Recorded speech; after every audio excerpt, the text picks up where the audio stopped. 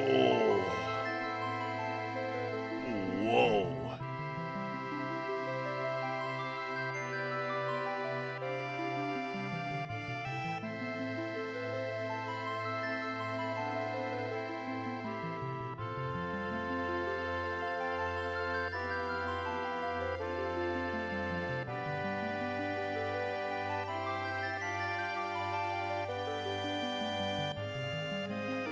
Whoa.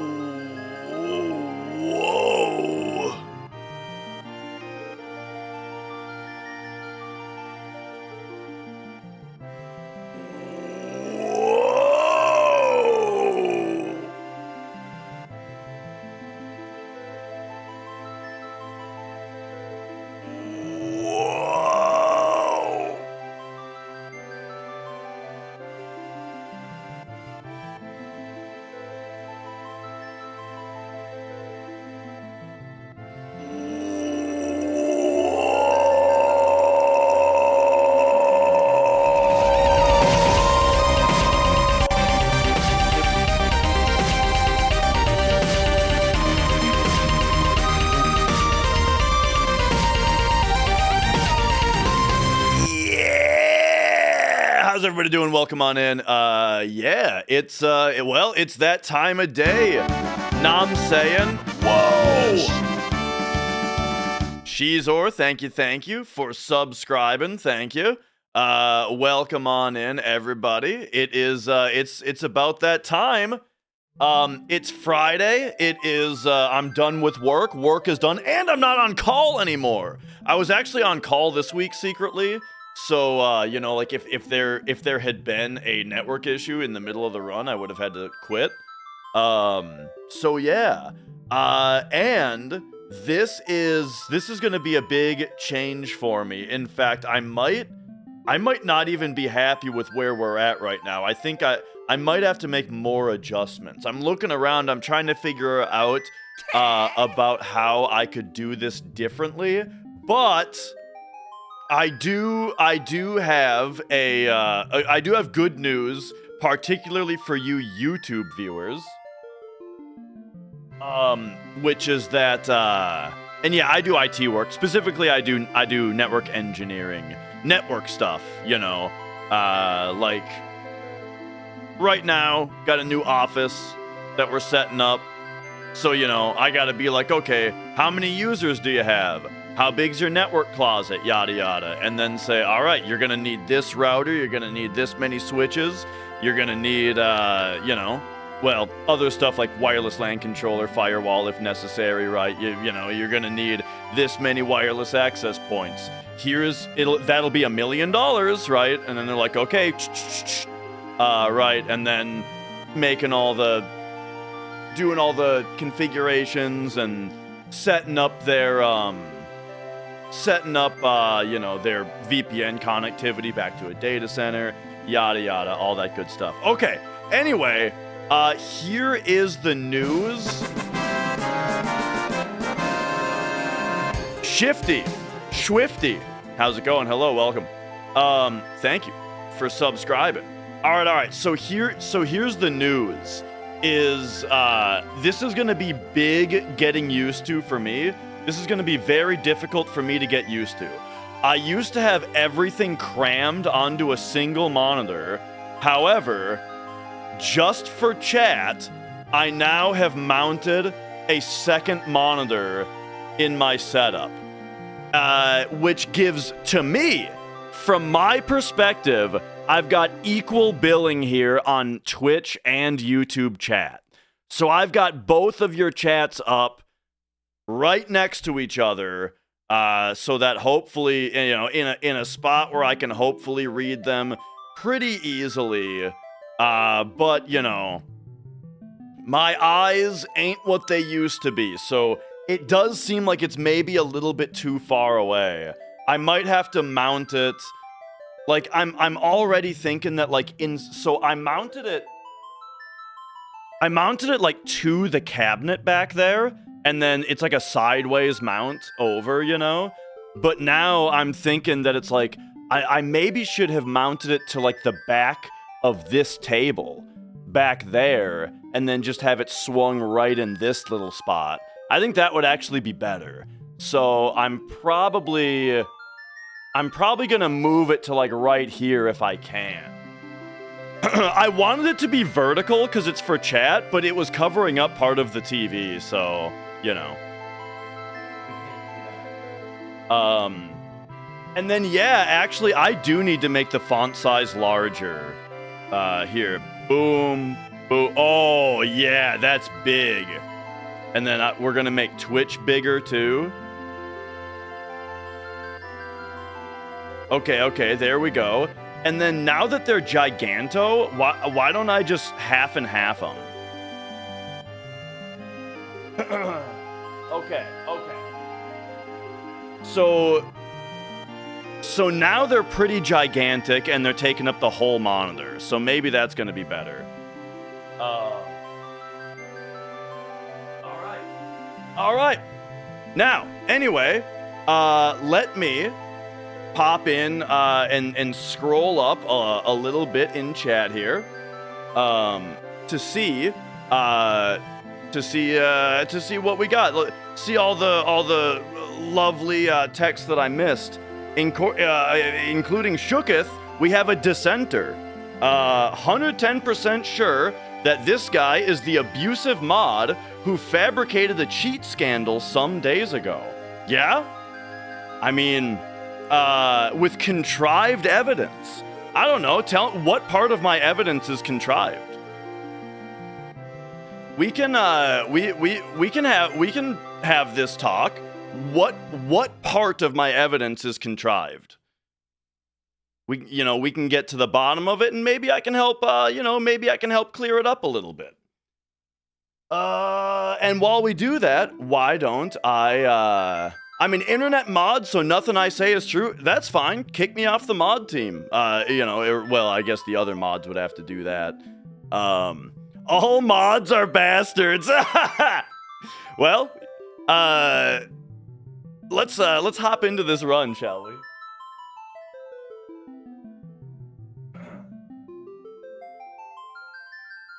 Okay. And yo, oh shit, I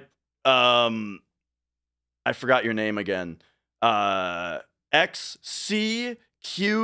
How am I supposed to say that again?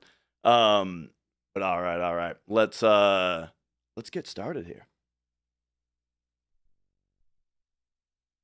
Welcome to Final Fantasy VII. Any percent, no slots. No slots meaning that we cannot use Kate Sith's level 2 limit break, which is called slots. We play it on a PS2 so that the load times are better. And yeah, that's about that. But yeah, I've actually heard a couple of those things, like, mods are not trustworthy. It's a conflict of interest to moderate the same board that you compete on. I've heard a couple of those kinds of things, but I think that it's kind of a silly mindset to have. Now here's the thing. If you truly believe that, I don't care, and nobody cares, and you can just not pay attention to speedrun.com. That's how the entire website of speedrun.com is ran, and if you don't care what speedrun.com says, then that's fine. You also shouldn't care that the cheating accusation got someone banned on speedrun.com, right? Like, you know, if moderators of speedrun.com don't matter, then speedrun.com doesn't matter, right? So, you know, that's all. That's about that. But yeah, pretty much every game, the people that run it are people who do run the game, because that's kind of how you get into it, you know. A lot of running the game is what leads to like building up a great understanding of the game, and then that understanding of the game is then what gives them the ability to moderate. You know what I mean? So that's just kind of naturally how it happens. But yeah, I mean, fuck. Like, if you're not into that, if you think that that's a bad system with conflicts of interest and whatnot, I'm not your fucking dad. I don't care.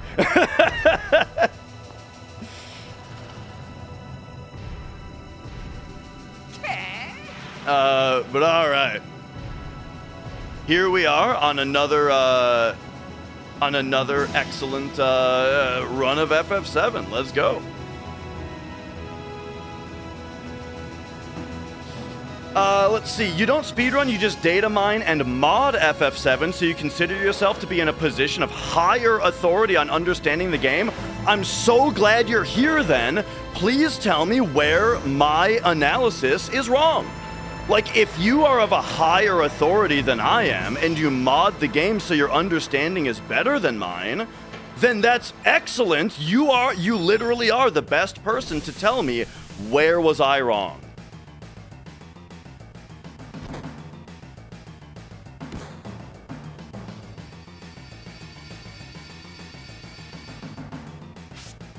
Womp womp, ba-da-da-da. All right. Boom, boom. All right, so make everything fast because it's a speed run. Cursor memory makes it so that we can hold circle to repeat. Bubbly, hello, welcome on in. By the way, so I do want to throw this out right away. I am going to be probably worse at chat today than I am at other days. Because as I was showing a minute ago, I moved chat. I moved chat to a new monitor in a new place, and it's like a foot further away from me. And so my aging eyeballs are maybe a little bit worse at focusing on it. I don't know. And it's like a new part, you know. I've been streaming for a long time, and my chat has been like just an eye shift to my right. Now it's an eye shift down. And so yeah, I'm gonna have to get used to it, but it does mean that I'm going to miss more chat messages. And so I apologize in advance. I apologize in advance if I miss anything. Who has the world record in FF7? This category that we are playing, the world record is held by Luzbel at 6:31 something. It's about 3 minutes faster than my PB. The other three people that are in front of me are Morningcraft, Zeal, and Feck. Yeah, those are the four folks that have better times than me at this category. And all right. I'll Talk No Games, welcome on in. Pineapple Wrath, also, welcome on in. Bichuga, welcome on in. Nice to meet you guys. There we go. No Luzbel? I said Luzbel. I said him first. All right, here we go. I'm gonna love this. Step count alone isn't proof. FF7's encounter RNG is tied to movement frames and menu buffering, so 2 runs can drift a lot without cheating. If someone manipulates encounters by doing tiny angle changes or quick buffers, the counter can desync in ways that look suspicious unless you break the run down room by room. You need to compare exact movement patterns, not just the final step total. You are describing exactly how we do I just screwed up. You're describing exactly what we did. I followed the movement through the whole run. That's exactly how we reviewed the run. We watched the run from the start all the way up until that spot, right? And then and everything that happened all the way until there is this isn't, people are saying like don't feed the trolls and killjoys. I don't know. I think this is kind of fun. But yeah, you know, we went all the way through. And everything lined up perfectly, just as we expected the whole way. Oh shit! I forgot to reset my splits. And then there was the one thing that went wrong in exactly the way that I described, in, you know, relatively excruciating detail. But all right.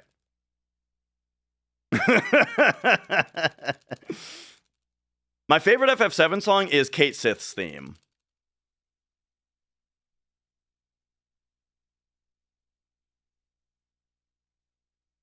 All right. Boom. But yeah, I would encourage, next time I do like a verification on stream, I would encourage watching the whole thing, because yeah, that's exactly what we do. We pay attention to the steps on every single screen and every single encounter, and the little ways, like, you know, like you're talking about like the precise angles and stuff to get the steps to drift off just a little bit. That's exactly how we play the game. When we do a run, we have to pay attention to all of those little things. For example, one really, really good way to save steps in this game is to consider the fact that you're in a 3D space, but the D-pad only gives you 8 directions of movement, right? Sheriff? Skoko, by the way, thank you for subscribing. Thanks for the 11 months. The D-pad only gives me 8 directions to move, right? But if the exit that I'm going towards has a wall that is angled directly at that exit in an angle that is not part of those 8 directions, then it's beneficial for me to slide the cloud along that wall, because that effectively points him directly at the exit and gets out in fewer frames. And it's exactly that kind of thing that gets you ahead on steps, or keeps you up with it.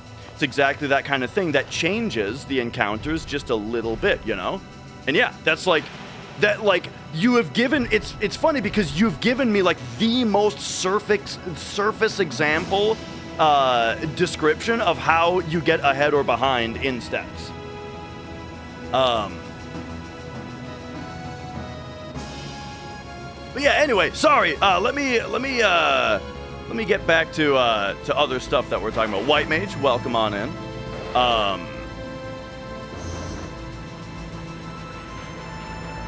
And yeah, everybody who I missed in YouTube chat also.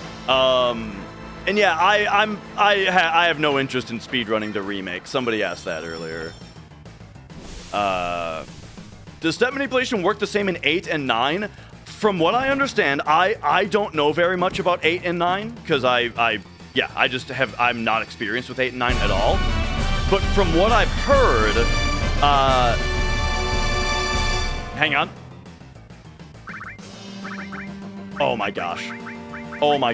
From what I've heard, step count works very, very similarly in 8, but it does not work similarly at all in 9. And Captain Bodum and Wind Extra, thank you for subscribing. Big time. But yeah, and as far as what we're saying, as far as what Abasov said in chat about like those specific people, I wouldn't even make like an appeal to authority with that. I would just say like, just tell me the information that I'm missing, you know? Regardless of who you are, if you can tell me information that I'm missing and it lines up with with everything that we can observe in the game, then it doesn't matter who you are. Up. In 9, you can jitter step to avoid encounters. That's only on the world map, right? I'm not sure. Maybe that's also on fields. I think it's something like okay. So from what I understand about fields in FF9, is that it's like it's way more random, and your danger resets every time that you leave and re-enter a room. And then on the world map, you can like stutter step. Yeah.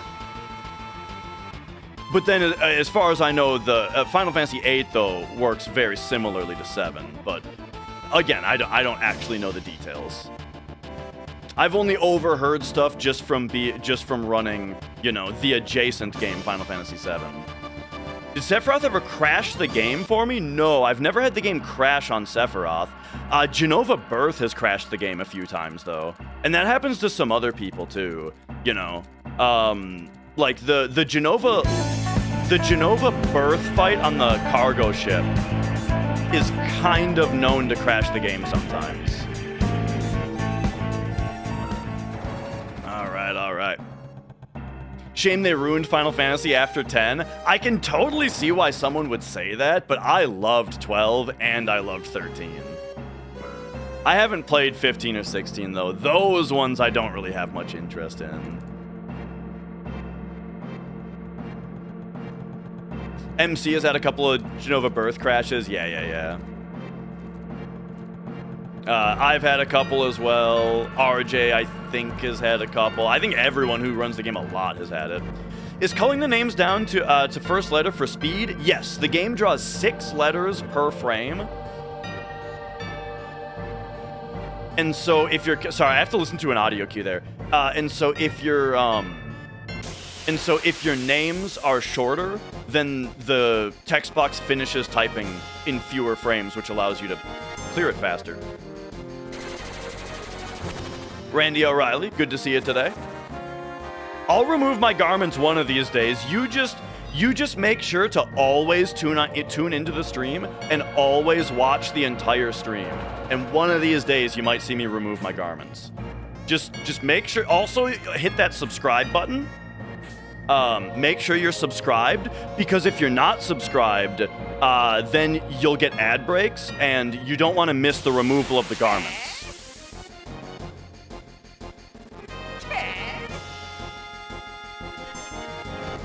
Spicy Tacos, welcome on in. Great to have you.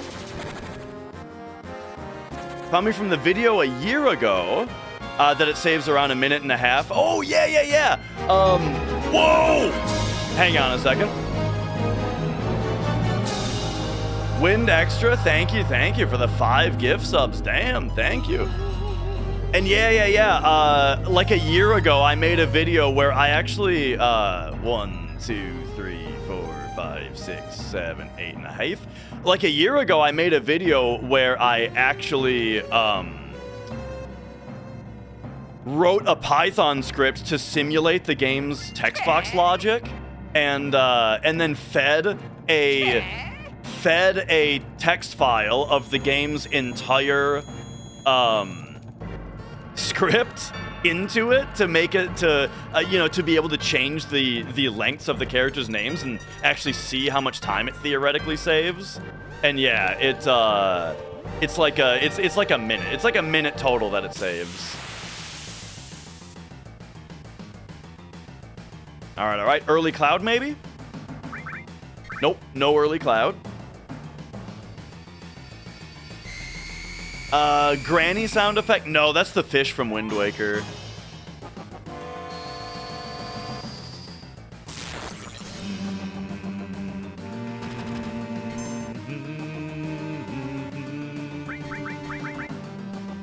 All right, there we go. And yeah. The walking steps, long story short, it's to manipulate encounters. I do elevator manip, yes. And yeah, everybody who's here from Abysos's video or Carl's video, welcome on in. Great to have you here. I'm greatly appreciative to both of those dudes. Oh my God!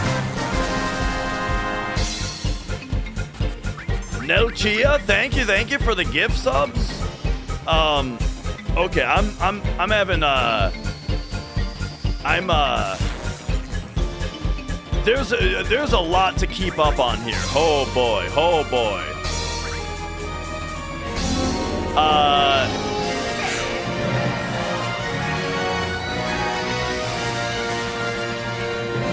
I'm getting a little overwhelmed here. Shizor, thank you for the 5 gift subs. Thank you. I am out of focus. I just regular attacked with Barret on tail laser phase is how much focus I've lost here. So I'm struggling. We're struggling here. To Truth DT, thank you for the 10 gift subs. Thank you very much. Everybody's support means a ton. It's great to have you. I gotta do one more reset though, because I fucked up. We gotta enter the Zen zone here, alright? I'm sorry, I have to reset again.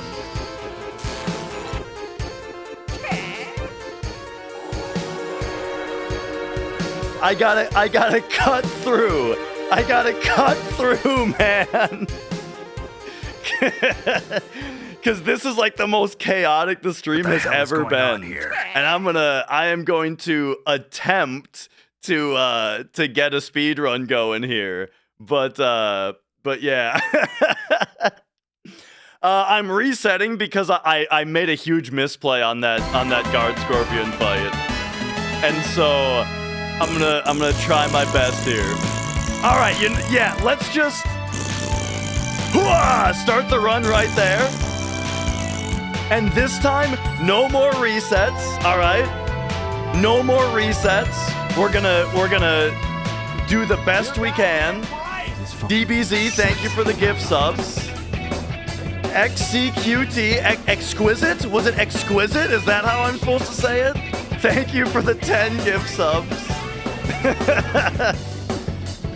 Bort, my video made you want to play this game for the first time. That's the best news I've heard all day.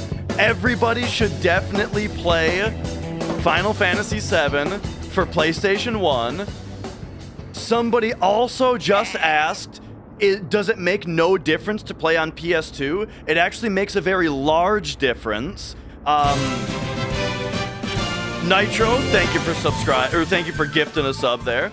It actually makes a very big difference to play on a PS2. All of the load times are faster. The reason we play on a PS2 is because you can turn fast disk speed on, and then the load times are all better. So yeah, everybody who speedruns this game on console speedruns it on a PS2 for that reason. Now, to address like everybody, there's a lot of very nice comments about the new video. I hugely appreciate everyone being here. Super nice. Love having you here. Welcome to the channel. Saze, thank you for gifting that sub also. For those of you, especially who are here from Abisoft or from Carl, welcome on in. It's great to have you guys here. I do want to, what do you call it? Bloody Nine, thank you.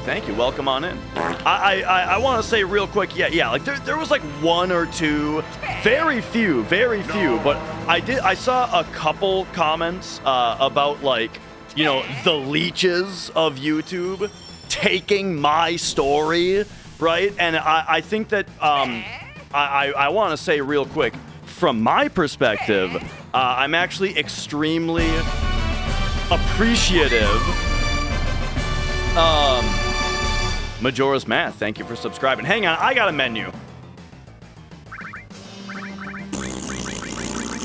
There we go. Okay. Yep. All right. I am very, very appreciative of both Abisoft and Carl because it's hugely huge exposure for me. Like I've been streaming, I've been making content for 10 years, right? And my channel has been very small. I had barely over 1,000 subscribers on YouTube before just the other week. And now I'm at over like 8,000 now. And then the live viewers has been insane lately also. Like from my perspective, it is hugely beneficial to me to have large channels with big audiences who are known for this kind of thing shouting me out and talking about my story. Or by my story, I mean like the story that I found, right? And so, and the reason that I want to talk about this is just because it's kind of a pet peeve of mine that when people like assert the worst possible intentions onto other people, right? When someone says like, oh, Abisoft or Carl, oh, they're just trying to clamp onto this story for their own clout or whatever. It's like, no. I reached out to Carl because I wasn't sure if the story was interesting. I wasn't sure if anyone would care, you know? And just like as far as what to do about the fact that they had runs on other games and like to get opinions from someone who's kind of more experienced about this stuff, I reached out to Carl first. And then as far as Abisoft goes, Abisoft has made and Carl, actually both of them have also made Final Fantasy VII stuff in the past. They've covered FF7 before, you know, and are like involved in it. Anyway, so all I'm saying is it's irritating to me to see people see Abisoft's video or Carl's video and think that there's something negative about them bringing more attention to it or them bringing more attention to me, you know? I think that that's ridiculous. So anyway, I just wanted to throw that out there.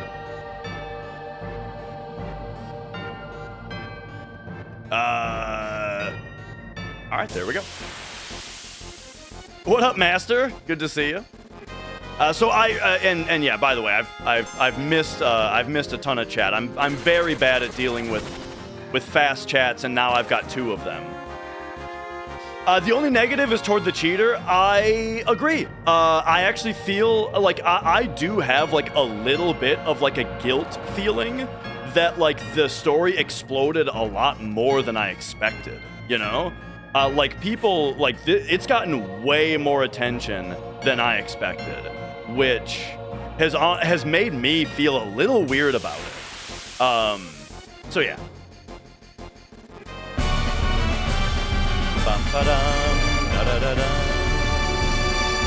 Oof, bad beam gun there. All right. Multiple new networks cover the same stories. Yeah, right, exactly. Like, the thing is, our videos serve different purposes.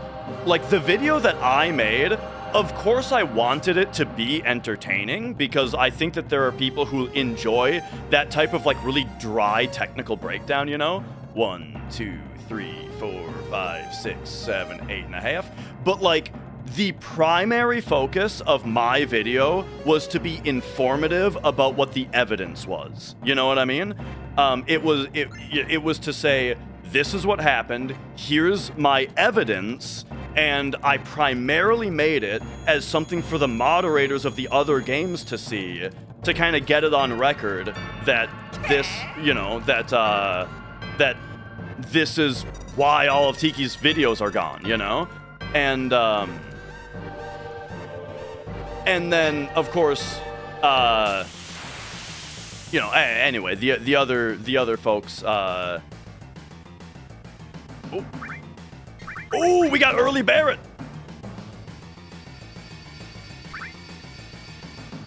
Inconceivable. Does this make us Dash hipsters? I feel like haven't we always been hipsters here? I mean, we're playing a game from 1997 and talking about how much the remake sucks all the time.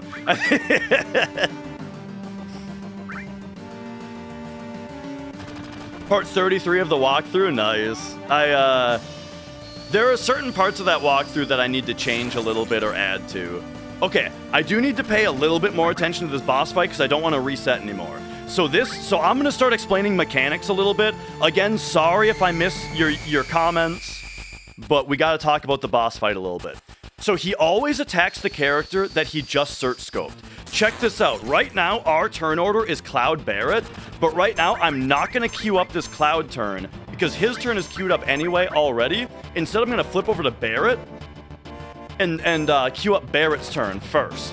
That way, during Cloud's turn, we can queue up Big Shot because limit breaks get prioritized in the turn queue, and so now we get this Big Shot in. Boom! All right. And then now I think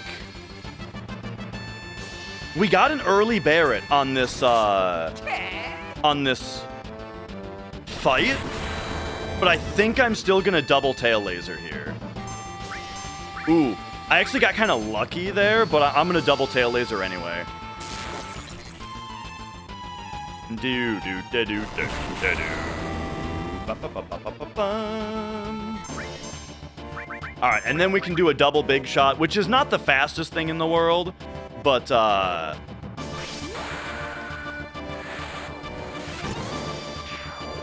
it gets the kill there.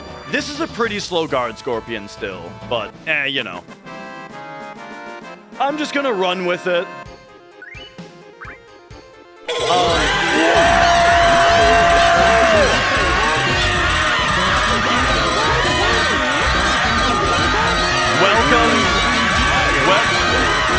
Welcome to the next 5 minutes of the stream. This is the Twitch stream now. This is the $100 sub alert. We're just gonna have to deal with it. I hope nobody's trying to sleep or anything like that, because here we go. It is now time for the event horizon thing that we call. But what we're gonna do is we are going to run down there. Then now it's walking steps down to Jesse, right? Walking steps down to Jesse, and then we run up a little bit. Boom. Now I overran just a couple of fractions. So that means that now we're walking out at this point, right? We walk out. However, I'm 2 fractions behind. So being 2 fractions behind means that we're now just going to need to cut the elevator a little bit short. So as we run up, watch this, watch. We go boom right there. We cut it a little bit short. So that is going to make sure that we can maintain the preemptive app setup. And then we pop over here like this. We go down. It's just like that. We pop down here. Talk to Biggs, right? And then it's down. It's to the right. There we go. And that's it. There. That's the setup. And now we're out of the reactor, and we've set up for preemptive apps. Don't think you can fuck you, dickhead. And there we go. So that's how you do that trick. DBZ, thank you for subscribing. And all right. So by the way, yeah, you know, that alert, I'll tell you, we might have to get rid of that one. Oh my God, we might have to get rid of that one.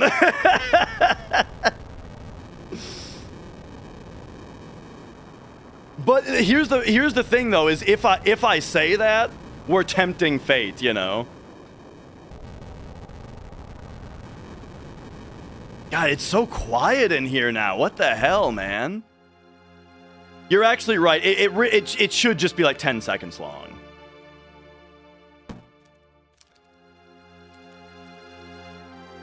All right.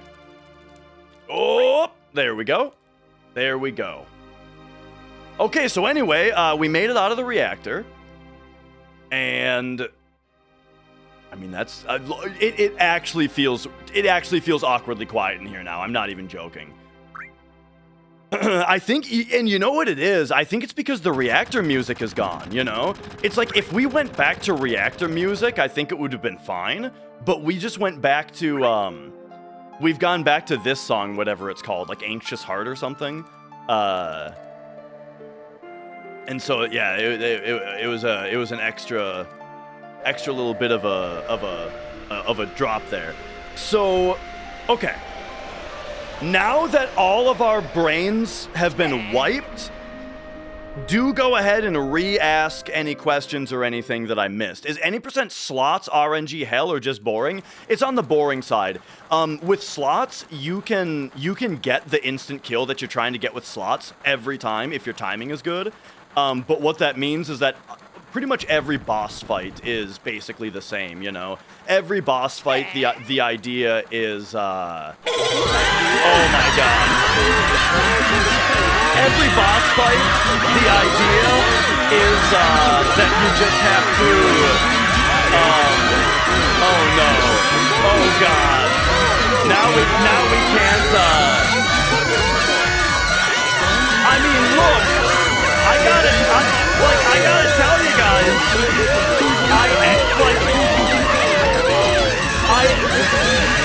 I am refinancing our house right now, and we're gonna have a kid soon, and for all of these reasons, like, it's hard for me to turn down, you know, it's hard for me to turn down $100 every couple minutes, you know. What, like, you're telling me that, like, I'm basically, after work, and now we're making, like, $500 an hour or something? I feel like it's gonna clean me up soon, you know? So anyway, now we're doing Jesse Skip, right? So Jesse Skip is where we run down to like a specific spot here. You know, we gotta get into position right there. Boom, buffer that movement. Then 1, 2, 3, 4. Count those cloud arm swings. So that there, boom, we skip that cutscene, and that's called Jesse Skip. You know, that saves like 15 seconds to do that. You know, 15 seconds. And there we go, then we pop this way, we go up that way, and there we go. So that's Jesse Skip. We're gonna use that trick a few times in the run, you know? It's called the paralysis dodge. Fuck you, dickhead. Jason, thank you for subscribing. And yeah, anyway, so that's what a paralysis dodge is, and that's how we skip that cutscene. You know, it saves like 15 seconds. Okay. By the way, thank you for the 2 $100 donations that came in. Yeah, I mean, as I was saying, like, actually, unironically, even though I am kind of in the interest of like maybe that alert needs to get toned down in order to have a more watchable stream, I do massively appreciate it because, you know, I'm gonna be a dad soon, and so like as much ease as of the burden that my bank account can take is pretty heavily appreciated. So thank you so much. All right. Now, here's the thing. I think Dynamic Nix, thank you for subscribing. I think I think the donation alert for more than $100 is actually less wacky. But it's still pretty good. It's still a good one, I think. All right, here we go.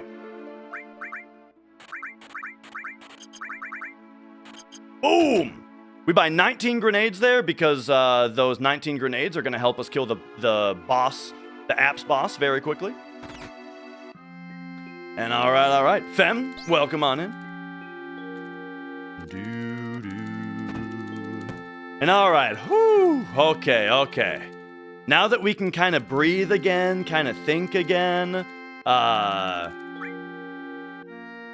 here we go. How long is the average run? Well, my PB is 6:34, and if it's too much slower than that, you know, you don't necessarily finish the run. A lot of runs actually die like an hour and a half in, so you know, honestly, like, if we count dead runs, then the average run is like 2 hours long. Okay. Because, so here's the deal also, is you know, speaking of like my regular my regular 9 to 5 work, I only really have time for one run attempt a day, you know? And so if the run dies, like, an hour in, then I can't try another run, and we swap over to just something casual, right?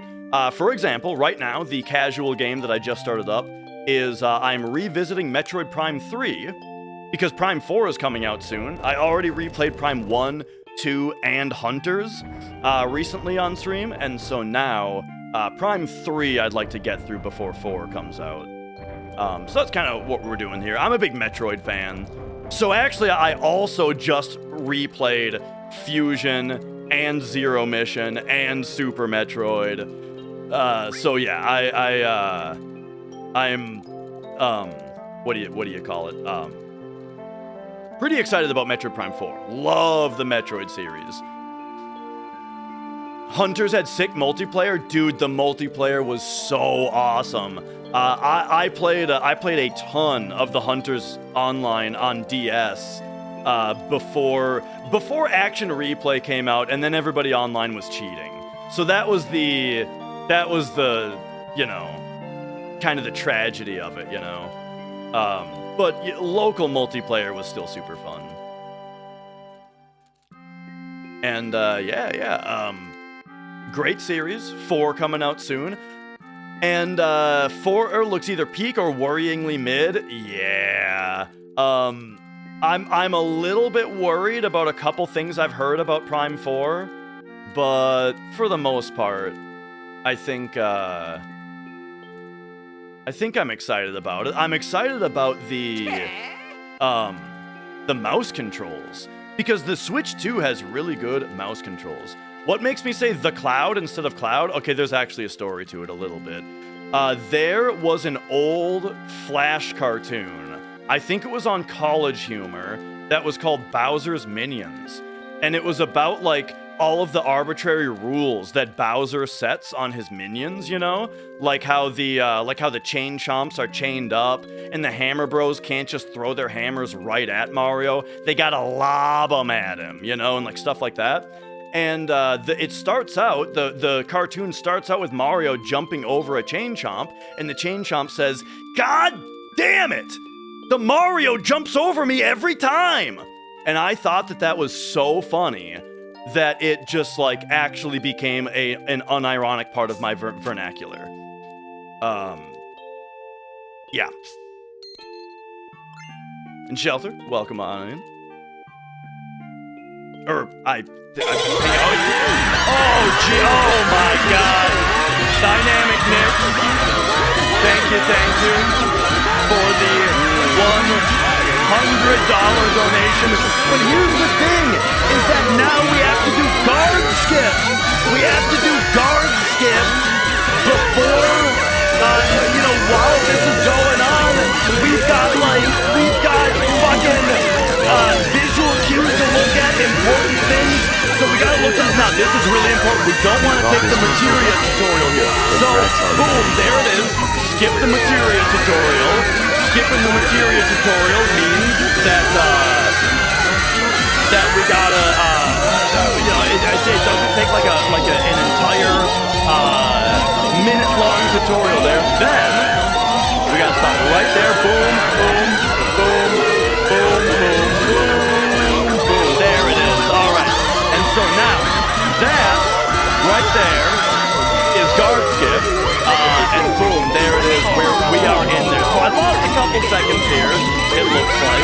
Lost a couple seconds, but that's fine, you know, we're cruising, rocking and rolling. You know, basically, I don't know how well you guys can hear me at this point, but, I just gotta fill the air, right? I can't just sit here and listen to this. It would be ridiculous. So I gotta talk about something. Like the 4 text boxes right there. 4 text boxes is actually kind of a pattern of all of the mashing in this game. There's a lot of parts where it's like there's 4 text boxes at the before you have to go, you know. It's like after the mayor password, it's after that. In the restaurant, it's also 4 text boxes. Fuck you, dickhead. I feel like they're getting shorter. Do you guys feel like it gets shorter every time? It's like I'm getting used to it. It's like I hardly even hear it anymore. And so now it like actually doesn't even feel like it goes on as long. Oh, man. But yeah, welcome on in, everybody. It's called conditioning. I know, soon enough, it's gonna be like, Dynamic Nix, thank you for the $100. Thank you so much. And all right, so here we go. So now it's time to dress up, to dress Cloud up. The fastest way to do it is to start the side quest here on the materia shop. And then over here, we, just pick whatever's the top thing. It doesn't matter. Korean barbecue, though. I had Korean barbecue today. It was actually Korean barbecue leftovers. I had Korean barbecue yesterday, and I had the leftovers before... I had the leftovers, and so now we gotta take the second option there. The second option makes it so that they give us the pharmacy coupon. The pharmacy coupon then allows us to come up here, and after 3 text boxes, we take the digestive. Very important to take the digestive, because at that point, we pop up here, we grab this, and then we go buy the second one for 200. Alright. Then, hopping back over here, and at this point, then, it is a matter of just waiting for the end, and then we go up there, let's pop up here. Now, we gotta start the quests that we have to go to, like, this is the actual quest for the dress, where we have to go into the bar, you know? So we gotta set this up, and then, after we set this up, we then go down right, and now it is time to turn in what we bought from the vending machine. So first, we turn in the thing from the vending machine, which gets us in here, and then this is how we get the diamond tiara. So the diamond tiara is one of the things that we need in order for Cloud to be the prettiest girl out of everybody. And then we gotta come up here, and this is where we gotta turn in. Now we turn in the digestive at the same time that we order the dress that we want. This is called bar skip. So bar skip is where we clear that text box, close this, and now you see we're gonna have 2 things going on at the same time. So we open the door again on that text box, then we can come up here, and then we start talking to this guy, and boom, give her the medicine. We come down here, clear this box, second option. Fuck you, dickhead. And there you go, that's how you do bar skip. So there we go. That saves like 10 seconds, bar skip does. Thank you once again for the $100. Somebody asked how much of the, how much of the tips are going to Twitch. These are actually tips that are coming in outside of Twitch, and so they're actually not, they're not taking any of it. I think Ko-fi, whatever, I think takes like, 5% maybe or something. And yeah. Oh, hello. Nope. Yeah, love you. All right. And so now, it is time for the squats. Now the squats are, here we go. The squats are not too tough. You can buffer all of your inputs to make sure that you do all of them frame perfect. And so, basically what I do is I mash until we see PlayStation buttons, then you go down 1. Then we mash until there's a big text box, there it is, go down 1. And now you can buffer each of these inputs. So there we go. You think it's Ko-fi? I don't know if it's Ko-fi or coffee. Because like the thing on the website is that it says like, it's like the donate button is like buying them a coffee or something. So I thought that it was called coffee, but so I don't know what to call it. All right, but there we go. Perfect squats every time,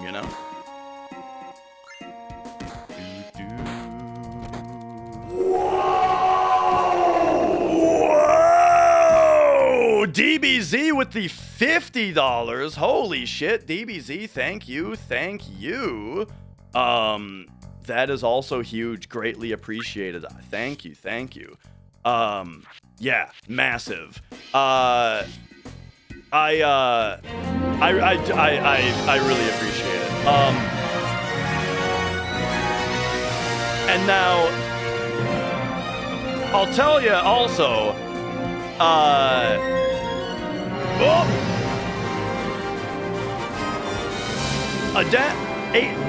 Auden Harkos, I'm not sure how to say your name exactly, but thank you for subscribing. Napoleon, thank you for subscribing. Big time, thank you. Okay. And then here we go. All right. Close enough. So now we have Cloud dressed up as the prettiest girl. And pop over there. All right. Got to get that purple app back. You're loaded on channel points. I think you mean channel points. Just gonna say, Jesse, loaded on CP means something a little concerning to some people. I got your back, buddy. I got your back. It means channel points.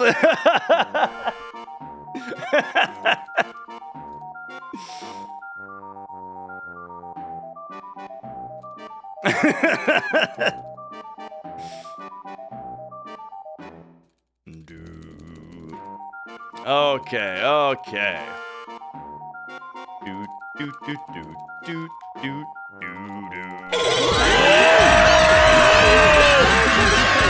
Sake Tanuki, also with the $100 donation. It's straight up brain rot today. It never ends. Today is just all brain rot. Apparently this is what the stream is today. I still drum stream, yes sir. And we're making, like 500 an hour. Pretty insane. I really can't turn it down, you know? I mean, who's gonna turn down? It is Friday today, you're right. There are a lot of paycheck Andes in the stream today, so, you know, so basically, anyway, now what we're getting at, though, is that now, basically it's just a cutscene.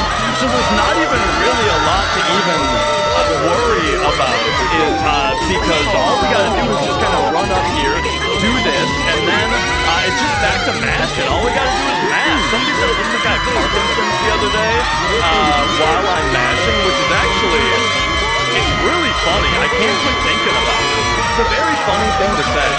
And so then, as it actually kind of is helping me focus.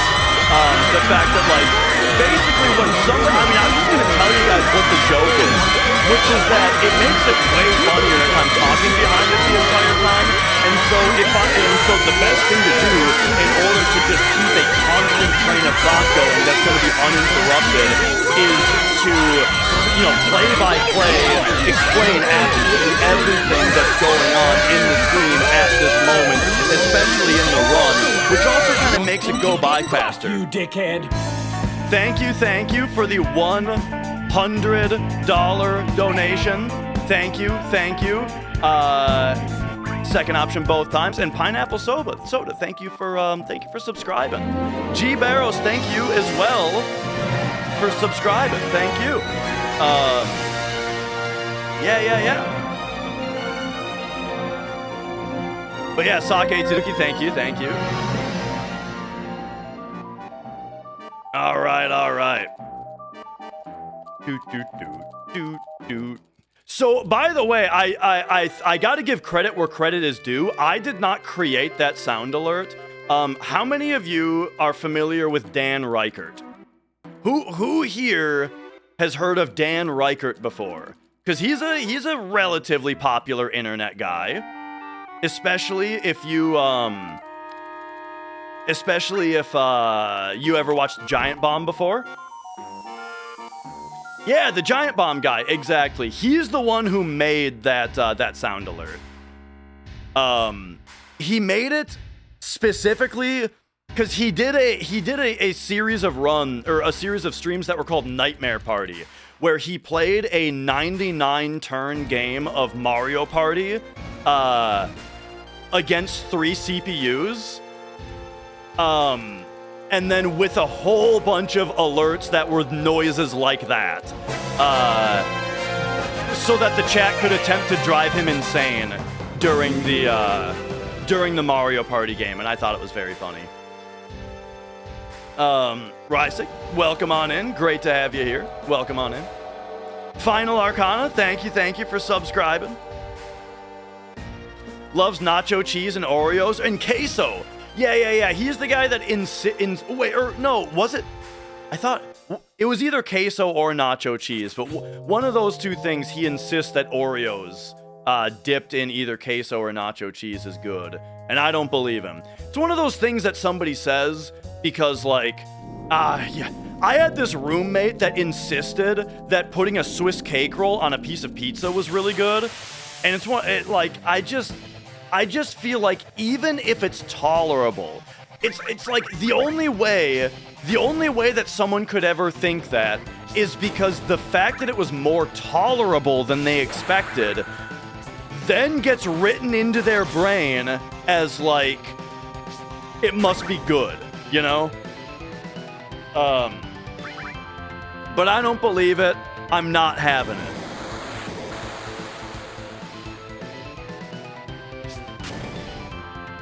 I didn't see how much damage Cloud's Braver did. But I'm gonna assume that it was good enough and we're gonna throw this grenade. Fast apps? Not fast apps. Uh-oh. It was bad. And, yeah. Hoval VR, welcome on in. Nice to meet you. Can the Shinra wall climb kill runs? It in some rare circumstances it can, yes. Because I do elevator manip, and depending on the RNG pattern that you're on, there's a varying amount of leeway that you have on the Shinra HQ wall climb. And sometimes that leeway is 1 frame. So if you're on that RNG pattern, and then you aren't perfect, then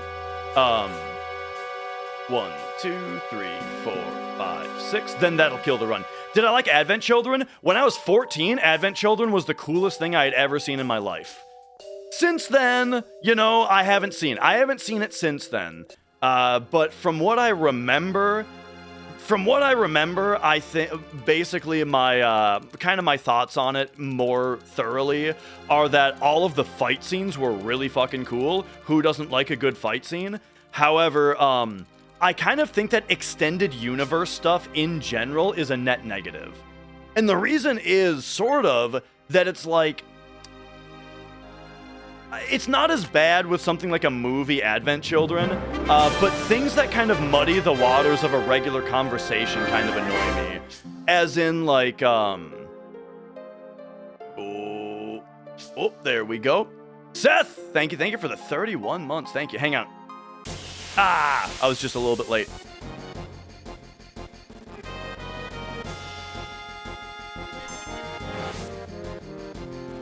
Okay. Then, I tried to skip that random encounter, Damply. Because you can skip it by opening the menu on the exact frame that it triggers, but I hit the triangle button a little bit too late for that. Oh my god! And then, pineapple soda with the $100.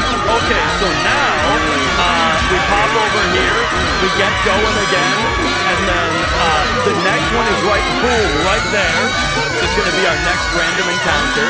So that's when that happens. And this one's 3D loads. So now here's what I'll tell you, is that the next encounter that's going to happen is going to be on the Reno stairs. I'm telling you right now. So the Reno stairs is going to be, you know, it's a little tricky to get into, but you know, once you get the movement down, it's all good, and we're gonna be able to tell how far away we are on steps by where we get that encounter, which is kind of how it normally happens, right? That's how it always happens. That's just how it works. So we get in here. It's kind of a bit of a long, you know, a little bit of a long cutscene here while we mash through some stuff. But then we actually get a little bit of a handbrake here. Here we get to not mash for a second, and we get to kind of rest our hands while the camera goes up, and then there is Wedge up here with all this business, and so then, and the nice thing about this is just that it is all no mashing. It's a nice break. But now we have to go back to mashing, right? We go back to mashing, mash as well as you can in order to get through all this business, and then after that, then it's time for the Reno stairs, which is the hard part. So here we go. Fuck you, dickhead. So that cutscene is pretty nice for that reason, and so now it's Reno stairs time. So yeah, as far as random encounters, as far as the step route goes, we're gonna get our next encounter on the following screen here. So it's gonna be on the it's gonna be right now. So this is a little bit behind. I was a little bit wide on one of my corners there. So I am a little bit behind on steps right now, but it's gonna be fine. How did he survive that fall? He didn't. Well, I mean, he survived it enough to say like one sentence, but yeah, in this one he doesn't survive. That was something that like really, actually, that's another thing that kind of annoyed me about the remake, is that it's like nobody can die. The plate dropping can't have any consequences. You know, that like, it was such a dumb thing about the remake, where it's like instead of the plate dropping and killing a bunch of people, it's like instead we have to have all of this we have to have all of like, oh, we gotta have all this time to get everybody out of there before the plate drops, and then no, Biggs didn't die, Wedge didn't die, don't worry, you know, surely Jesse didn't die either. I don't know, you know, I just feel like it takes away so much of the impact of the Shinra evil to you know, to like remove so much of the consequence. All right, I'm gonna jam a Braver here, even though it doesn't save a turn, because it's just good to get a Braver in, because now we're at 2 Bravers and we need 8 in order to unlock Cross Slash. And it protects us a little bit if somebody gets frozen. Oh, nice crit, asshole! But actually, that's pretty nice. That almost entirely refills Cloud's limit.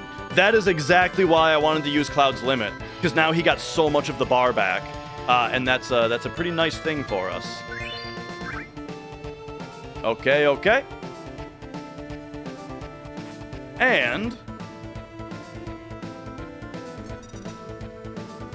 And yes, as far as cat petting goes, we'll have time in a moment here.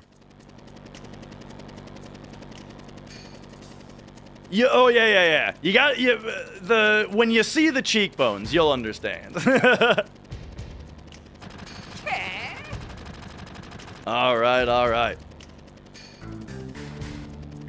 Do.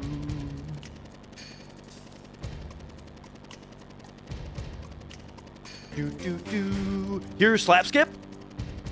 Boom! Eris gets slapped by nothing if you clear that text box frame perfectly. And there we go. All right. And at this point, do I think the ATB info you gave will let us materialize into any strats, or are I would say that the advanced weight trick strats are already mapped out. We just didn't know exactly why it worked exactly the way it worked, you know? But we were able to make strats out of it. But who knows, though? I mean, somebody might be able to come up with something. Man, I don't know if I don't speedrun Legend of Dragoon, but I really enjoyed the game when I played it. She's being so sweet, I don't want to disturb her.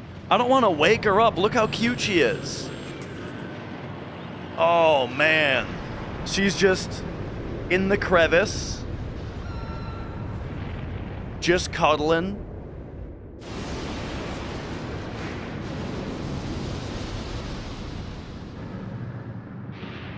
So yeah, I can't wake her up. I'll give her some pets when she wakes up.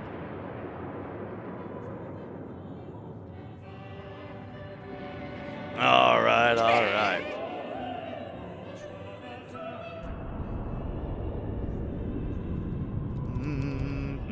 Apex Predator. Don't worry, Gamma Dragon.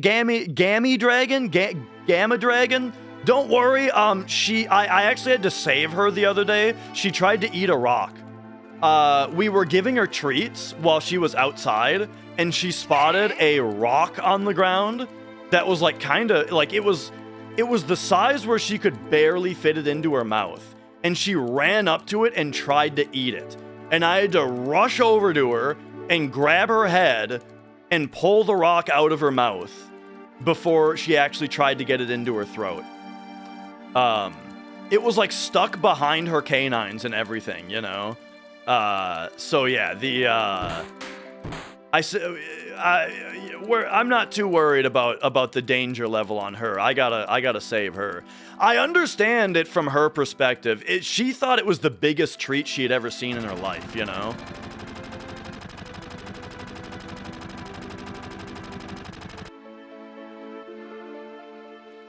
And also, welcome on in. From getting here from Carl. Excellent to hear. I appreciate it. Does she eat plastic packaging and cardboard? So when she wants us to fill her food dish, she finds plastic and starts tearing it apart with her teeth. She's not even trying to eat it, I don't think. I think she's just trying to annoy us.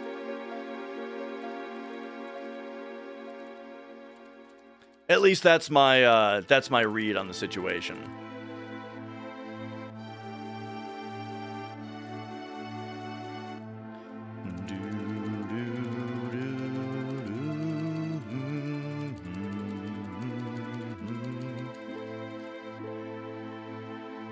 All right.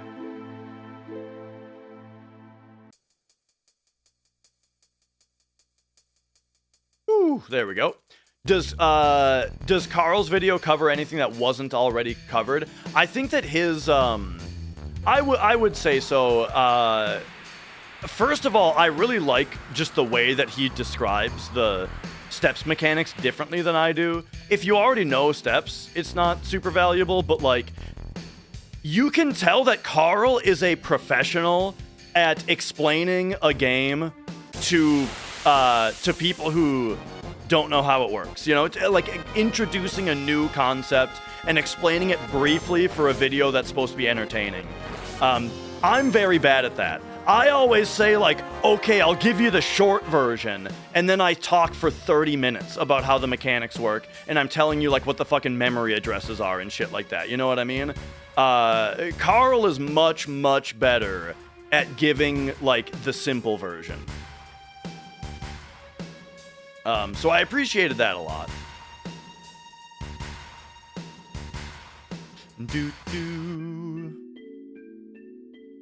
Okay, we are about to do something called elevator manip, which is, it's one of the hardest tricks in the game, and it's pretty involved.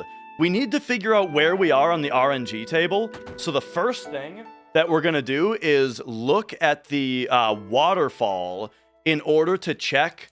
I need to time the amount of glow, or the amount of time that occurred between each of the waterfall glows before we ran in there, right? So here we go. All right. Pop over here. So we're looking at the bottom of the waterfall, and I'm hitting a stopwatch every time that I see it glow up a little bit.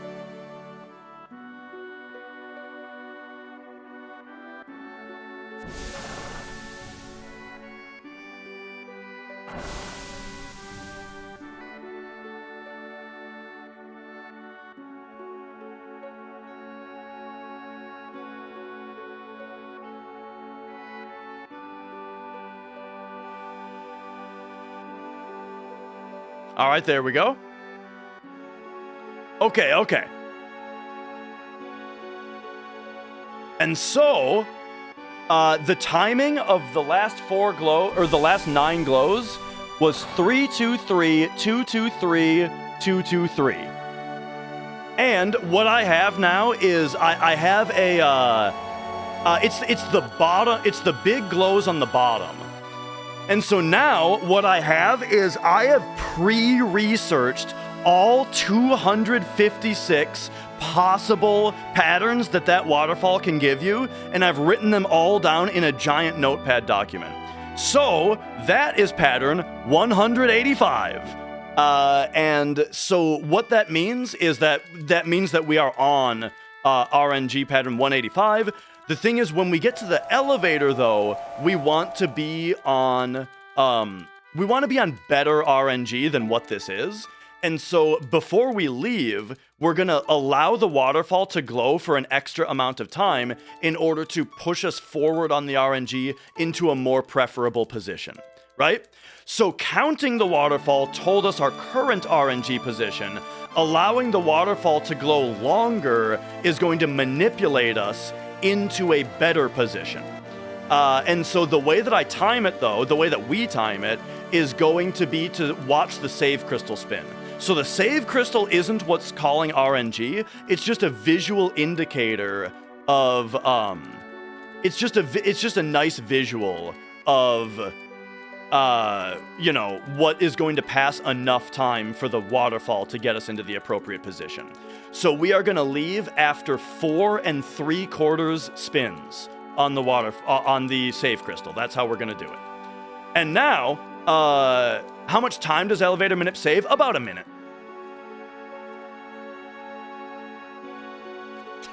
All right, and that's the thing about about elevator manip, is that it's like the biggest pain in the ass, hardest skipped or hardest trick to do to save 1 minute.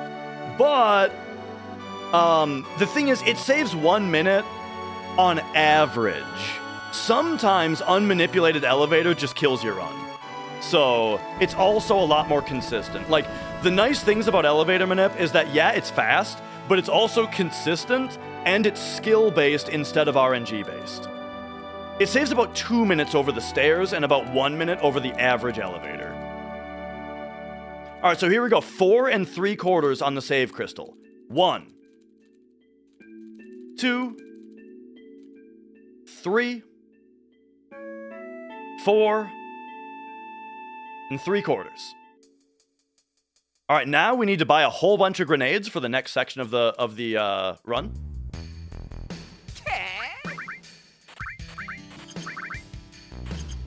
There we go.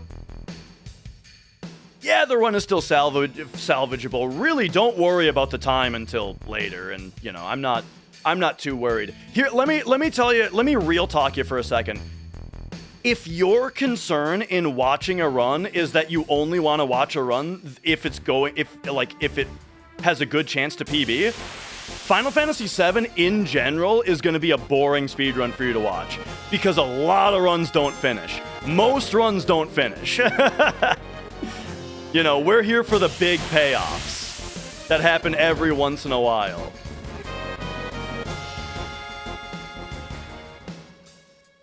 Okay. Oh my god! This is actually kind of an issue, because I need to use sound cues on the next part. And sound cues on the next part is going to be kind of an issue, but I'm going to do my best. Hopefully, the alert will be over by the time that this is done. Because otherwise I'm going to be in trouble, The sound might get me in trouble here. But I think that I'm pretty sure that that this cutscene is going to be long enough for this to be okay. So there we go, and then so there we go. There's proof that, and then okay.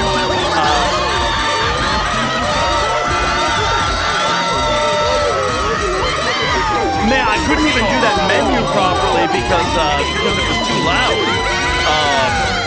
so now we're gonna pop over here. I'm just gonna go to my my actions list, and we're gonna go ahead and take this one, and we are going to disable it because I think that's enough for me. But here we go. We're going forward a tab. Okay, it's out of here, and then now I can turn that down. We can get flow timer up. We can go 275 on it. All right, there it is. And now we can properly do the. Fuck you, dickhead. Okay. Thank you for the $100. Thank you. I gotta tell you guys something though. All right. I have now disabled it. I very, very, very much appreciate all of the support. However, I think we've run the joke. We've run the joke out for today, and I so much appreciate all of the very, very wonderful support today. But yeah, I think we've heard enough today. All right. Now, that looked good, so we should be able to do elevator manip here. 7 rounds is enough, at least for today. How far behind before killing a run? Like a minute or so. I don't know. Part of it also depends on how much fun you're having and how much you want to practice. You know what I mean? Like if you're only a minute behind, then maybe you should finish the run just to practice. You know what I mean? Like if you never finish a run, then you're gonna find yourself in the situation where you get to disc 2 on a killer pace, but oh my gosh, I've never been to disc 2 before because I keep resetting my runs in disc 1. You know what I mean? All right. How long did it take to get my last PB? It's hard to say because it's a complicated answer because I switched back to non-turbo. I like as in I ran turbo for a long time and only recently have gone back to manual mashing. And yeah, my pleasure, Synthwolf. Thank you for watching.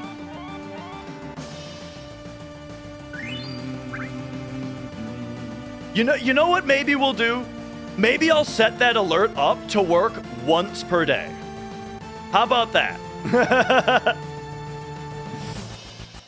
We'll come up with something for it, right?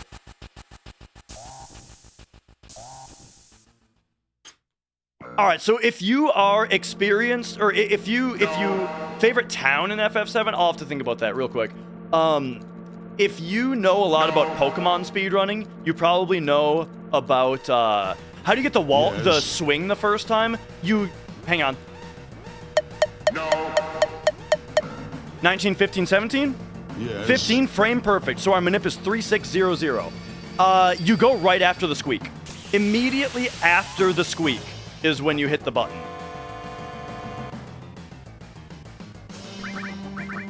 All right. Oh, no, that's such a good idea, Perleo. We do it per day, where it's $100, and then the next one is $200, the next one's $300, but it resets every day. Now we're getting somewhere, dude. I just fucked up. I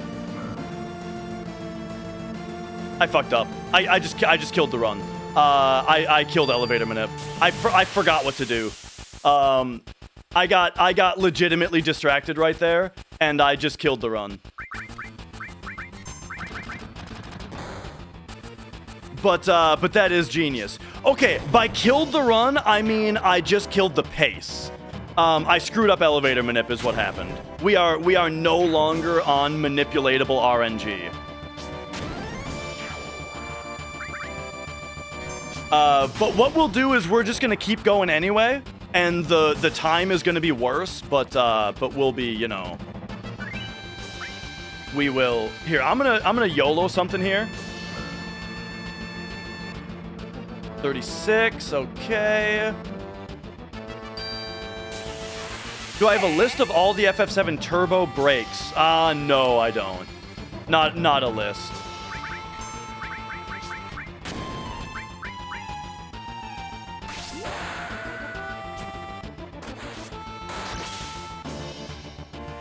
Okay.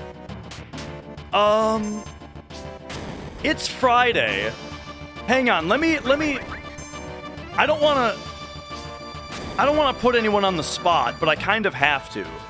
Mrs. Dash, now that the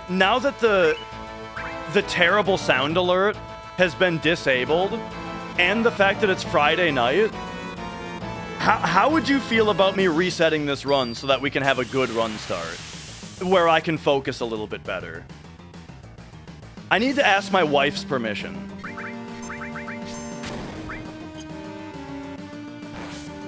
No, I'm asking my wife's permission.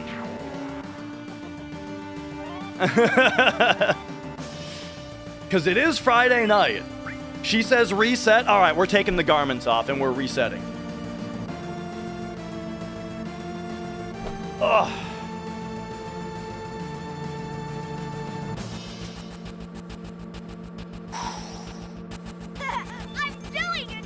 Okay, real quick, what I need to do is I do need to go to my bot, and I need the fallback to happen, so that if any more $100 alerts come in, Yes. it will still trigger the proper...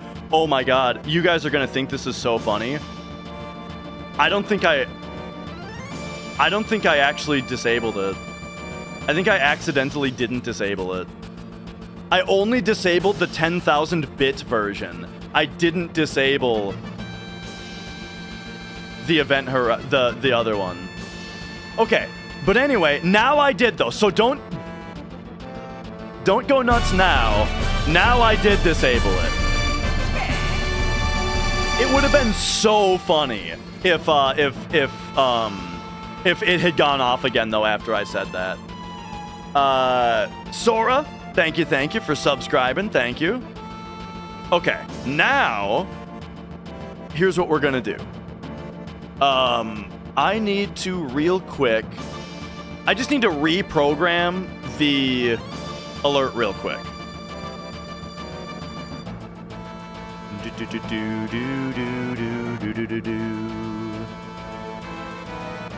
Yes. I'm struggling to remember. I haven't touched my bot in forever, so I am now struggling to remember how I have it set up.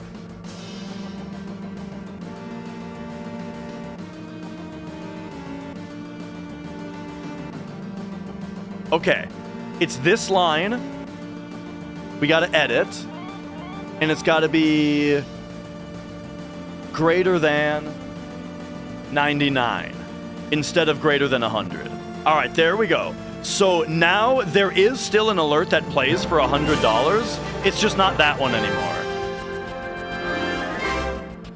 And then here's this. Edit, min, this. There we go. Okay, we are ready. Kramonkit, thank you for subscribing. All right, let's start a new run, and let's make it a good one.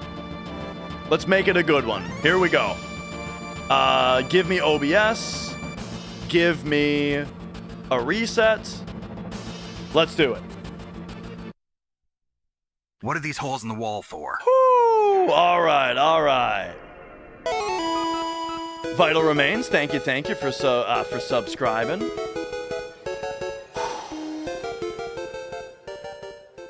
All right, we got to mentally reset. We got a Zen out here. Let's do it. Okay.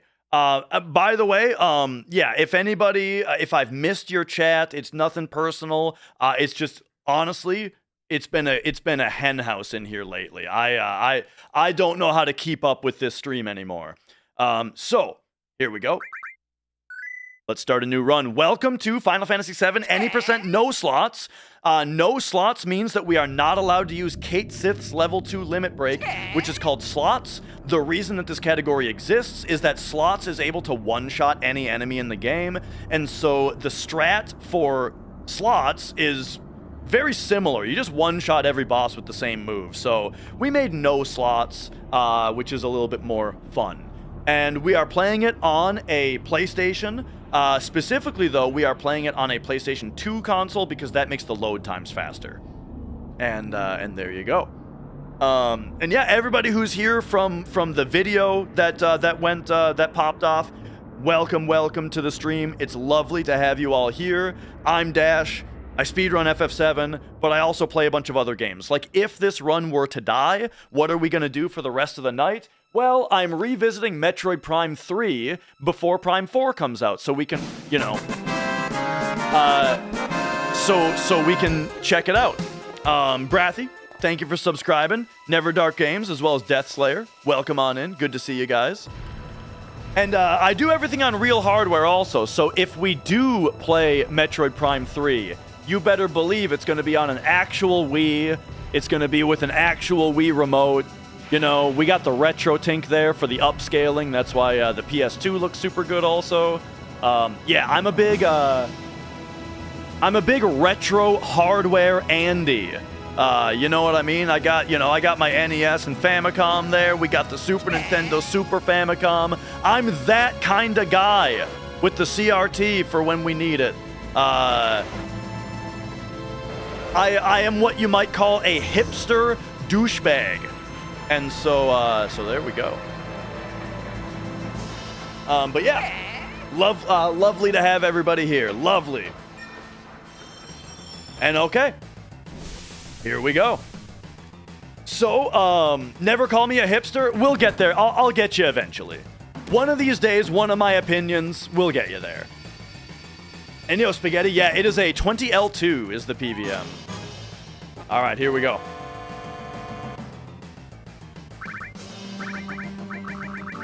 First, we got to make everything real fast, because it's a speed run.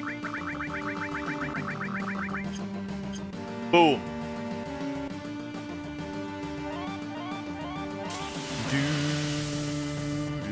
Streaming from dial-up internet. You know, if dial-up internet could get me a gig up and down, I'd consider it.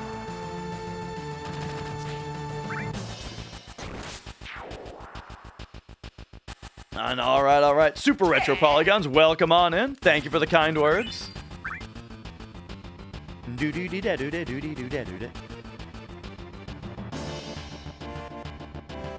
Soon to come stretch video. Oh, yeah. I've got a few new videos in the hopper now, you know. How many times do you press circle in a full speed run? You know what? Whoops. I bet we could program the input display to count the circle presses. And that would be really interesting. I should actually work on that. That would be super interesting.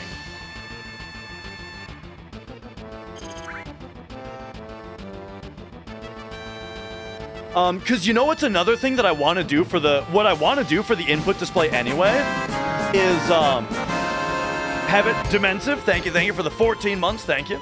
What I also want to do for the input display is I want to have it count how many circle presses per second are happening so that we can gauge how fast I'm mashing. You know what I mean?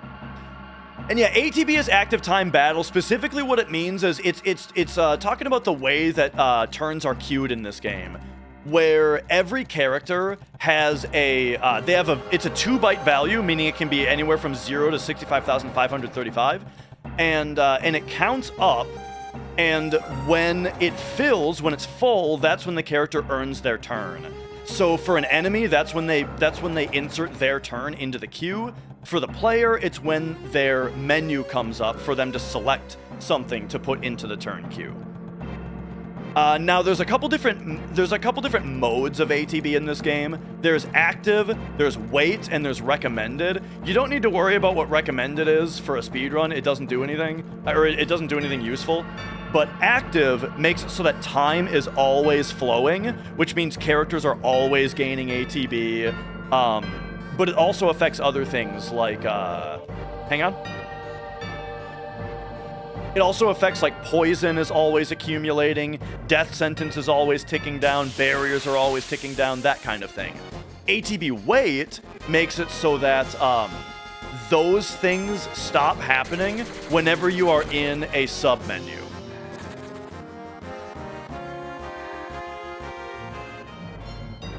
All right, there we go. So anytime that you're like in your item menu or targeting or something like that, characters are not gaining ATB, poison is not accumulating, barriers are not dropping, and that kind of thing.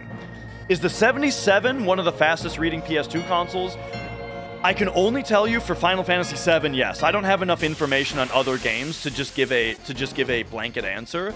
But for FF7, a 77K will get you, as good of load times as all of the other optimal ones. And yo, Danger, welcome on in.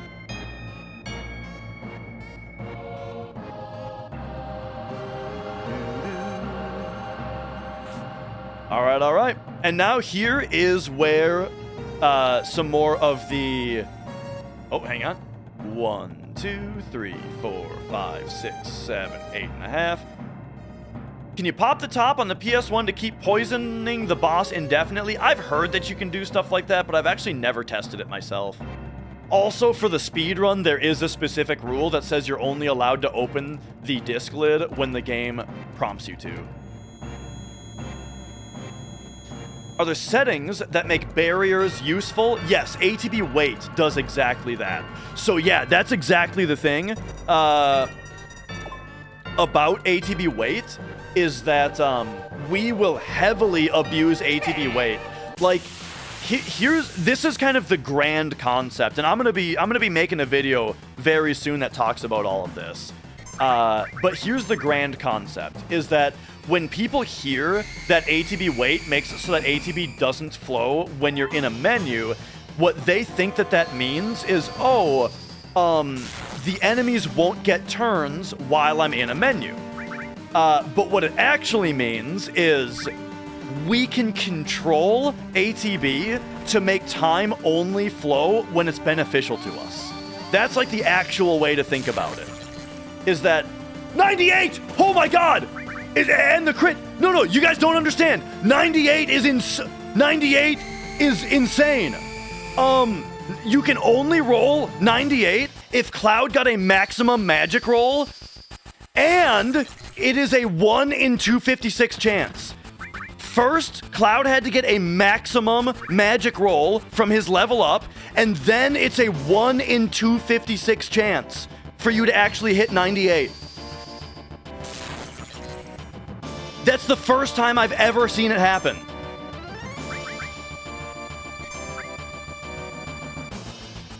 And then Barrett crit right after also, which is extra funny. Okay, I'm gonna try to do a triple Susie here, which is where, look at this. I'm gonna select attack with Barrett, and now Barrett has his limit break. So you would think that we can only limit break with Barrett, we can't attack, but because I was already in attack menu, I can put it through right now and attack with Barrett even though his limit is full.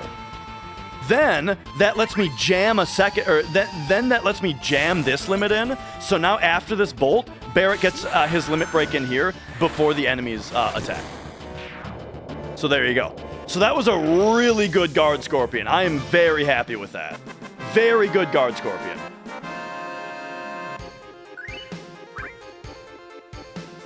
That was a gold, in fact. Damn. Okay. Now, it's a gold since I came back. I took a break from running the game, and then I reset my golds when I came back. All right. Let's go. Boom.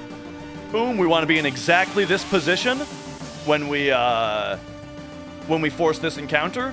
The reason being is that we want to leave the reactor on a specific step ID, and we know what step ID this battle occurs on.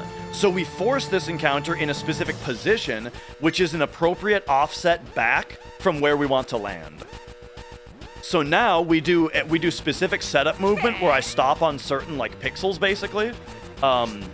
Okay, that I overran by like 1 frame right there. Yo, Sar, thank you for raiding on in. Welcome on in, everybody. New strats when I came back. I came back with well, yeah, actually. Kuma came up with a new strat for Genova Death. Okay, so now we gotta cut the elevator movement short to the left right there because I overwalked a little bit on the previous screen, so that makes up for that. And then now, boom, boom.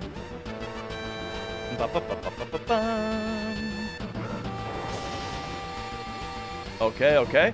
It is SAR. Yeah. I had a physical therapy appointment, and basically after 2.5 years of my wrists being shot, I had 1 conversation with a physical therapist, and now I'm all better because I do some stretches every day.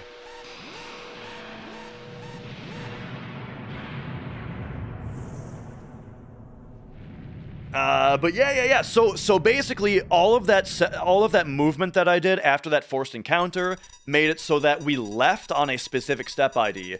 The reason being that now, when we go to the apps fight, we're gonna land on a step ID for the apps fight that makes the fight preemptive. So if you've never seen a preemptive attack against a boss before in this game, wait until we get to the apps fight. What's the walk to run danger value ratio? When you walk, it gives you exactly 1/4 as much danger, and you also move at exactly 1/4 the speed.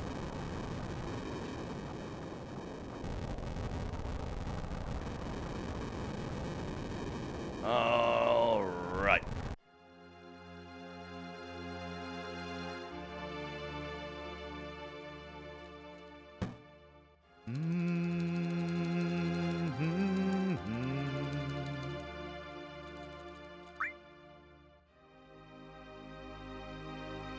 Okay, here we go.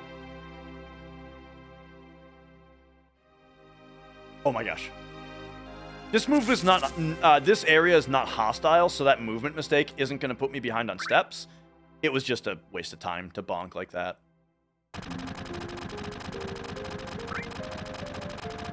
So the reason it doesn't crucial, the reason that it doesn't make it equivalent and just take 1/4 as long, is the fact that the danger ticks and thus the traversal through the step IDs still happens at the exact same rate.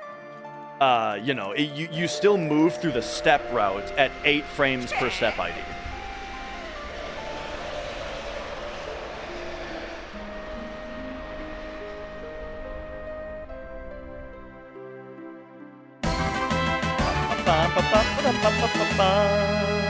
Unipop, thank you for subscribing.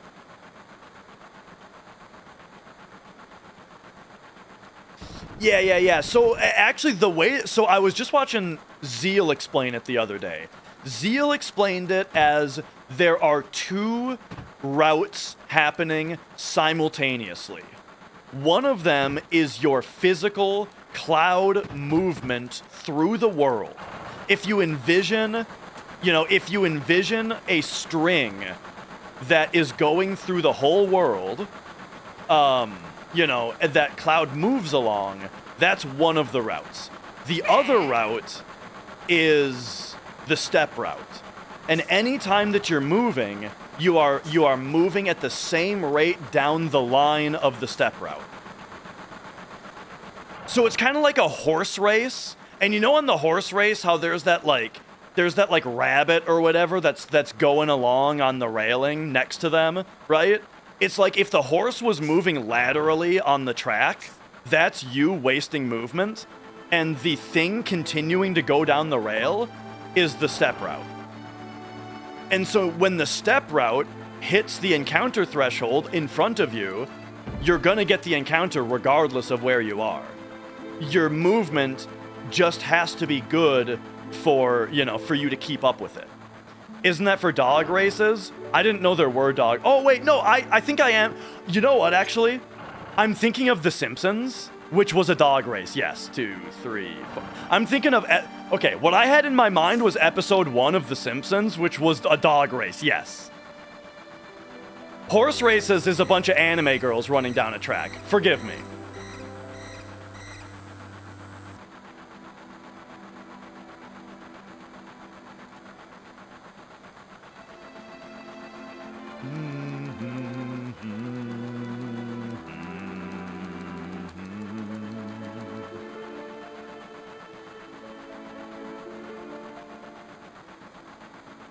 All right, all right.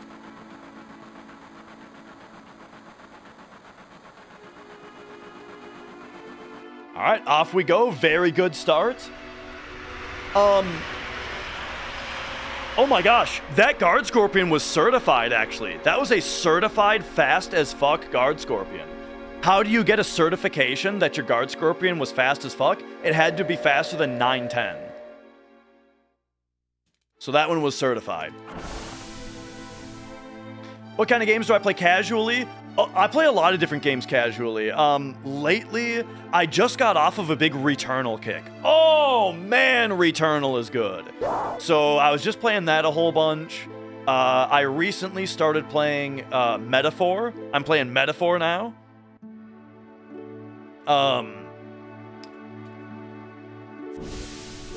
And what else? My wife and I are playing through Yakuza. We've played Yakuza 1, 2, and 3. We are on 4 now, so we're in the middle of that. I regularly play Binding of Isaac. Love Binding of Isaac. Blueprints. Absolute. I love games like Blueprints, Fez, The Witness, Outer Wilds, Return of the Obra Dinn. Shit like that. Absolutely love.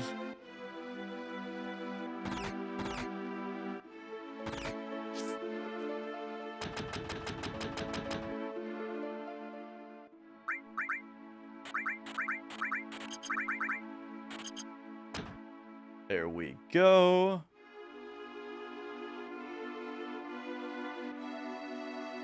And then, I've been thinking of playing the original Dead Space. Beatstick, thank you for subscribing. The Seance of Blake Manor. I'll keep my eye out.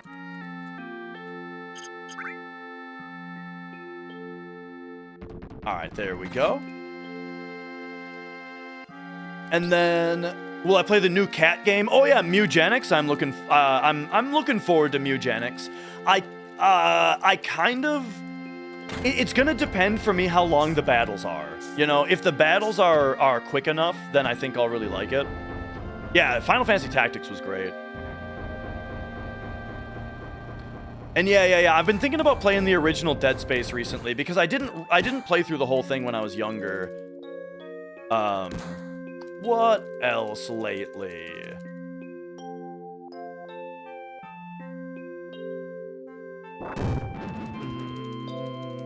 Oh, I've been playing Theatrhythm Final Bar Line.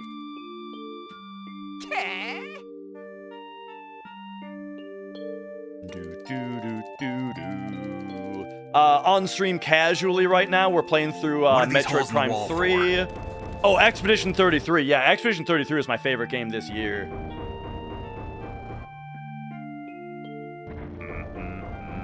Psycho, thank you for the kind words. There's no way Expedition 33 doesn't get Game of the Year. Not only because of the quality of the game itself, but because of what it represents for the industry, you know?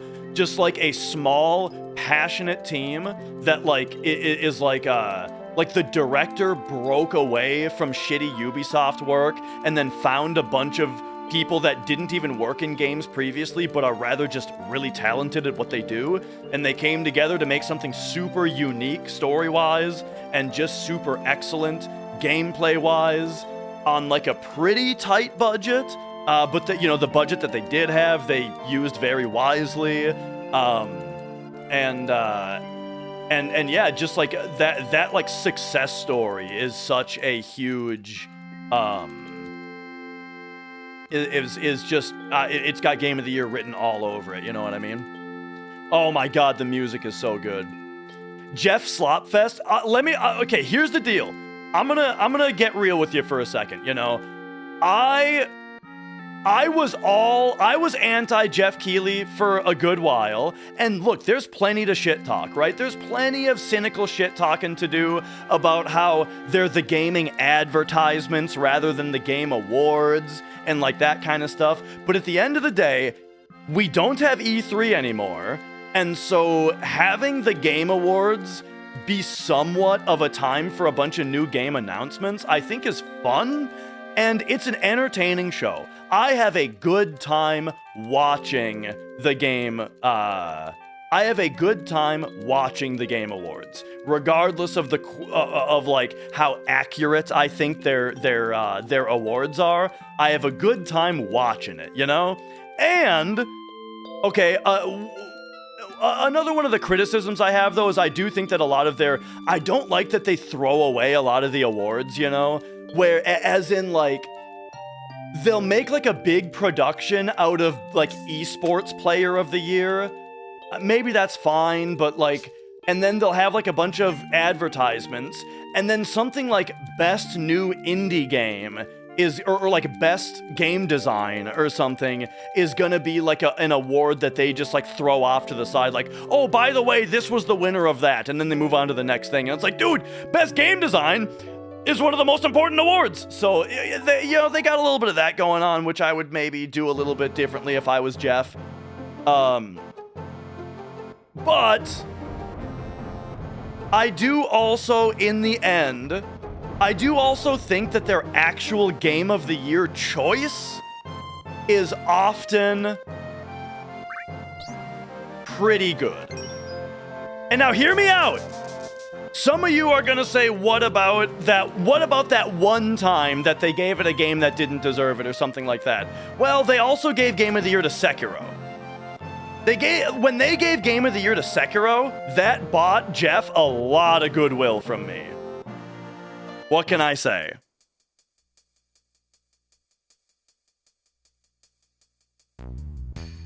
Boom, there we go.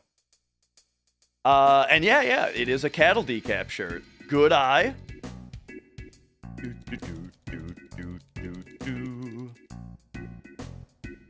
But yeah, I mean, exactly. So like the Game Awards are something that I have a good time watching to be snarky about. You know what I mean? Like it's fun to watch and be cynical and shit talk stuff, and we all have a great time. We have a great time, and I'm glad he does it.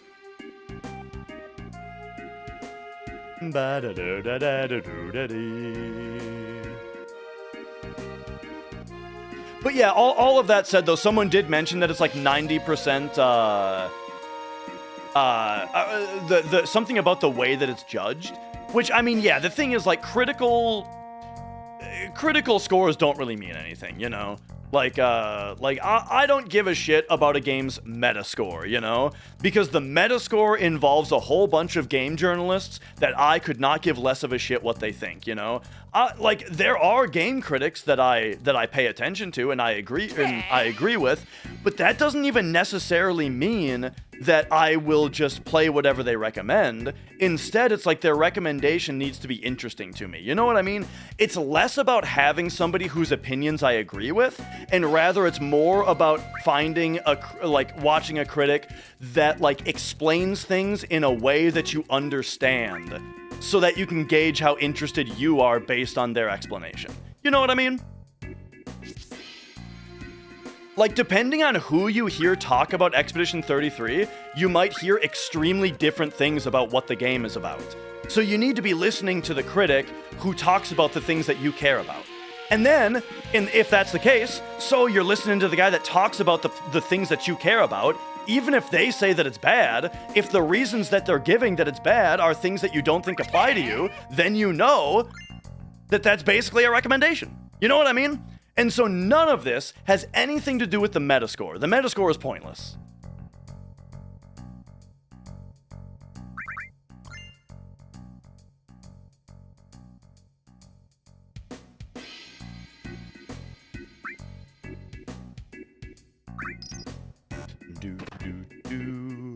Can only enjoy watching the Game Awards with like friends or something. Oh yeah, 100%. Like I'm not gonna watch the Game Awards alone. I'm either gonna stream watching them or I'm gonna watch someone else stream watching them. You know. Some problems in France. You got 9. Oh shit! I missed a message that I wanted to read, but it scrolled out too quickly.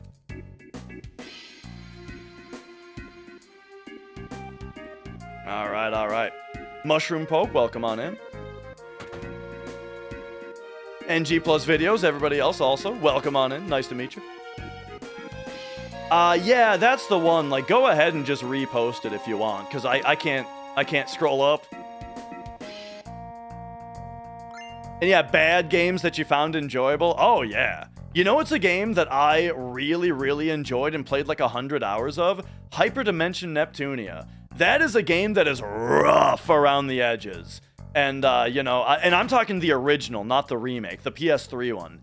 And, like, that is a game that, like, if you were to try to be, like, quote-unquote objective with your review of that game, it's like a 5 out of 10. But there's something about it that's just fucking great.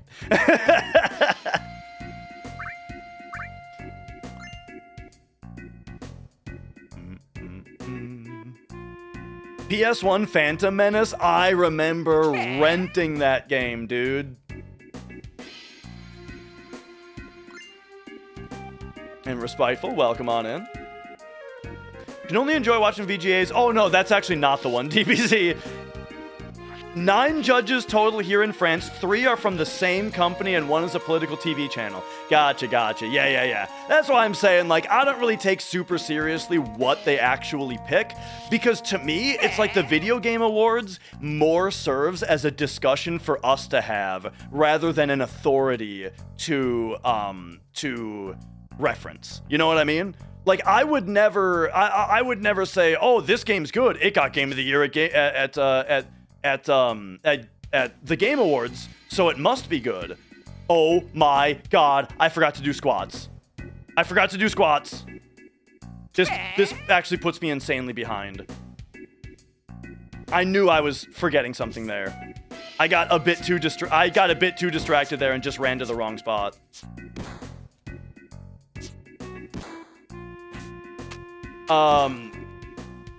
I do need to. Okay, what was I saying? Hang on, let me do squats and I'll get back to what I was saying. Okay, so yeah, I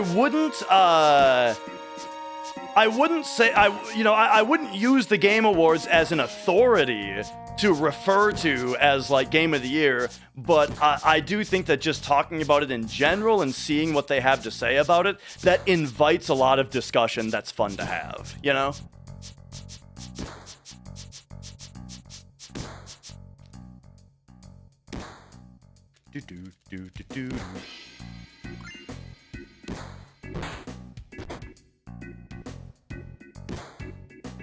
Okay.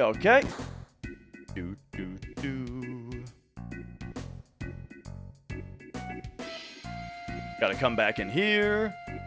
Okay. So yeah, we're a bit behind now, but it's not gonna make or break the run. I mean, it is, but it's fine. It's fine.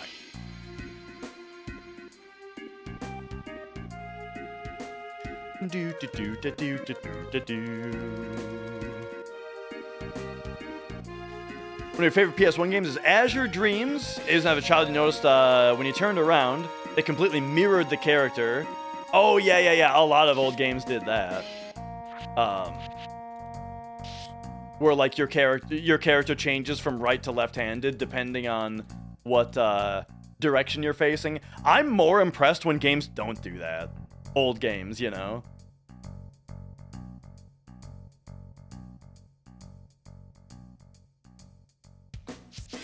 Sony heavily sponsoring the show and then winning Game of the Year with Astrobot bribery. I don't think bribery. I mean, let me try to remember. This is the same year that, like, what were all, like, the controversial games that year? That maybe shouldn't have even been controversial, but they were, right? There was, like, Black Myth Wukong. What was the other big one that, like, people were saying was gonna be the other one? There was, like, 2 games that were heavily politicized. And one of them was Black Myth Wukong, and the other one was another game that I cannot remember. But those were the 2. I don't think it was Elden Ring. The thing about Elden Ring was that it was DLC. I don't think it was Stellar Blade either, because Stellar Blade...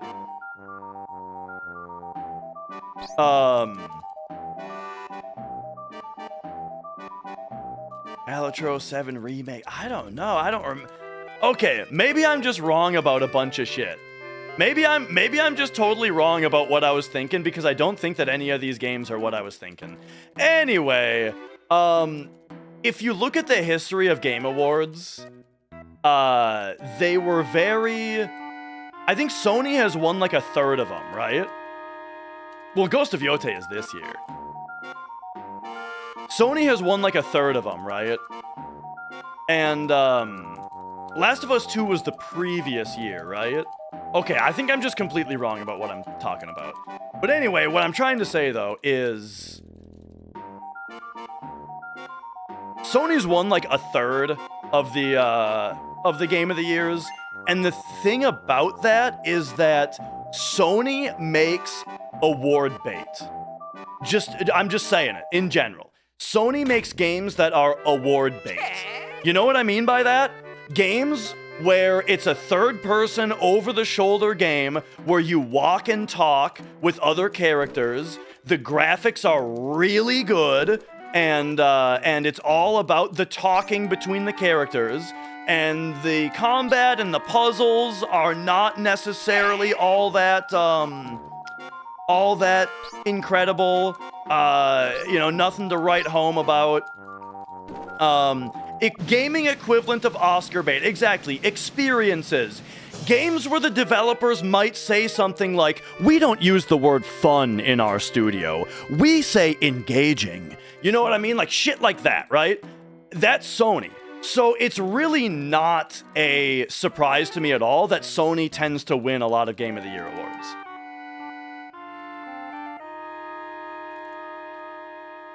And so honestly, I think it's kind of a...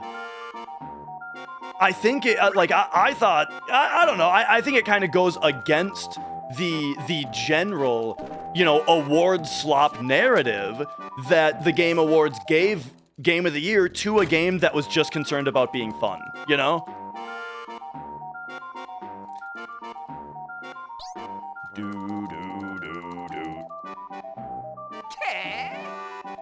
We should have Game of the Decade award. Oh yeah, well, for the 2010s, right? It's Dark Souls. There's no Game of the Year, Game of the Decade. 2010s is Dark Souls.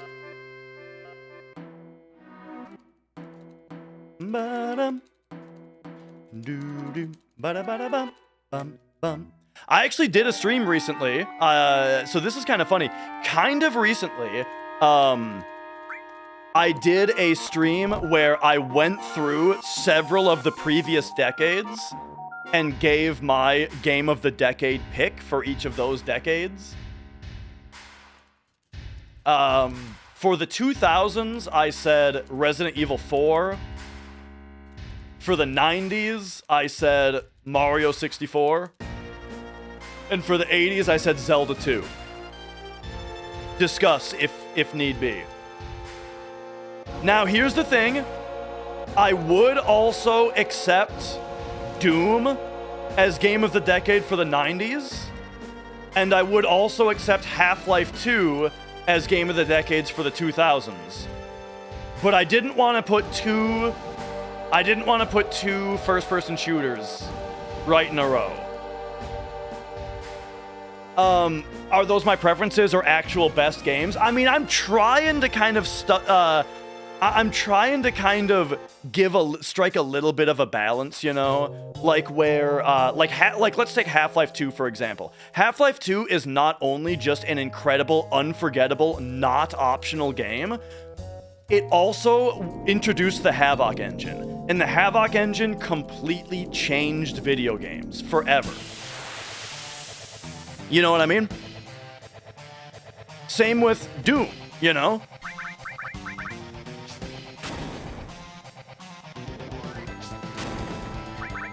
All right. We gotta pay attention to how much damage this Braver does. Oh, 482. That's all right. That's okay.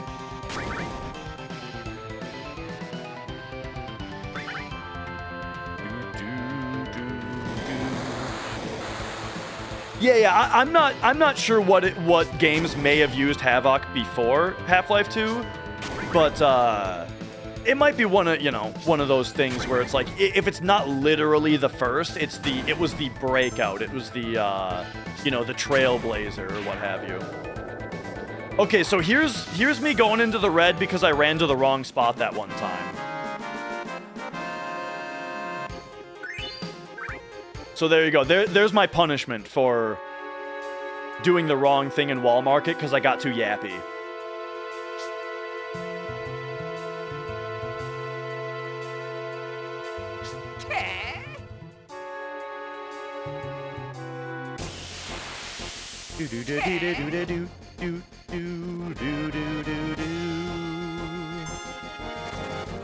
And yeah, that's the thing about Half-Life, yes, is that Half-Life 1 is one of the greatest games of all time and completely revolutionized how video games were afterward. 1, 2, 3, 4, 5, 6. And then Half-Life 2 did it again. It's insane.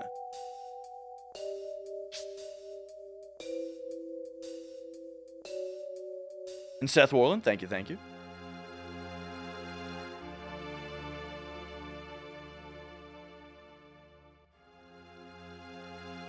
And yeah, man, I love Doom. Because, like, the thing that Doom has going for it over Half-Life is the WAD community, you know? The fact that, like, people are still taking... people are, to this day... Even John Romero came out with a new Doom 1 campaign recently. Is damage deterministic, or is there some randomness to it? So... here's kind of the thing about random versus deterministic after I go for this battle skip. Okay. Everything is deterministic because it is just a video game console. A PlayStation is incapable of producing a truly random number. However, what I will tell you though is that the battle system in this game is much better at being unpredictable and unmanipulatable than some of the other RNG systems. The way that battle RNG works in this game is every single frame at 60 frames per second since you turned the console on, the game is counting up a global frame counter. World of Warcraft is an excellent answer for Game of the Decade also.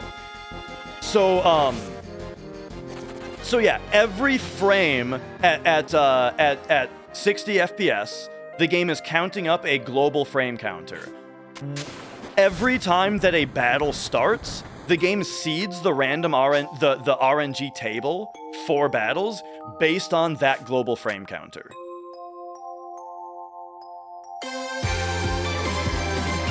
Ba-da-ba-bum-bum-bum. Varian, thank you for subscribing. Now, it is actually, it's interesting though. It's kind of a hybrid between how complex that sounds and the list of numbers that I talk about for the step IDs, right?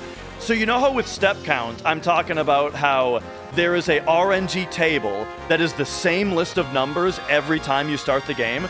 The battle RNG table is actually also a hard-coded list of numbers that is the same every time. It's just that every time a battle starts, the game uses that global frame counter to seed randomly the positions of 8 different bookmarks across that RNG table. And then each of those bookmarks moves independently as the battle goes on and random numbers are called. Does that make sense? So yeah, that's why battle RNG is not really manipulatable. Monster the Mash, welcome on in. Thank you for raiding. Hello, hello. So yeah, we can't really manipulate damage or steals or manipulate like the manipulate materia, stuff like that. How we doing? I'm doing quite excellently. And yo, Alu Tulu, welcome on in.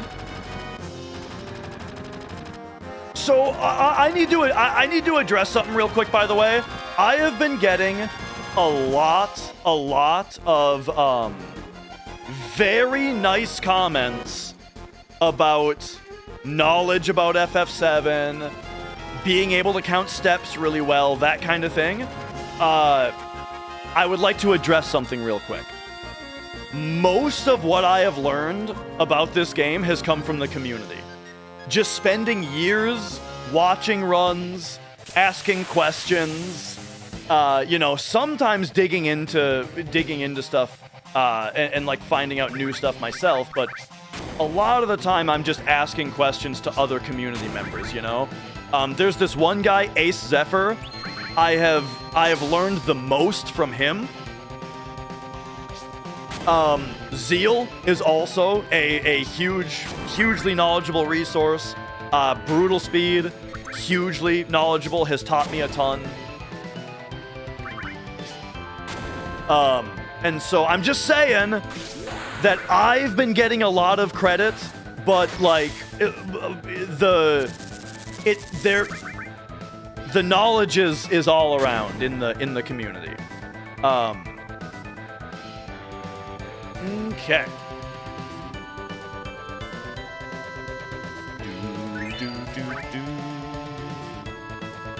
Morningcraft taught you a ton. Oh yeah, Morningcraft knows a ton. RJ knows a ton.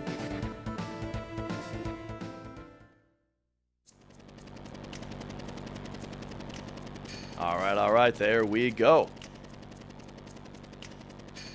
But yeah. So because okay, here's one thing that I didn't mention that I feel like I should have mentioned is when we're talking about the step route, for example, the step route that we use in this route was made by Zeal. So like if you want like one of the most authoritative voices in this step route, just remember that Zeal is the one who actually made this step route. Now you could say that Cart 7 made the reactor part of it or something like that. But yeah, the thing is, column skip changed a ton of shit. Column skip changed everything. Deathslayer, thank you for subscribing. And column skip changed everything, and Zeal was the one that like made the new step route after that. But yeah. But anyway, yeah, I appreciate all the kind words though.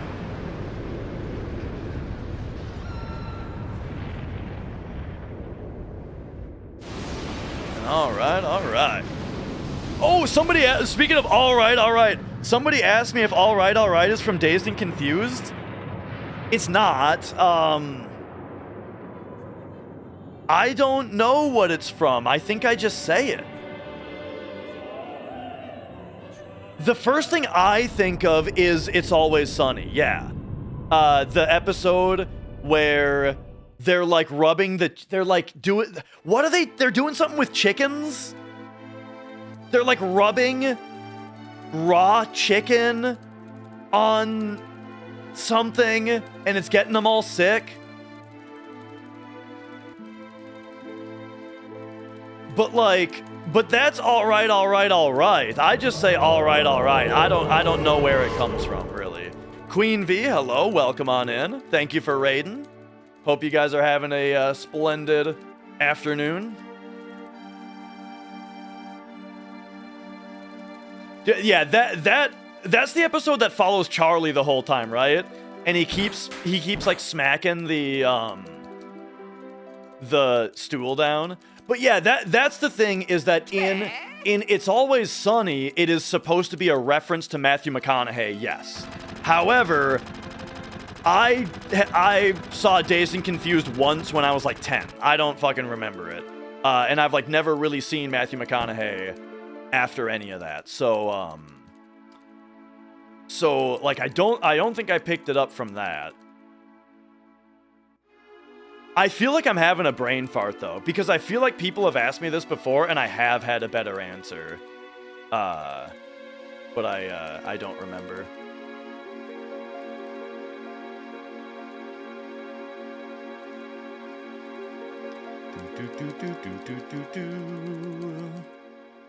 Alex Winston, hello. Welcome on in. Canadian show called Corner Gas, where the cop always says all right, but that's just one.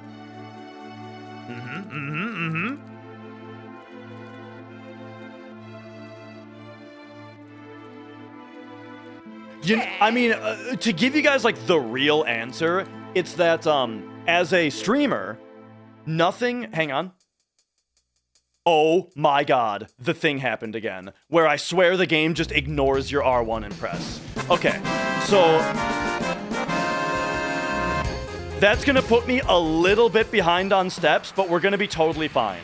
So that was a steps mistake. I swear though, it's gonna be totally fine. Don't you guys worry about it.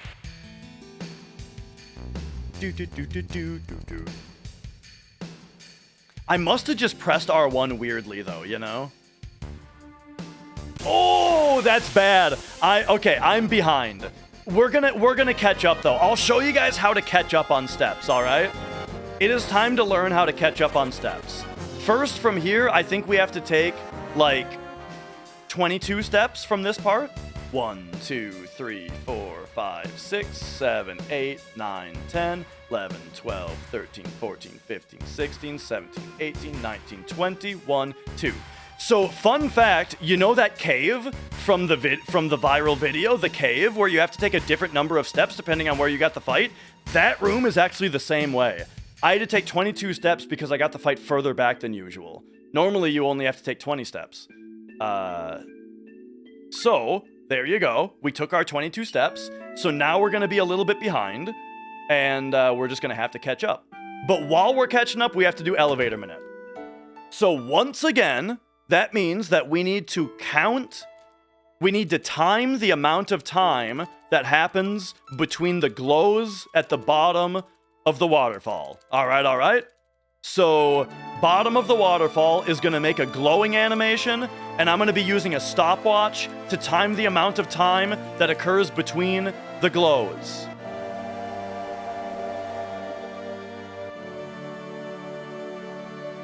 Here we go. This is going to tell us where we are on the RNG table.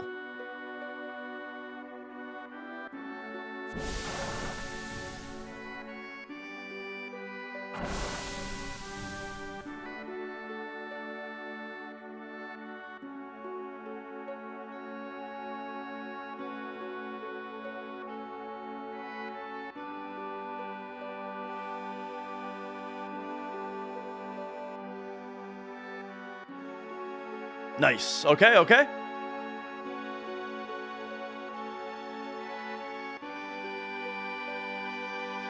All right. So, that pattern of timing, now I've got a giant document. That pattern was 1, 2, 2, 2, 3, 1, 2... Hang on, I gotta mash. 3, 2. Okay, so I have written down on a document all 256 possible glow patterns of that waterfall. And so that particular pattern was 139. So now we know that we're on RNG pattern 139. And that's a pretty good one. we are... So we know that we're on pattern 139 right now, but we want to get on a slightly later one when we actually get to the waterfall. So what that means is every time the waterfall glows, it advances RNG. And so instead of just leaving as soon as possible, we want to manipulate into a better RNG spot for when we get to the elevator. And so we're going to do that by waiting for the save crystal to spin an extra half a time. The save crystal is not what's advancing RNG, it's just a nice visual cue. So what I have written down in my notes is that we have to leave between 3.5 and 3 3/4 spins on the save crystal. Yes. And that is going to allow, once again, that's going to allow the waterfall to advance our RNG into a better position. Yeah, you're not allowed to use software that reads the game code, but I'm just looking at a notepad document right now. You're allowed to take notes. You're allowed to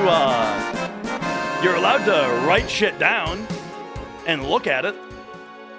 FD, thank you for subscribing.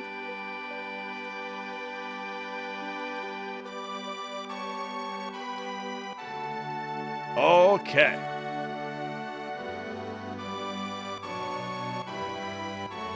There we go.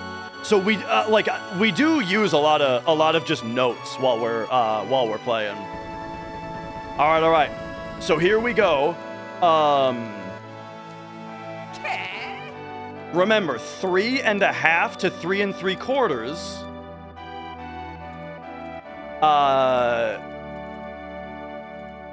On the save crystal. Here we go. 1, 2,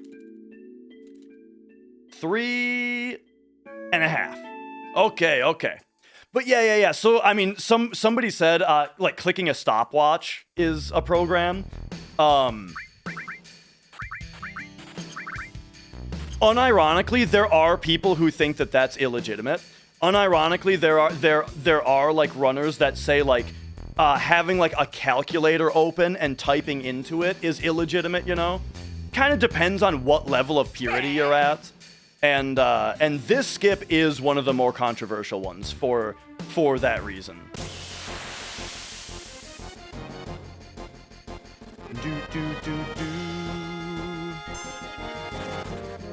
Okay, so we got this run pretty far back, or we got this fight pretty far back because I'm pretty behind. But you will now see how to catch up on steps. The short answer is just be perfect. Just stop making mistakes, and that's how you catch up.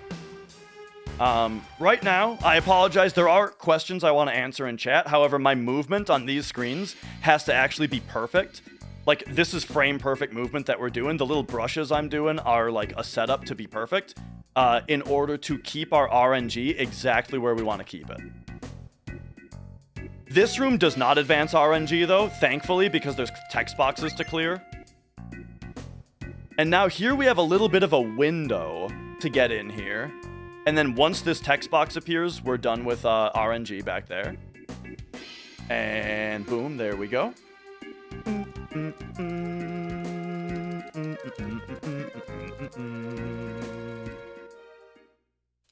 Okay. I do play drums and guitar. And I'm gonna be doing vocals in a band that I'm starting, but it's gonna be like death metal growls, so like, you know.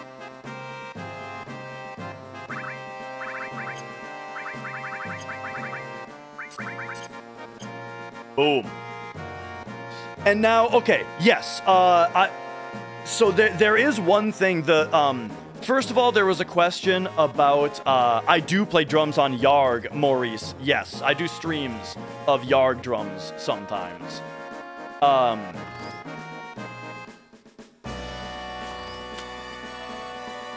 Okay, so there was another question that was like, what do I think Tiki's upper limit would have been for runs? I have no idea. Honestly, they had a lot of runs on speedrun.com that were pretty low in ranking, and then they had some games that they were number 1 in, so like, it's kind of a toss-up. I have no idea. Can you casually use steps? You have to follow the route from the beginning the whole time.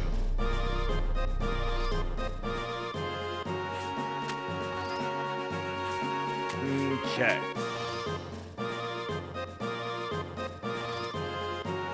Okay, here's how you grab this swing the first time. You press circle right after you hear the squeak.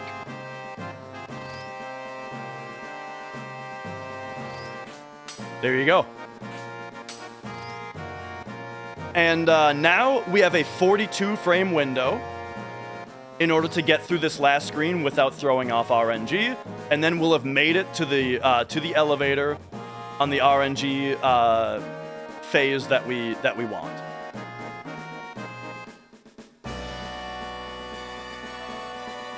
Boom. Okay. So now, if any of you guys are familiar with so this is the other part of elevator manip that makes it a little bit controversial, which is if you guys are familiar with Pokemon speedrunning, they use a beeping, like a metronome type beeping, in order to time a button press to get the RNG that they're looking for, and we also do that on the first elevator jump. After the first jump, it's all timing, visual cues, buffers, but because there's a bunch of text boxes before the first jump that can't be cleared frame perfectly, we use like the Pokemon flow timer for the first jump. We start the timer upon closing a menu, and then hit circle. And we know what RNG we landed on based on what floor. So basically, here's how it works. I have pre-researched this RNG pattern that we're on. We are on RNG pattern 160 now that we're in the elevator.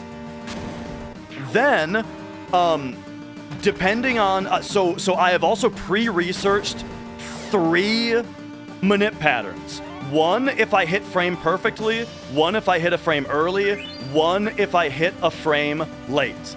And we know what frame we got based on the floor that we land on. 15 is a frame early, 17 is right on, 19 is a frame late.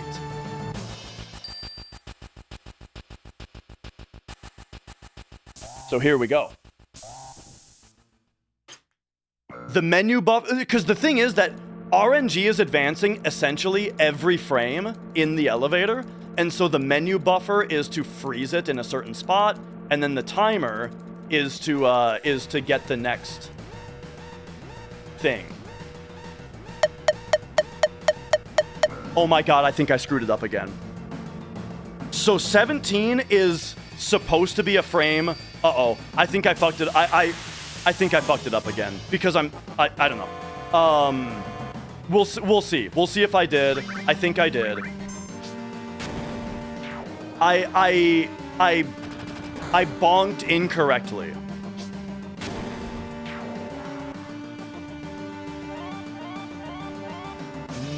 Okay, so if I did it right though, our manip is 1615. So this should be floor 39 or 28, 29. No, I fucked it up again. Okay, here's what happened. It's the fucking worst fight again, dude.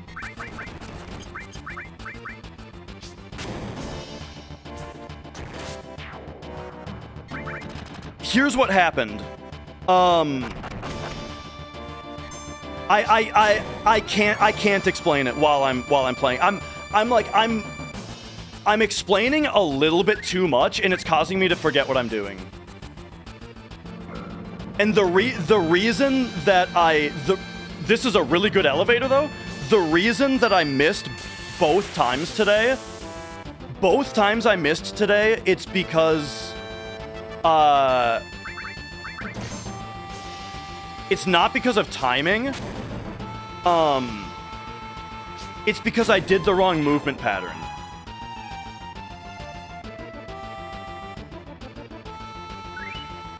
But hang on. Okay? So we're guaranteed for the... I'm just gonna continue the run.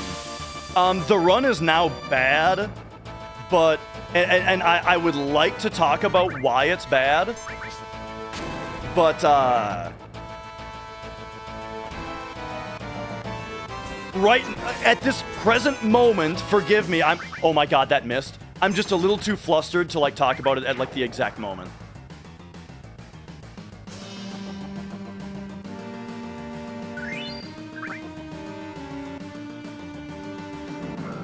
But we might pivot. I know, I gotta take a breath. That's really the thing. I got much too flustered talking about all of that.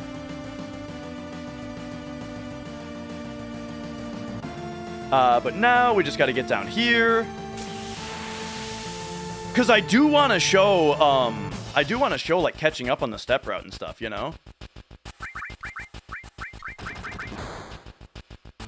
Okay. Here's what happened. I think that my brain is now clear enough to explain what went wrong on that elevator manip, okay? Here's what went wrong. What we have to do is we, upon going in, Sandemus, thank you for subscribing.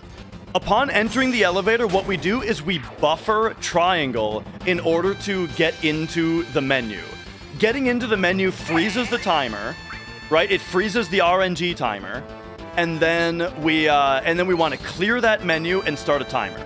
But here's the deal.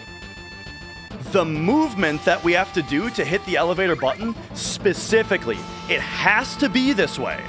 You have to run directly up, and this is only if you do my version of elevator manip, not if you do the brutal speed version. There's two different versions of elevator manip.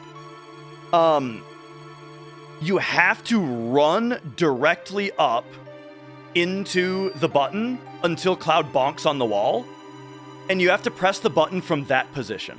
The reason being that then Cloud runs back to the party in order to start the cutscene, which then leads to the battle.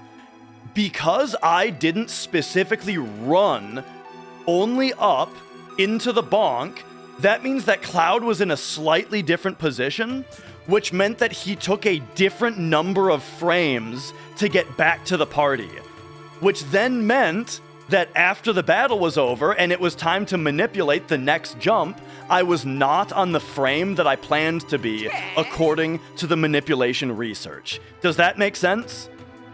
Who understands what I mean by that?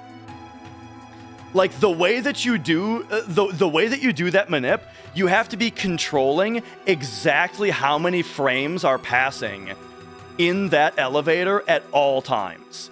And because Cloud wasn't in the right position, he took the wrong number of frames to get back to the party, which then meant that I was no longer on the planned frame, thus the entire manip is broken.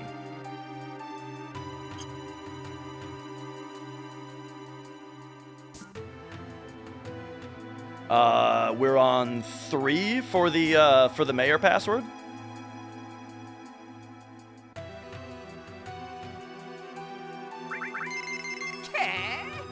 So yeah, that unfortunately that means that I've lost a minute in Midgar, which no, it doesn't affect steps at all.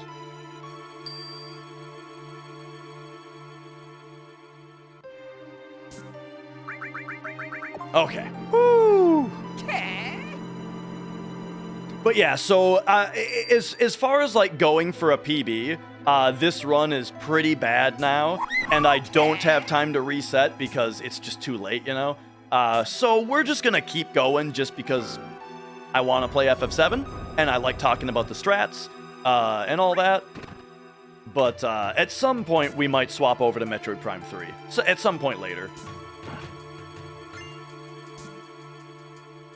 Because yeah, the thing is like going for PB means we're going for means that we're going for a top 5 time, you know. All right, so speaking of the step route, I am behind on steps right now. That means that I'm gonna get my next fight pretty shortly after coming out of the door here. All right. So after we come out of the door here, I'm gonna get a fight with 3 data snakes almost immediately. There it is. So this is a little behind, but it's fine. Totally fine.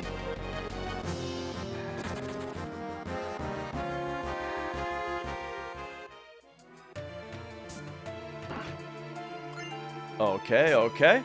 What happened to the cursed run on Wednesday? It finished. It finished with like a 6... Gosh, what was it? A 640... 44? 643? Someone else brought up Darth Microtransaction earlier. I've never heard of the guy, but someone compared him to me like yesterday. Or Wednesday, I mean. Go ye! Thank you. For the 13 months.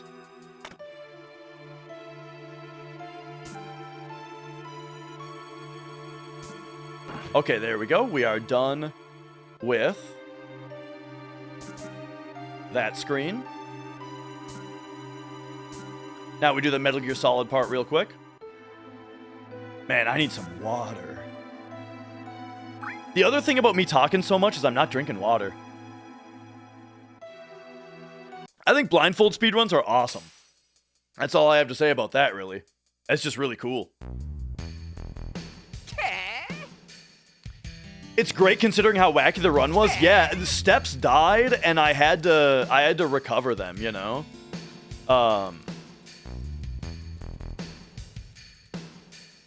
Looks like me and also a musician. There are dozens of us.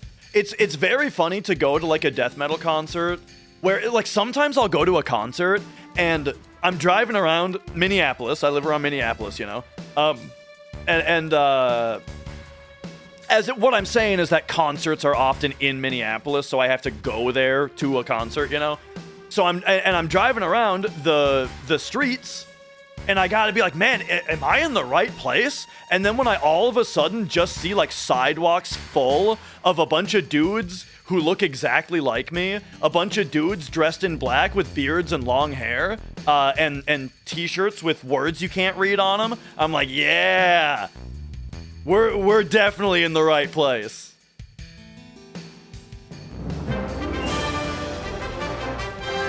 Recently, I went to see Kensworth. Thank you for the 5 months. I went to see Necrogoblicon, and as I was going to Necrogoblicon, I wasn't seeing all the people around. I was like, dude, where are my brothers? And then it turned out that I was there a day early. I got to the venue, and the concert was tomorrow, and I was like, fuck!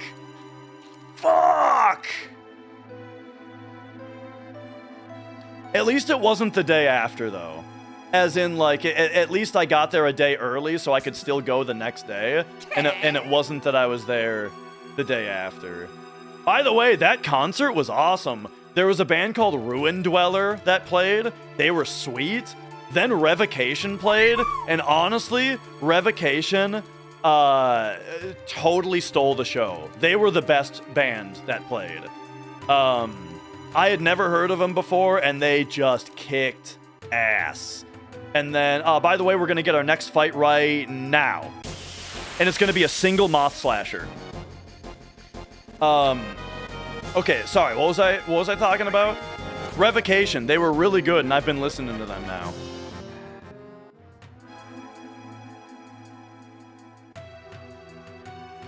There we go. Someone asked, what's my favorite death metal band? Death. Just the band Death. They're probably my all-time favorite. But very much up there also, Cattle Decapitation, who's the shirt that I'm wearing. What was, but yeah. I like a lot of, lately I've been listening to a lot more like black metal-y kind of stuff, though, like, Magua, and, I was listening to Ulver today.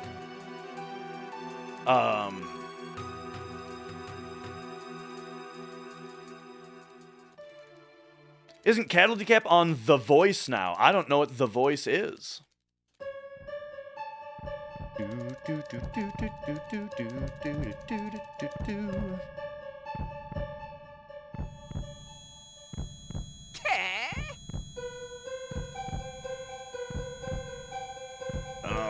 All right. Oh, yeah. So, okay. Me not reading a lot of YouTube chat. I mean, honestly, I'm missing a lot of Twitch chat too. Look. I've been streaming for a long time, and in that time, I only recently became a triple-digit Andy, and even then we're talking like 100 viewers, 200 on a good day, and we're rocking like almost 700 today. So I'm having a real tough time keeping up. Don't take it personally if I don't notice your messages. I did set up the second screen. Yes, I've got. So here's what I'll tell you. Yeah, if you are on the YouTube chat, I will tell you that YouTube chat has the same billing that Twitch chat does for me now. I have a monitor right here. I have a new monitor that I just set up today that is half and half Twitch and YouTube chat on it. So I'm doing my best.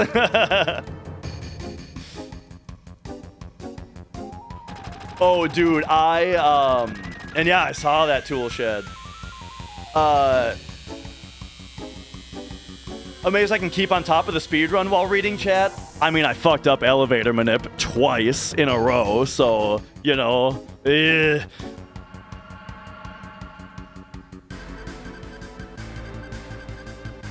All right. Oh, speaking of YouTube also, though, oh, man, I am trying to, oh, hang on, I have to make a selection here. And I have not heard of Sixth.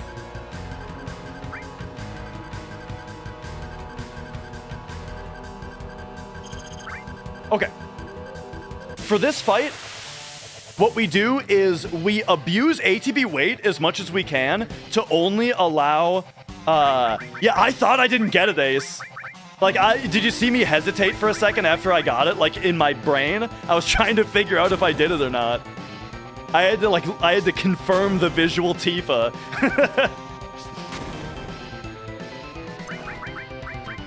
So in this fight, the strat is that we only allow, right now, the reason I'm not putting in this grenade, I'm holding on this grenade is to stop ATB from passing. I put it in now when 2 characters' ATBs are going to pass. We only want time to be passing when at least 2 of our characters are gaining ATB. Right there, I did that one kind of poorly. And Jesse, thank you for the 34 months. Thank you. All right. So now,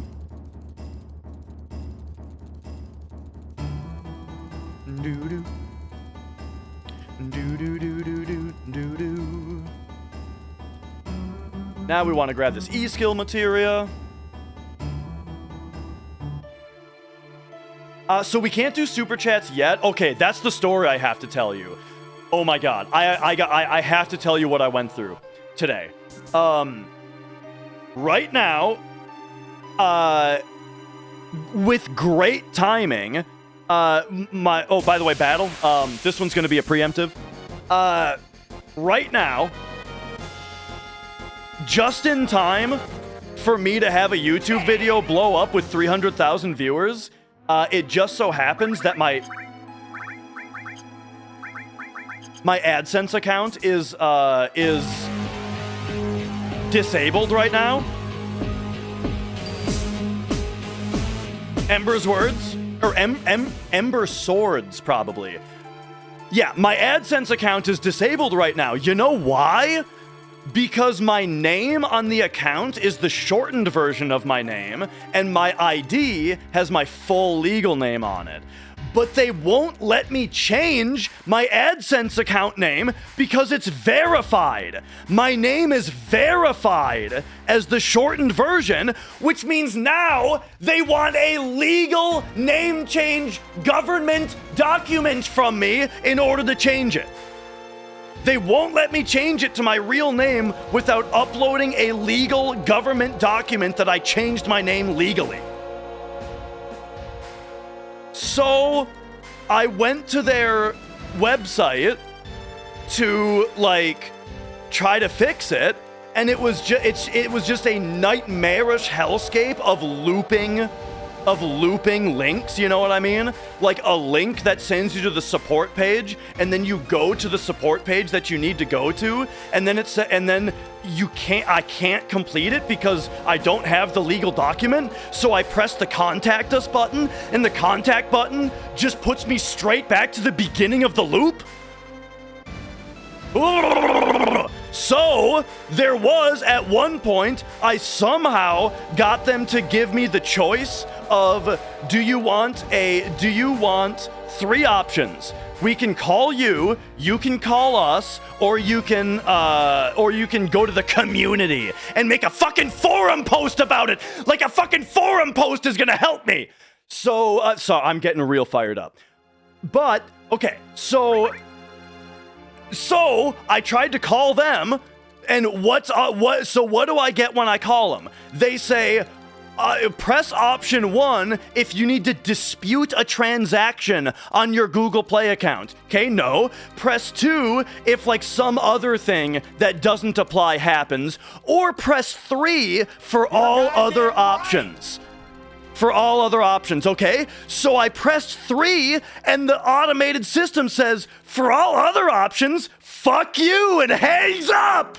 Well, it said for all other questions, you need to go to the website. Right. For all other questions, you gotta go to the website instead. And it hangs up. So I went to the other option that said, we'll call you, right? No. You know, the other option on the website was to get them to call me. And they said you can expect a phone call within 1 minute. So I'm like, all right, phone call in 1 minute, that's fine. I press the button and I wait 30 minutes and no call happens. 30 minutes, no call happens. So I think to myself, all right, I will just call back the number that has the options, and I'm just gonna pick one of the other options so I can get a fucking human on the phone, right?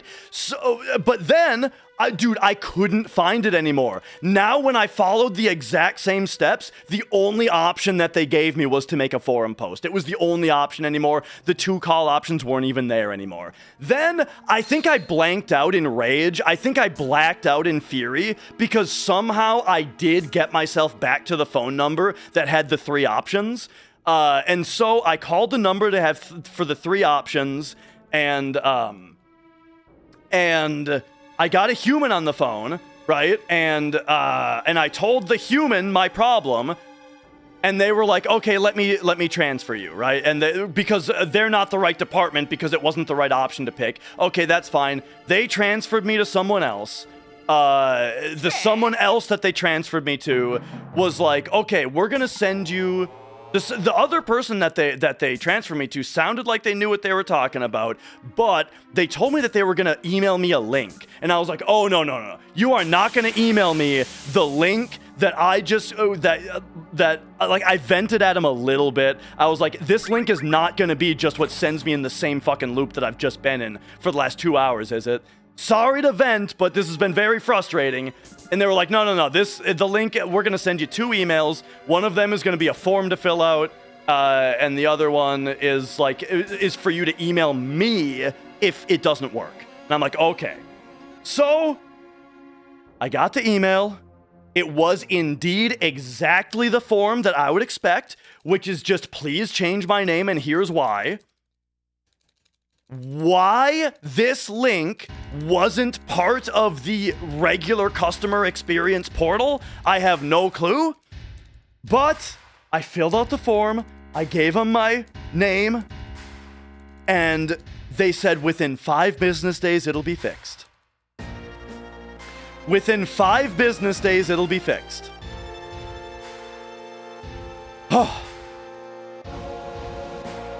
So we'll see. In 5 business days, we'll see if we need to have another talk.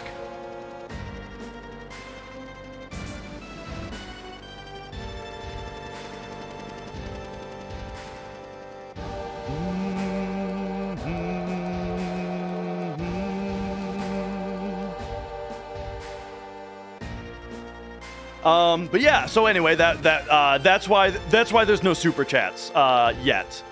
And that's also why there's no ads on like the YouTube channel. So I guess like enjoy that while it still lasts.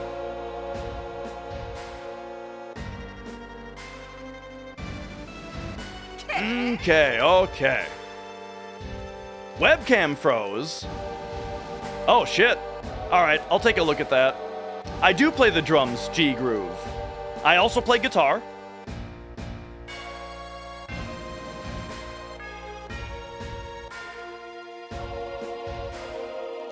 Yeah, my IRL name is Dash. It's short for Dashington. You know, that's what caused the whole problem.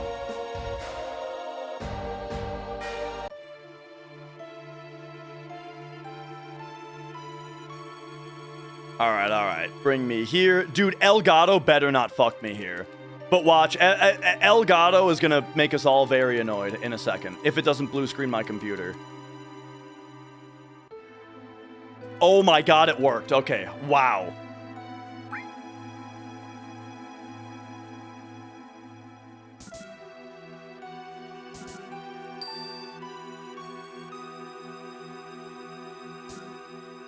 Okay.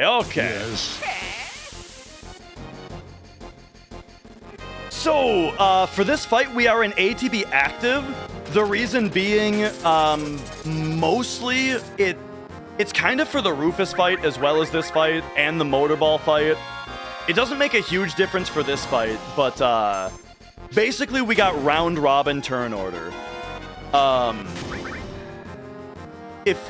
So right now, the enemy's turn is already queued, so it doesn't matter if I put in Barrett's turn right now. Instead, I want to put it in after Eris's turn. So now you can see our turn order is Red, Eris, Barrett, and because we're in ATB active with maximum battle speed, everybody's turn is going to be queued up before the person after them is even done with their turn, and so this round robin is going to go through the whole fight.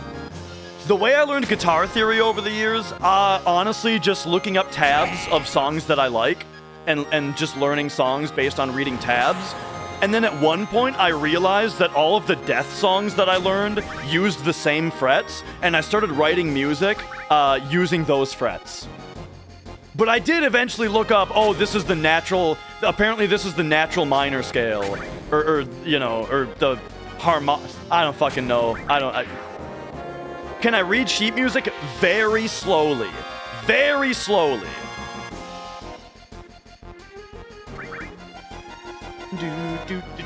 Appreciate that I cover YouTube chat. I'm doing my best. Trying to get an Australian passport. Being born after August 86 requires you to prove you were born here. But, this message is going to go off screen before I can finish it. Having your father or mother's Australian birth certificate or passport, your mom is British, and your dad is dead. So the only way that you can get your Australian passport is if you go to immigration and go through the process of becoming a citizen and using that certificate instead. That is fucked. Yeah, I try to learn stuff by ear sometimes. Yeah, grenades are really good. The thing about grenades is they're relatively fast, they do a lot of damage, they never miss, they also never crit, so they're just like very consistent.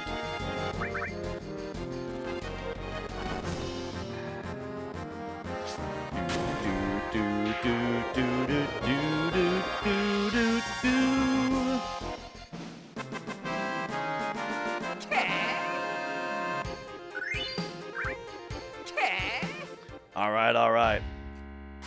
Metal or sad? Like many things involving Chuck Schuldiner, it's both.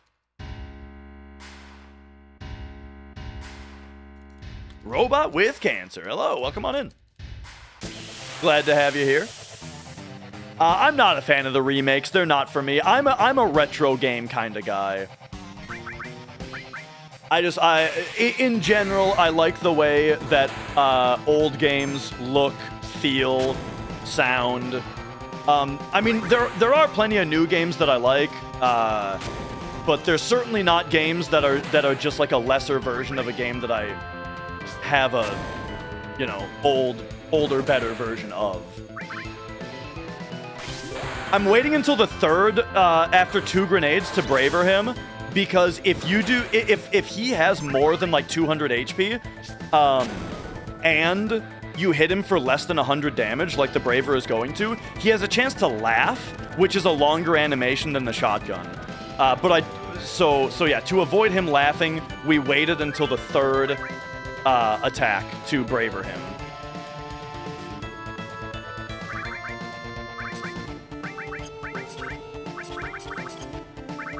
Oh my gosh. My menuing is super bad today.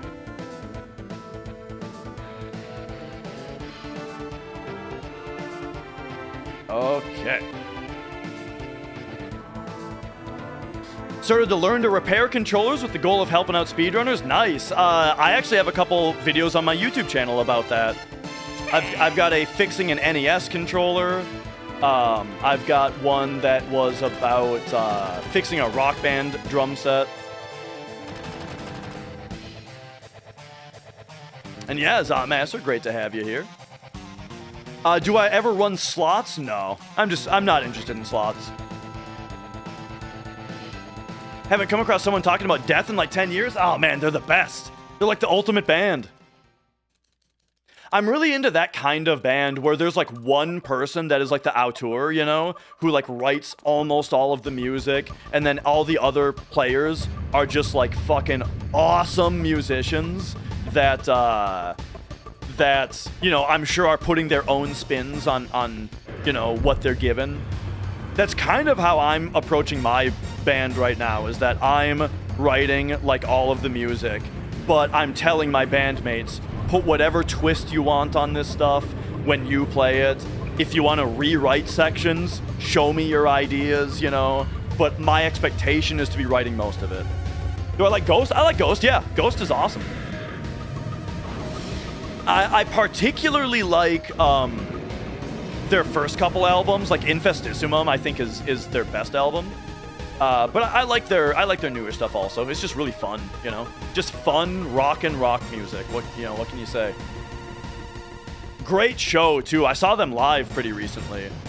Yeah, Michael Keane with the Faceless is kind of a similar thing. And actually, so speaking of the auteur, like one person writes pretty much all the music. Yeah, that's like a Ghost thing also.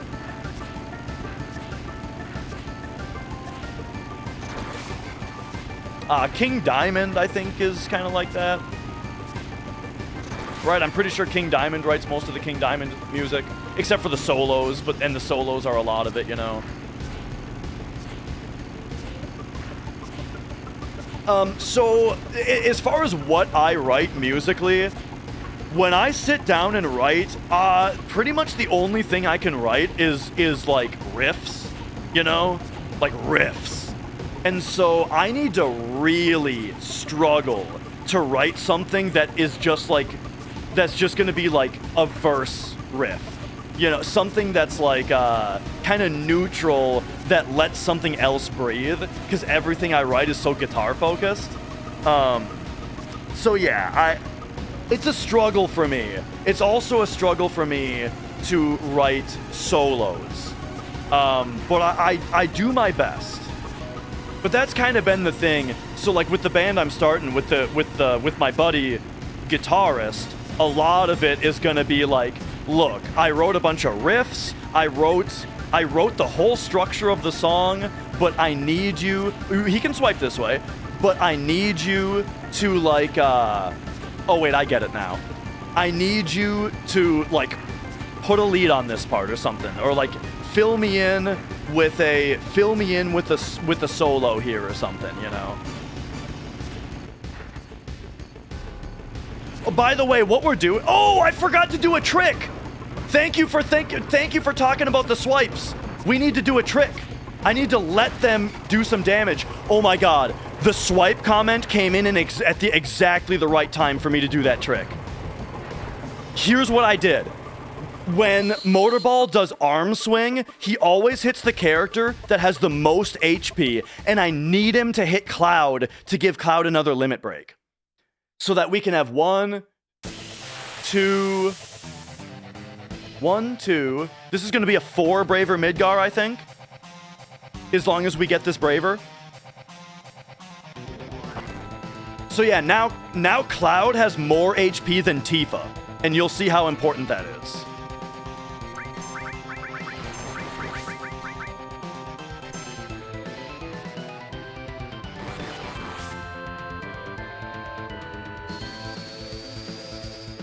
All right. 226 is over damaging, so put that in. Oh, I'm an idiot.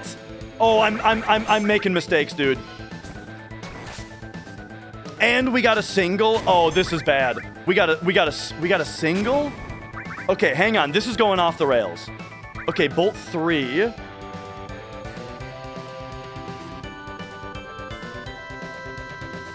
This is getting weird.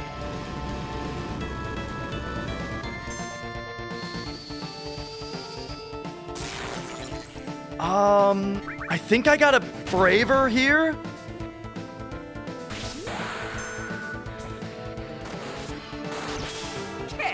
Okay, and then we got a... Oh my god. And now I big shot? I'm throwing the whole run right now. I'm throwing the entire run right now.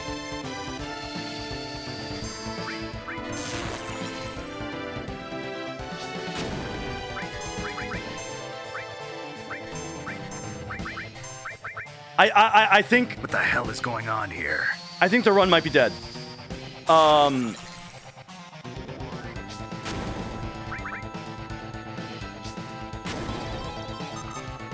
my god, I got that beat rush in. Holy shit. Nope. Okay, we're doomed. We're dead. This is irrecoverable. You guys, I made like 10 mistakes. I made like 10 mistakes in that fight. It's really unlucky that you're doing that. It's really unlucky. I made like 10 mistakes in that fight, and I totally killed it. Okay. No.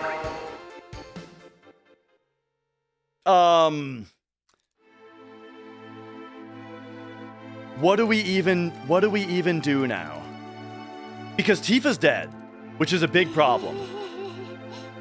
The thing that we could do, here's the deal. If we were a new runner, what we could do is we could not do Barrett skip, that would heal the party. Not doing Barrett skip. Oh, Barrett's the one who died, right.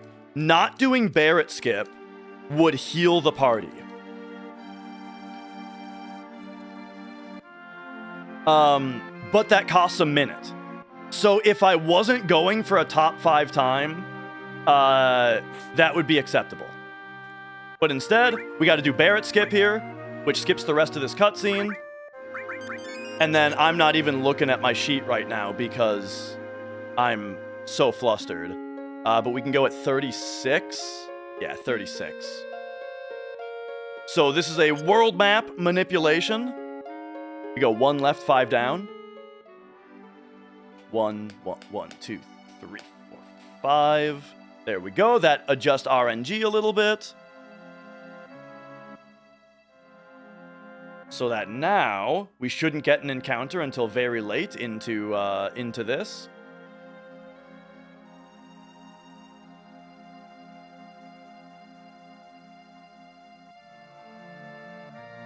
Encounter should be about now. And Ollie BP, welcome on in.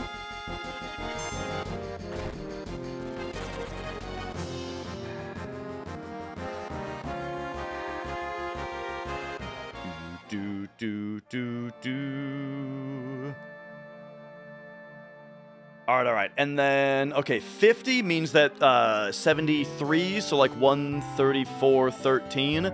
So we're going to be at about 134.13 when we need to catch a chocobo. And 134.13 does work. It's either 13 or 22. That's a bad one. So I got to be fast here.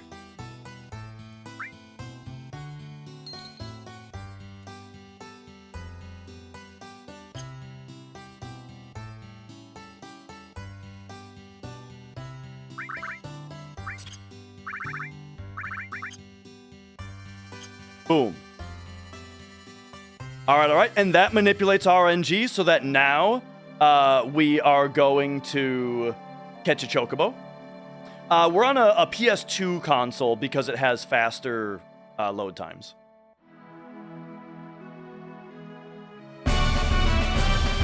Metalhead!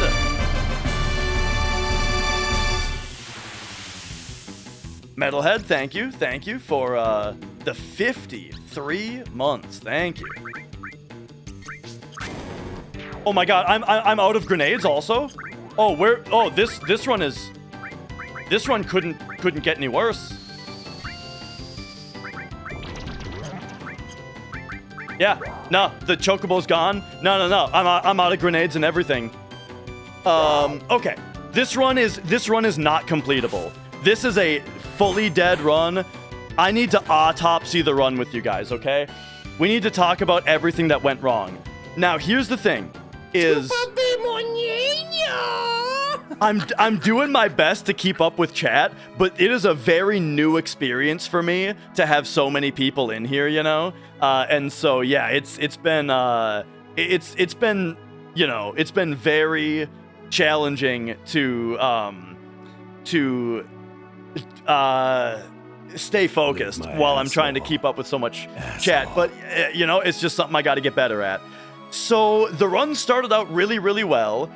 First mistake that I made was I ran to the wrong NPC in Wall Market, and that cost 20 seconds. So that's why I went from -4.3 to -16 or to 16.7. It cost me 20 seconds to just talk to. I ran and talked to the wrong NPC. That wasn't really the worst thing though. The big thing that happened was in the elevator. I ran to the wrong spot, which threw off our very precise frame counting in the elevator, which completely threw off RNG, and then the elevator manip failed. That lost me all that time. Also costs you a bunch more grenades when that happens. And then, after that, everything went fine until Motorball. What's everything that happened wrong on Motorball? What was supposed to happen, Cloud was supposed to gain a limit break when he got arm attacked, but instead the limit break went up to like 99%. So he did a regular attack instead of a limit break. And then that spiraled in to me accidentally, I don't know. There was bolts happened. I think I regular attacked with Tifa at some point. It was a disaster. Now, here's the thing, though, is a run dying is not the end of the world. It doesn't matter that a run died. We just try again next time. You know, I stream every other day. I'm not ending this stream, by the way. We're sticking around today. It's just the end of Final Fantasy VII speedrun for today. But what I'm saying, though, is that, most runs of this game don't finish. And so, yeah. It was a cacophony of errors, exactly. Most runs of this game don't finish. This one died in a pretty silly way, where I just made way too many mistakes on a really, really simple part. But hey, next time, it won't happen again. I'll do better next time, you know? But yeah. So there we go. That's Final Fantasy VII for today. So what do we do? What do we do for the rest of the day? I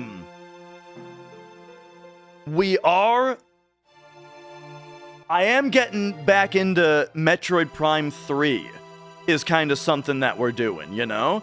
So I've been revisiting Metroid Prime 3 because Metroid Prime 4 comes out very shortly.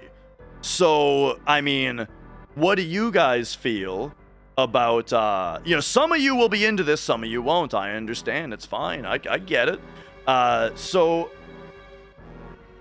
I think what we're doing for the rest of today is we're gonna swap over to the Wii and the Wii remote, and we're gonna play some Metroid Prime 3. How about that? Let's pop it in.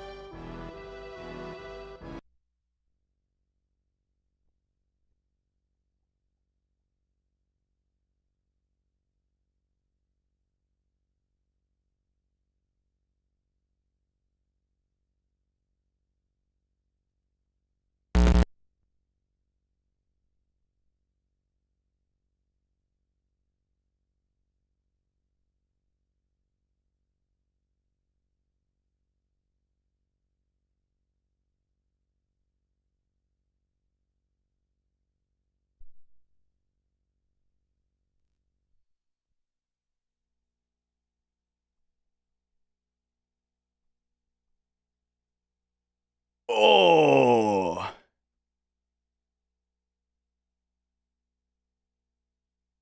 Get the retro tink set on Wii mode here. Oh, yeah.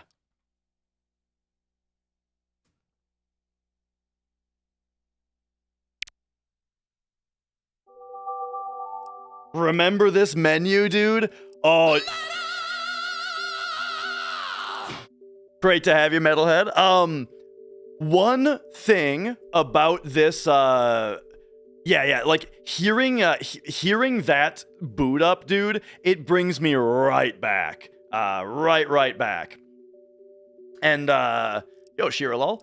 Oh, do I have the sensor bar in the right spot? Yeah, but actually, let me tell you guys the strat. I got a strat for you. Okay, so the sensor bar is on top of the TV. Whoa! The webcam actually sees the infrared. That's sick, dude. Your human eyeballs can't see that. Whoa!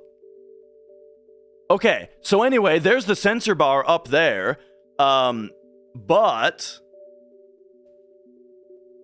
check this out. If we go to our Wii settings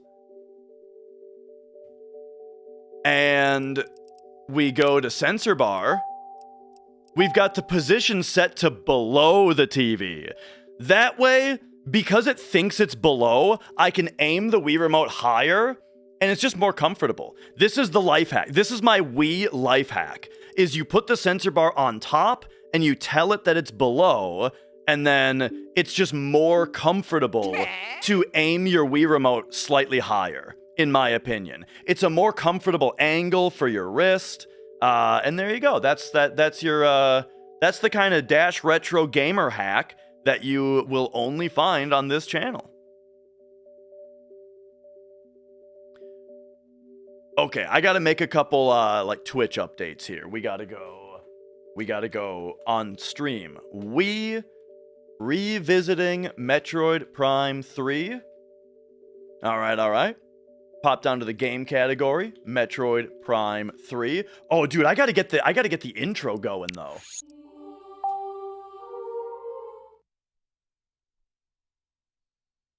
All right, and then nowadays I'm a dual stream Andy, so we gotta go to the YouTube channel now and change the stream title to Revisiting Metroid Prime 3. This is just casual playthrough to kind of chat about Prime 4 and that kind of thing. So yeah, someone asked, by the way, thoughts on like the bike? I actually haven't seen it. I kind of have a thing where when I become sold on a game, if I know that I'm gonna buy a game when it comes out, I don't look at I don't watch any trailers or anything of it anymore. And so yeah. Just light 2 candles. Dude, do you remember the days of using like your Wii as your GameCube? So you only needed the sensor bar just to boot up the GameCube game, right? Years of just playing like Resident Evil 4 or something on GameCube. And so what we would do is we didn't even have a sensor bar, so we would pick up the Wii remote and light a Bic lighter. Just light a Bic lighter and then enter GameCube mode on the Wii and then put it down and grab your GameCube controller.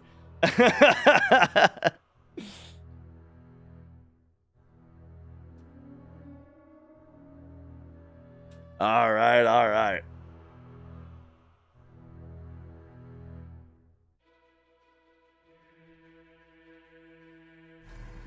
Let's get in there.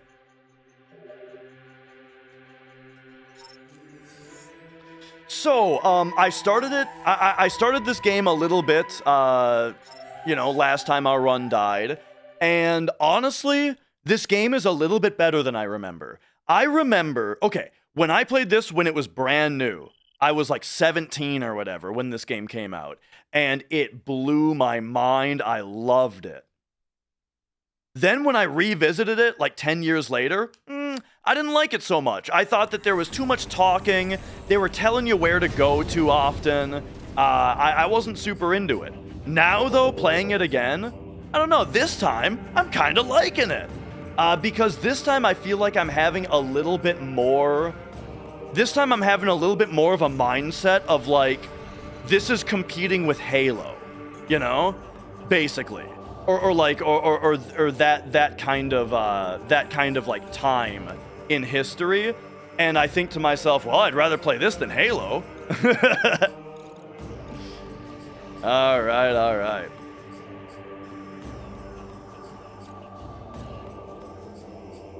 Into a dead run. I made too many mistakes in FF7. Yeah, Prime Trilogy, don't recommend using the fusion suit in Prime 1.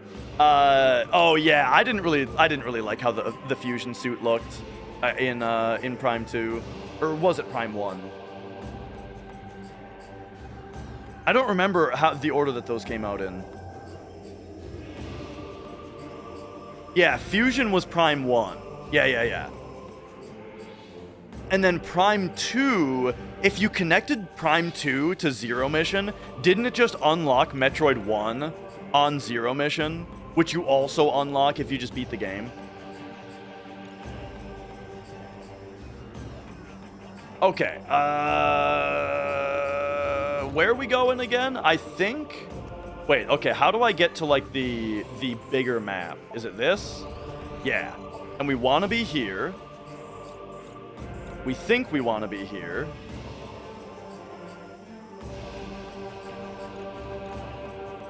Oh! No, I know what's going on. Right, okay, we are in the place now where we got the ship. We just got the guns on the ship, is what happened. Okay, so we just got the guns on the ship. That means, how do you zoom out? Oh, like this, okay, perfect. So having the guns on the ship means that now we are trying to get, I think we go back over here, don't we? And back to this, yeah, back over here.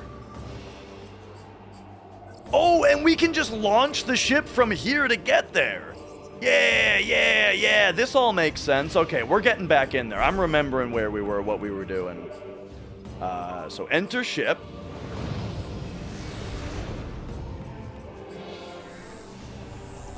Oh, like a forced hyper mode kills you? That's kind of rough. All right. So here we go.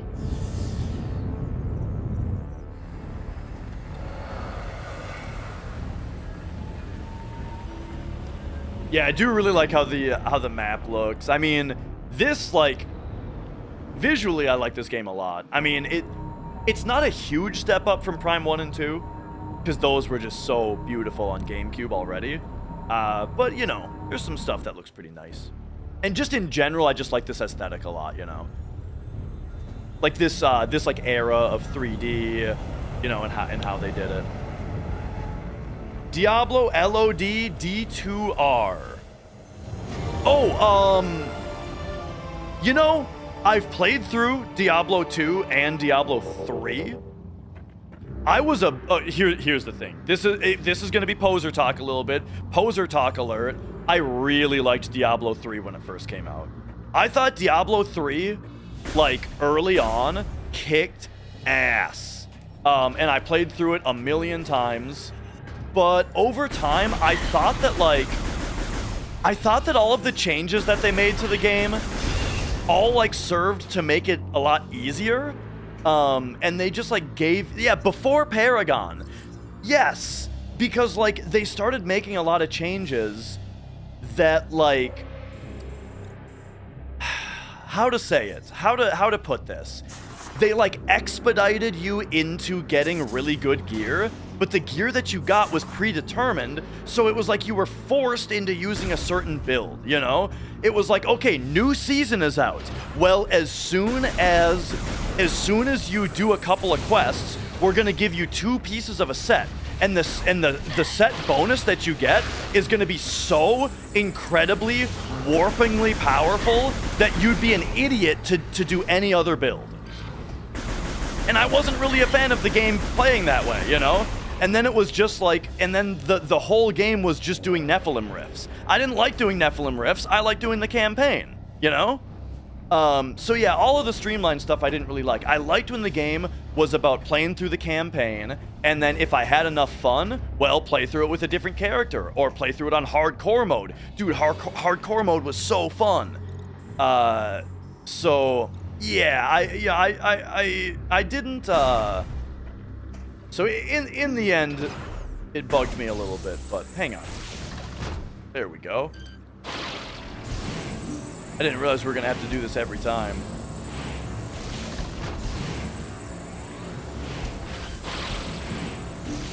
And then, so Diablo 2 I have kind of a funny story of. Tell me how many of you had a very similar experience. When I was younger, and I wanted to play Diablo 2, this happened like 3 times.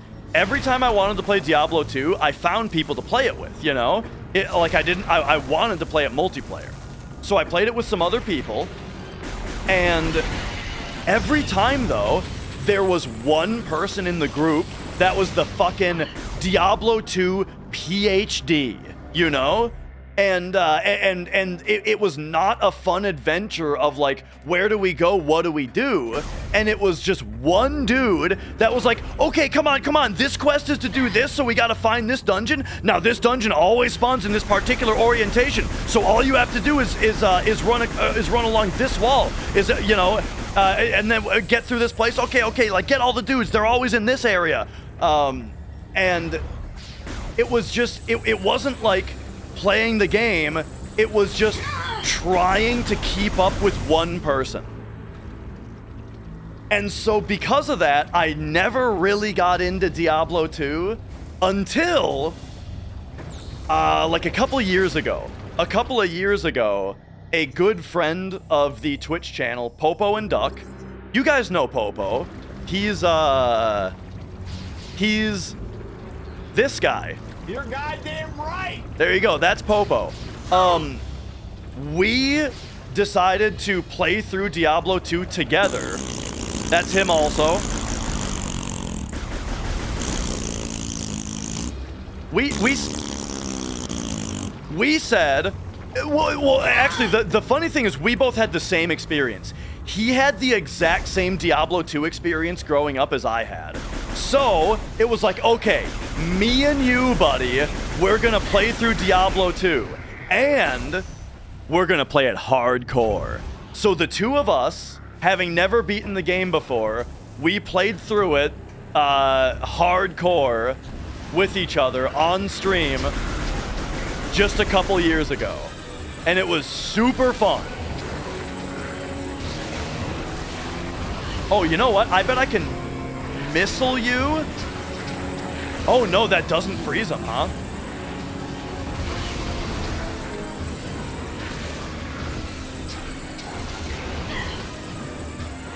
So yeah, it was super fun playing that way. However, there was one kind of tragic thing that happened, all right? So we managed to get through the entire game hardcore. However, I was a barbarian, he was a Amazon.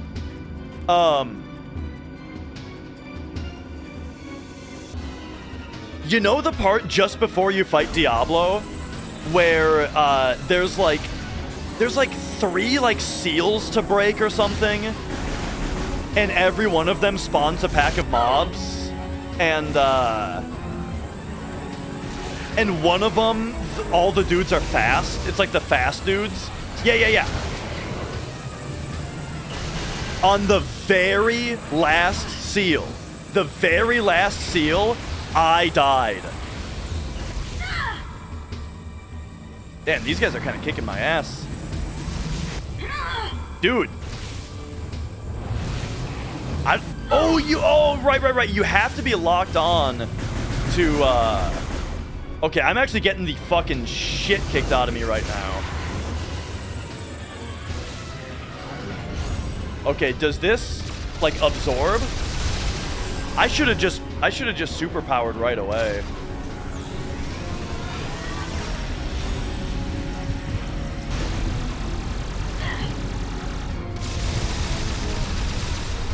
Oh, now there's more dudes? Okay, hang on a second. I gotta not die here. Okay, I think that there's something else I'm supposed to be doing because these dudes just keep coming. So we're gonna go ahead and pop into the scan visor here. And we're gonna see the jamming beacon, eh? Okay, we're gonna pull that out. I'm gonna keep on like jumping around to try to avoid shit. Oh, I'm dead for sure. I am not paying enough attention. All right. Pull that one. All right. Zoom me over here. Pull that.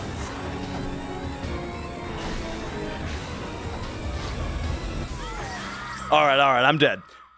No problem. We got to continue the story. So what were we talking about? I died on the very last pack of mobs before Diablo. And so Popo had to go in and one man, having never fought him before, right? Because we had never played through the game before. We had, we had never played the game before. So having never fought Diablo before, hardcore mode, he had to go in without the partner, which was me. I was generally like tanking, kind of, because I was barbarian. And he went in there and he did it all himself. He defeated Diablo and finished our hardcore campaign on his own. It was pretty great. So I may have died, but we completed the playthrough.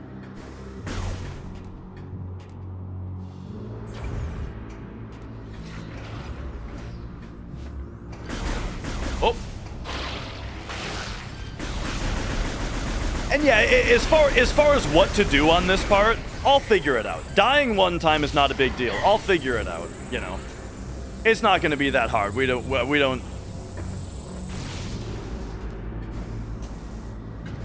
not going to be hard to figure it out, and even if it was, you know, what's the point of playing the game if I'm not figuring stuff out on my own, you know what I mean?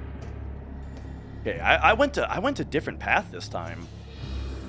But, oh, yeah. Okay. It's just this wrong door.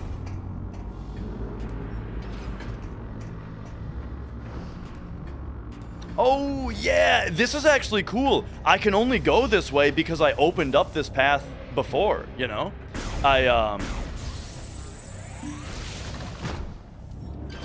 When I, what do you call it?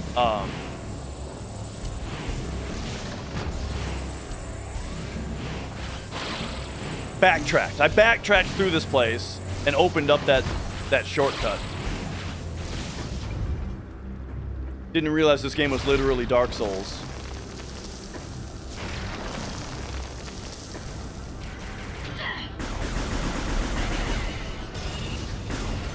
All right.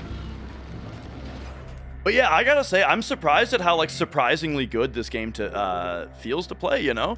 Like, I get a little bit worried when I go back to playing a Wii game, you know? I'm always a little bit worried that the Wii remote is just gonna be a pain to use. But, this feels pretty good.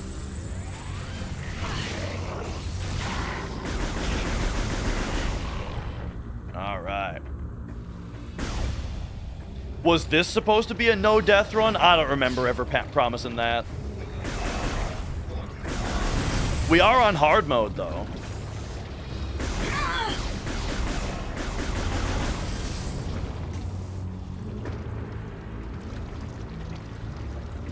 All right.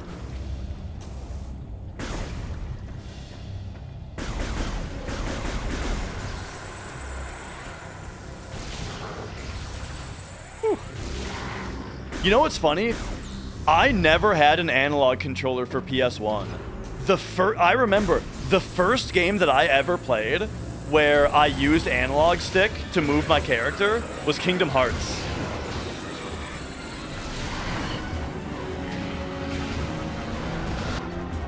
Okay. Joined just in time to see the speedrun die. Yeah. We'll get him next time. I'll try to do better next time. On Wednesday, I did actually finish the whole run despite how bad it was.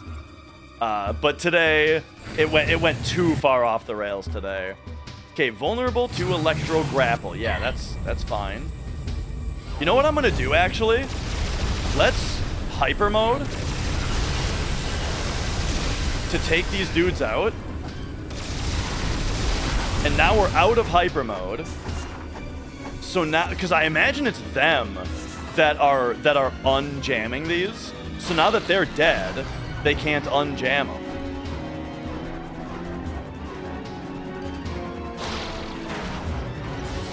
And there we go.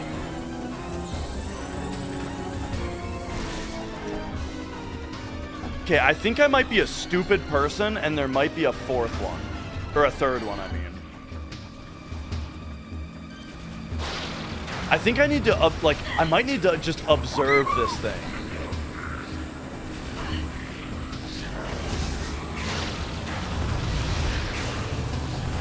Oh, and then while they're unjammed, I blow them up with the ship, of course.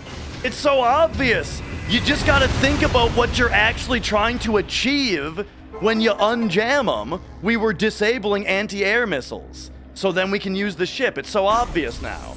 All right. I'm on board now.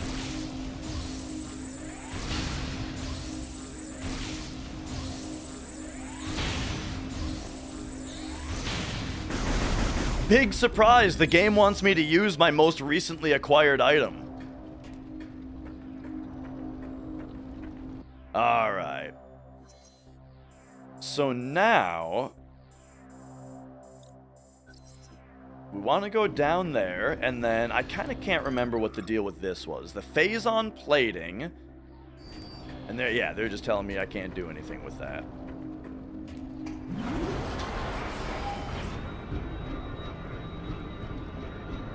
All right.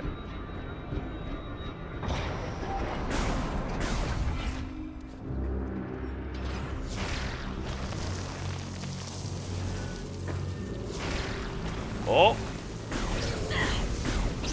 Oh no.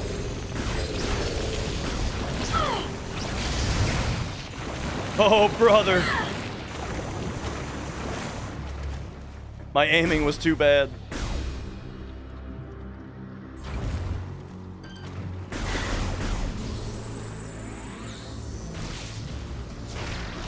Okay.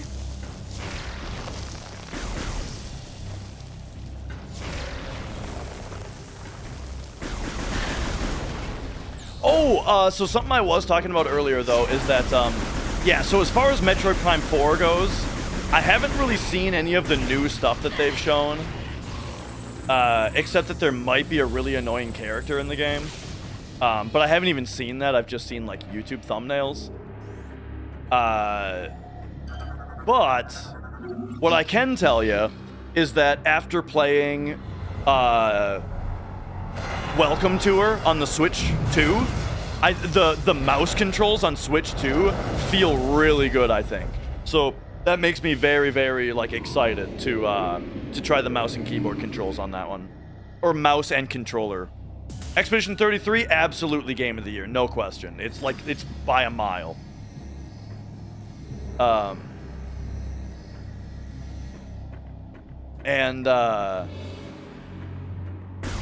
Fuck YouTube thumbnails. Hey, it's just a little bit of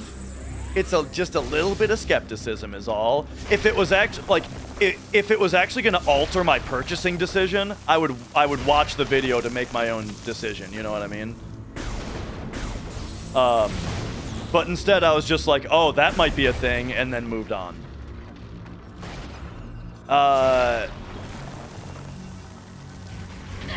Rumors heard there's a new Souls game for Switch 2. You're probably talking about the Dusk Bloods, right? Which is gonna be, I think it's gonna be more night rainy, right? As in it's gonna be like a PvPvE, they said. Or something like that.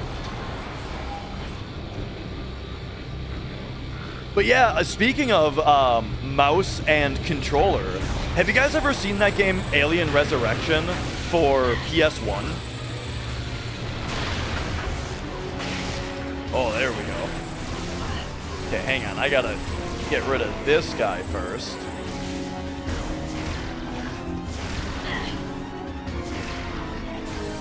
Man, we got freeze missiles, but they don't do anything.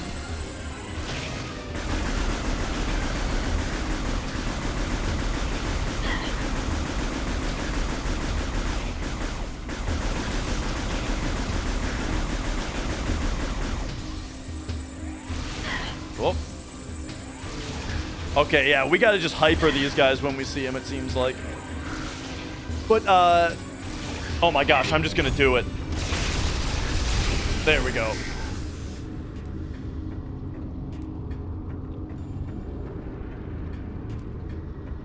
Alright, alright. Anything we need to be looking at here? Nah. Get me out of here. Okay.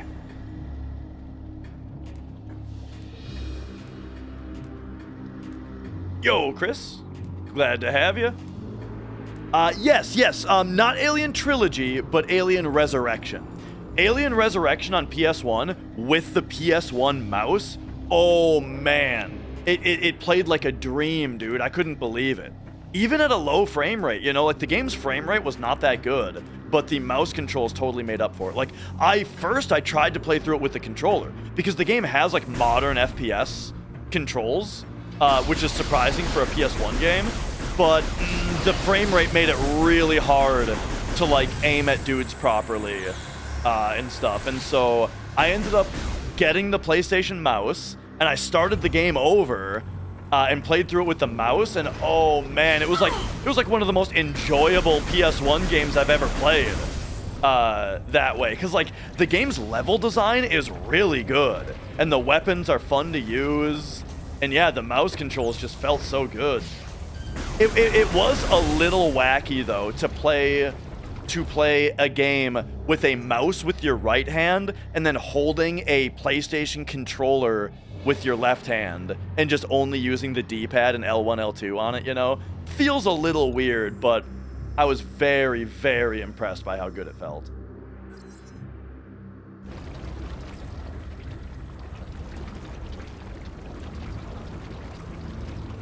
Okay.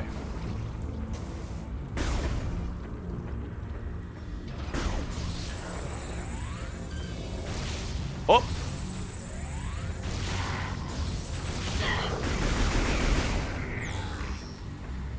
Alright, let me pop over here since I've been doing pretty poorly on keeping my health up.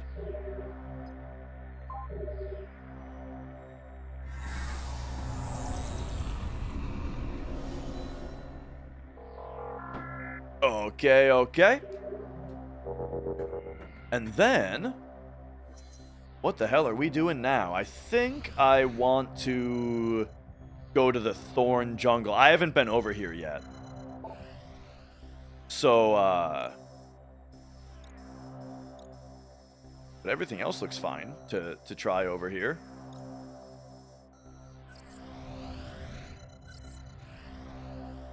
So we're just trying to get back to our ship, which is over there. All right, cool.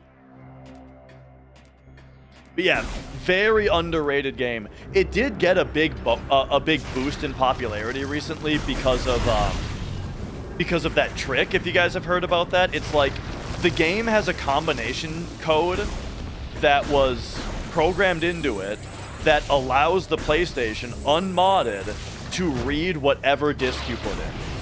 And I think they said that it was programmed in as like a debugging thing because they were experimenting with the game maybe being a 2-disc game. But the functionality was left in, so you can actually get it to... You can actually get Alien Resurrection to boot a burned copy of another game on an unmodded PlayStation. So that was big news. Whoa! That was big news when that came out. and it made the game like super jump up in value. But as far as the game itself, really cool game.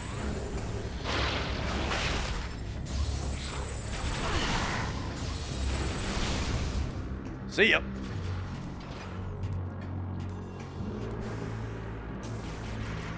Imagine a Mega Man game like Metroid Prime. Yeah.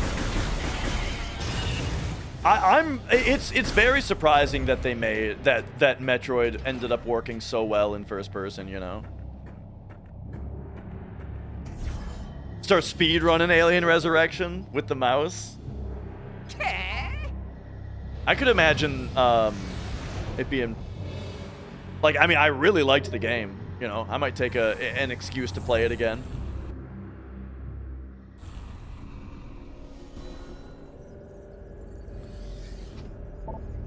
Okay, so now I'm wanting to head over to this site.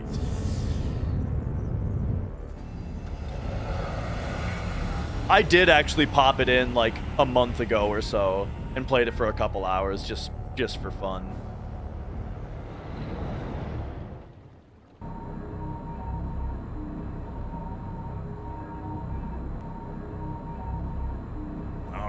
Man, this reminds me of Destiny, come to think of it. The ship loading screen. I mean, it's an obvious loading screen to make, I'm just saying, you know.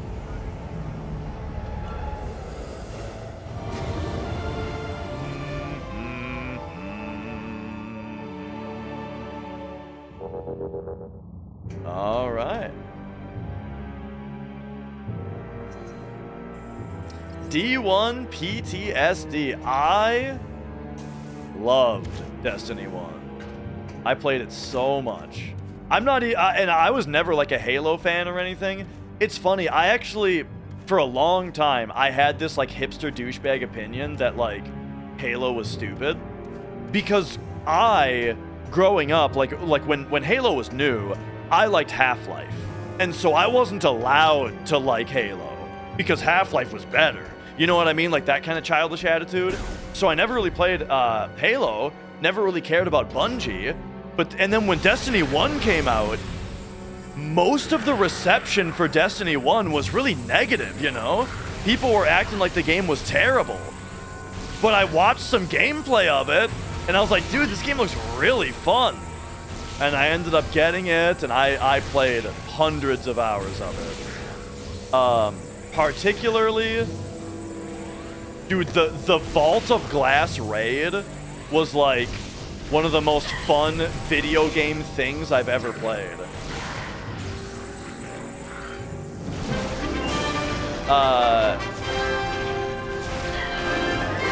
Wyvern Meister, thank you for subscribing. Thank you. But yeah, never came close to reaching its potential. I would agree with that. Okay, we can probably blow this up. Yeah.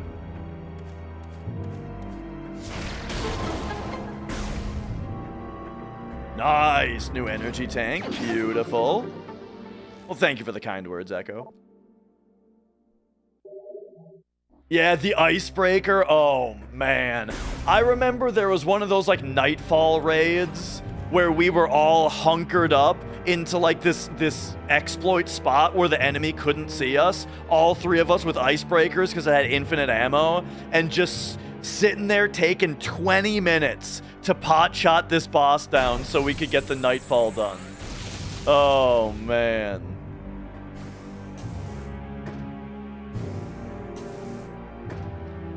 Is it possible that the big YouTube video transforms me into a full streamer again? I mean, anything's possible. If I start making more money than I'm making from my job, then why the hell not, you know? But I wouldn't get my hopes up.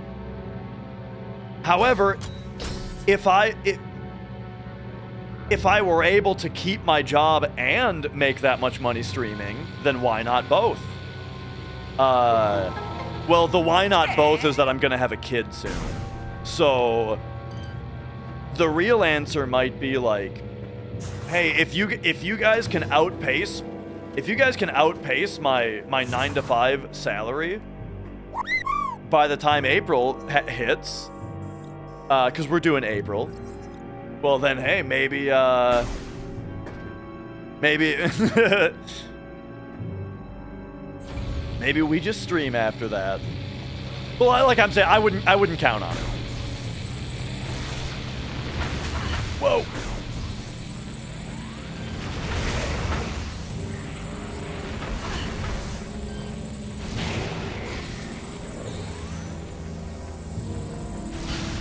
All right, all right. Thank you for the congrats also. Yeah. Sure, we'll get a couple of these in the scan book, you know, whatever. All right, here we go. I think I have to actually look at what's going on here. So we've got one of these, and we're trying to get over here. So yeah, we probably just do this old trick again where we unjam it and then we call the ship to blow it up. But yeah, I'm gonna do my best to keep the momentum up, though. You know, I've got more videos. I've got more videos in the works, because the thing is, like, yeah, with the FF7 video, I got many nice comments about how much people enjoyed hearing about the game's mechanics. So I've got more videos in the works that are about the game's mechanics. Now, real talk though, there's a very good chance that well, I mean, we're pretty much guaranteed that, like, those videos aren't going to have the same impact because they don't involve a cheating scandal, which is something that is a lot more applicable. But hey, it'll still be fun. It'll be for all the people who found the channel. Like, basically what my hope is that we've got a big algorithm boost right now. A bunch of people have found the channel. And so for the people that found the channel and want to stick around to hear more, or who stick around because they like me, awesome. That's what we're doing from now on, you know. I'm not going to become a cheat investigator. I'm just going to keep being me, and this has been a really great just a huge boost to just exposure boost, you know. Which is why, again, I'm very thankful to Abisoft and Carl for helping to blow me up, you know. So I wonder if the strat is just to wait out a hyper guy. Like, this guy is hyper right now. Well, that's the thing, Taco. He's hyper, and so I think that makes him super armored.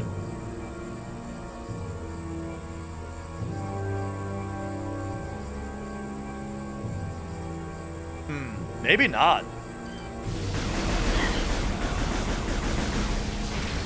Maybe we gotta freeze him.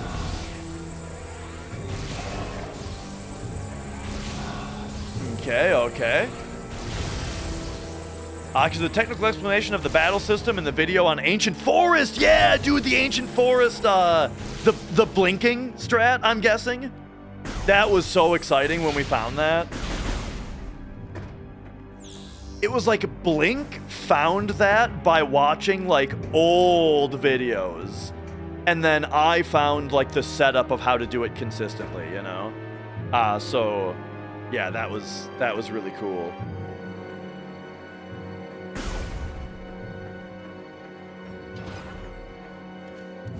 All right, here we go. Just like when casual players accidentally discover a glitch no one knew about. Yeah.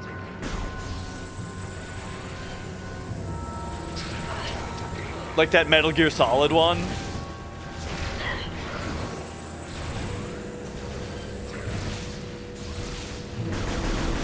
You know what? These enemies, I'm just gonna hyper them. I ain't dealing with these guys. All right, here we go, though.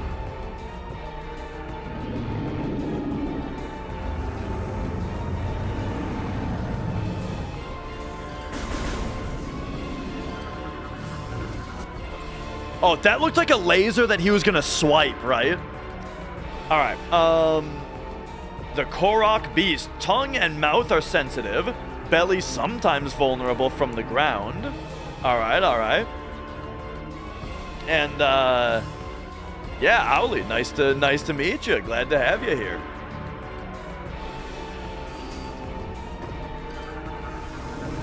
And now what about this guy? The Pirate Husser, rider of the vicious Korok, wields energy lance in combat. Okay.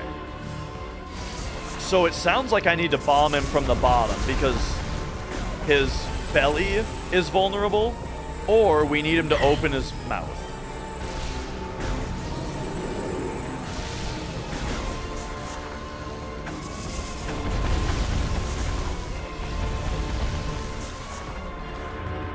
Okay, okay. I don't think I'm getting the right idea with that quite yet.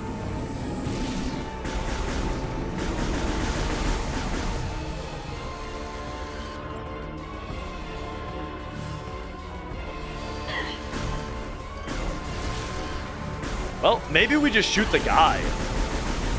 Oh yeah, it looks like we just shoot the guy.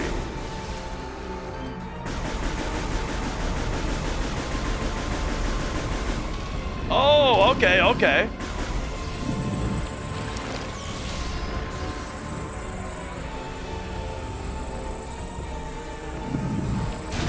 Oh!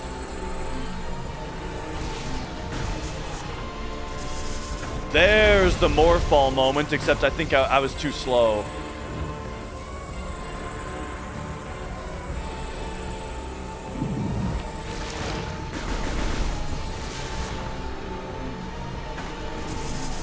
I really dislike having contact damage on stuff like that. All right, and then we. Oh, I thought I decided too late to get into that.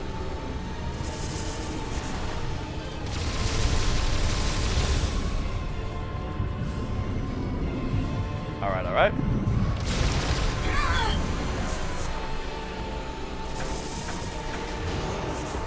Oh, hi, Mia. Yep, welcome. Oh, boy.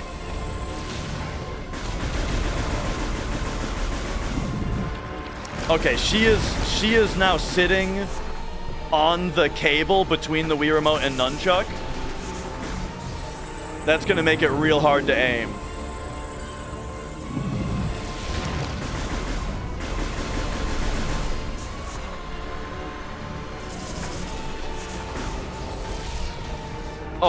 Oh, I can't motion control with the nunchuck like this.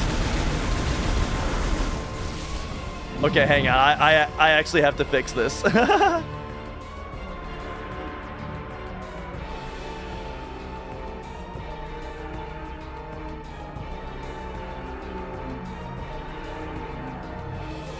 Oh. Okay, okay. There we go. Live streams should focus on run verifications. I'll definitely do more. My only thing though is that I love video games. I love video games too much to only stream one game. You know what I mean? Oh, we got a shake. Okay. Interesting.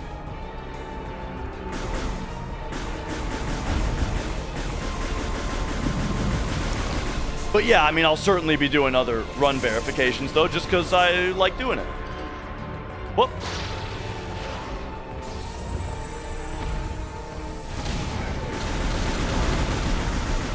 All right, all right.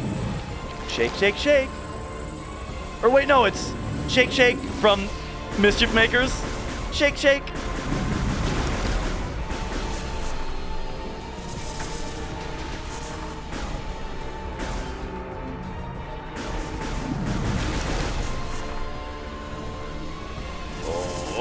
Oh, there! I made it underneath him without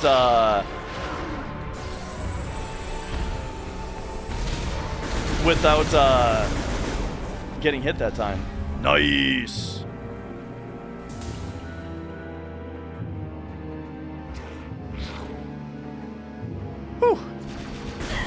Okay.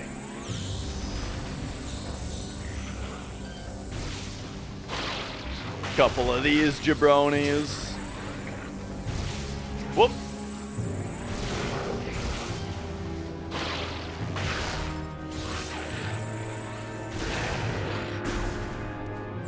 Got him.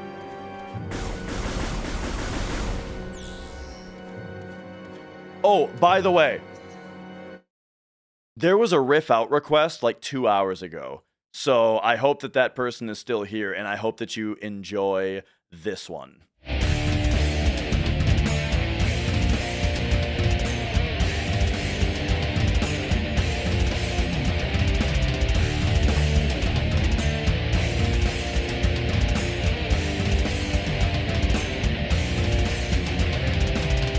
All right. So there you go. There you go. Sorry it took me so long to remember to do that.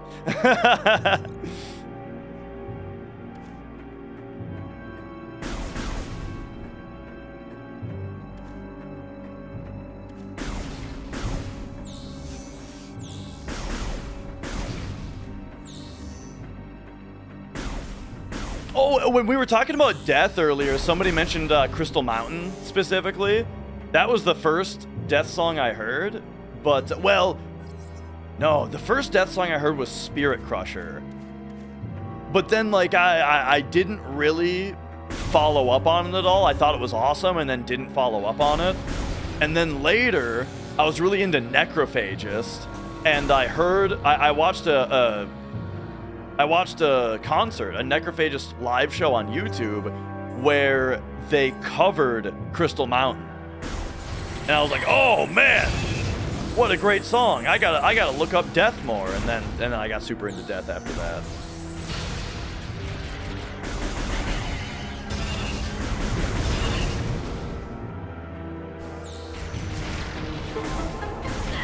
All right. Hit me with this save point.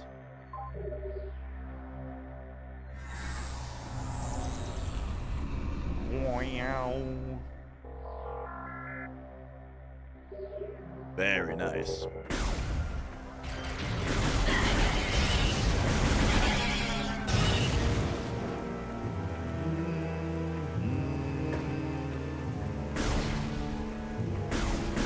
Yeah, once you get a little bit warmed up, the Wii remote controls really do feel really good. Am I in love? I don't know if I'm in love. Maybe a little bit.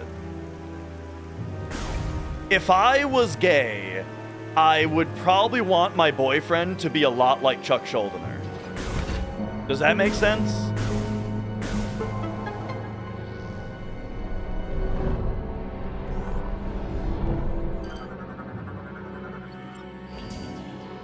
Oh, look at that. Missile expansion. Dude, RE4 on Wii was so fun. However, do you think that it made the game too easy, though? Because I felt like the fact that you could line up headshots before you were even pointing your gun, I thought was too powerful. It especially made the TMP, like, just ridiculously good. Because you could just pop headshots in 0.2 seconds and then kick everything, you know?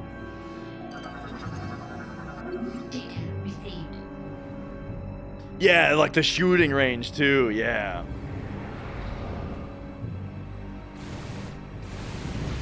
But I mean, I played the shit out of it though.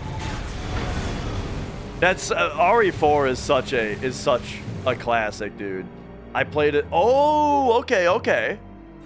So we can't do this yet. There are 2 anti-aircraft turrets. Oh yeah, I saw. Your ship will not be able to get a clear shot while those guns are active. Yeah, that's what it looked like was happening. Okay, but now these doors I can't see. Okay, hang on. We need to take a look here. So, security shutter locked, blocking hallway access, unable to open from this side. All right, how about you? Same thing. Well, what if we scan from here? The Tiamat. All weapon systems green. Okay.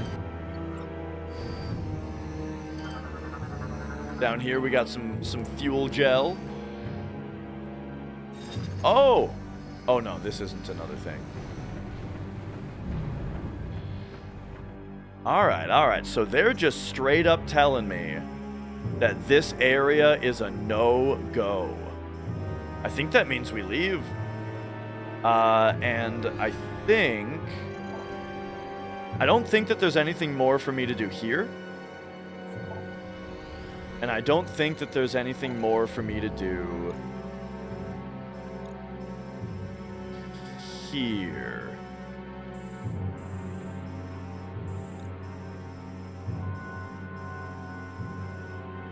But let me double check. Last time I was playing, I did take some notes. And so let me see if I already addressed them. Oh, I watch Bach all the time. That dude is one of the most entertaining streamers on the platform. Okay, we needed freeze power in the Falls of Fire, I wrote down. So I think, I know I've already seen that, but let me just verify it here.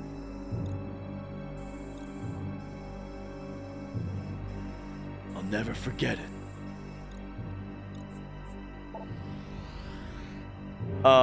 Did I see the RE4 Rando challenge? I've seen Bach play it. Yeah, oh, this is gel purification. I thought that this was the Halls of Fire. Or Falls of Fire, it's called. Okay, where's the room called Falls of Fire?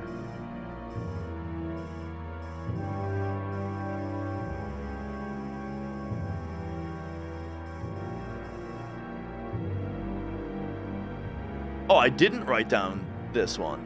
The gel purification fight or site. But yeah, I mean what do you call it? RE4, man. I played through it a bunch of times on GameCube. Oh, here's Falls of Fire. So did I do this? Must have. But I mean, we can fly to the hangar bay just in case. All right, turn me around. Yeah, played through it a bunch on Wii once it came out on Wii. Played through it a bunch on PC. Oh, no, this is just going to open. Oh, I spent all that time thinking about it, and no, this is just going to open for me. 60-hour work week, 3 drinks in, having a good Friday watching this. Nice. Yeah, glad to hear your work week is over. It's time to chill. I wonder if doors might not open when you're in hyper mode. Yeah. Whoa. I didn't have a 60-hour work week, but I was on call. This is on Wii, Trisalt.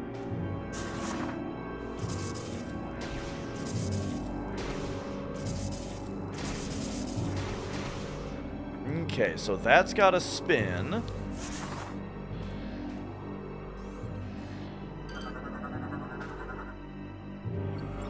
Stone disc is rotated shut, unable to pass through tunnel while disc is in. Yeah, no shit, but I'm just wondering, like, you know, you got a clue as to what we got to do about that. Looks like we go the other way. Oh, look at this guy. Oh.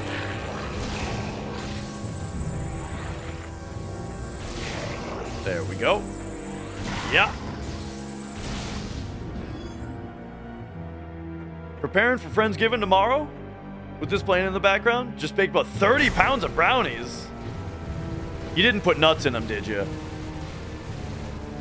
Because let me tell you, when I get a brownie, when someone offers me a brownie, and I'm like, yeah, and then they give me a brownie and it has nuts in it, I feel like I've been tricked. It's like a betrayal. You know what I mean? It's like, I feel legitimately betrayed.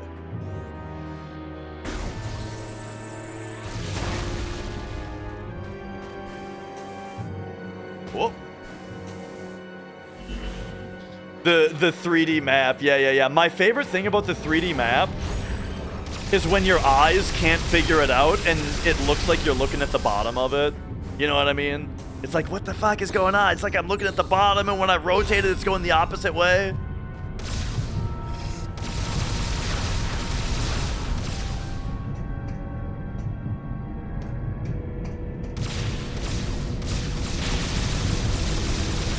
All right.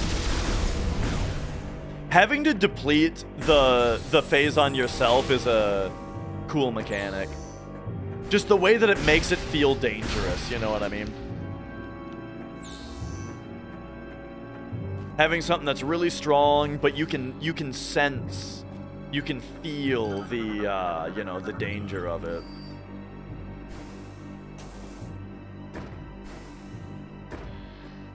You're on that classic WoW. I always have an inkling in the back of my mind to get back into classic WoW, but like, you know, I resist.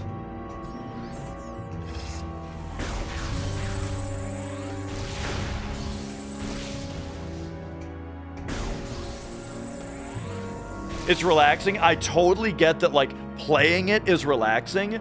Not playing it is nerve-wracking, though, because I feel like I'm wasting money. You know what I mean? I feel like I have to play it if I'm subscribed, and I don't like that feeling.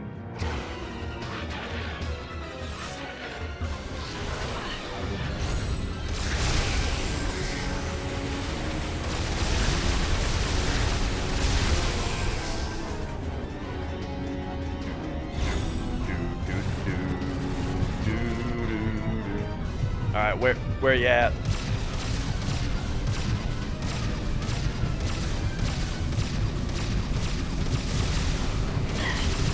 Thought there was another dude in here. Yeah, there he is.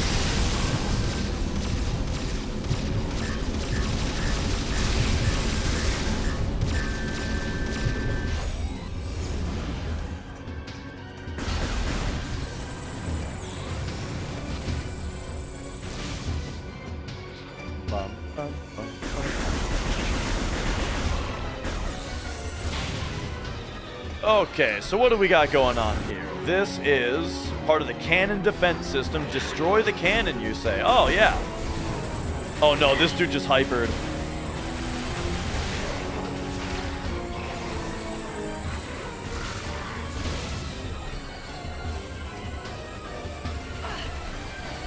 Evasive maneuvers.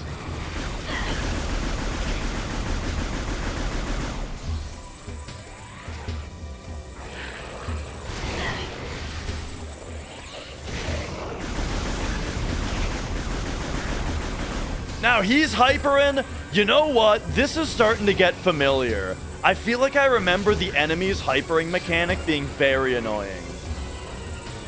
I remember seeing them wind up the animation and going, oh, fuck. Now this guy's got 5 times as much HP.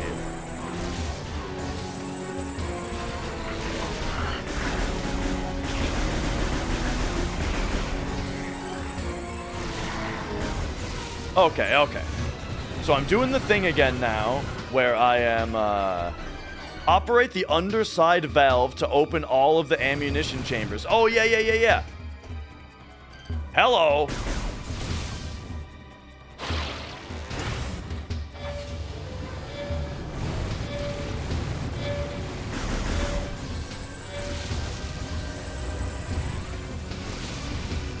I see. Oh, and now it's like hot down there.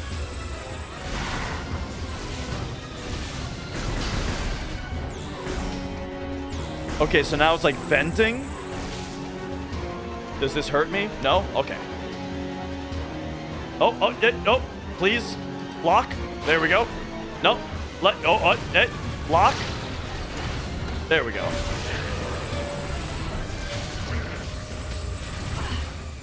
Okay, and it automatically closes after 1.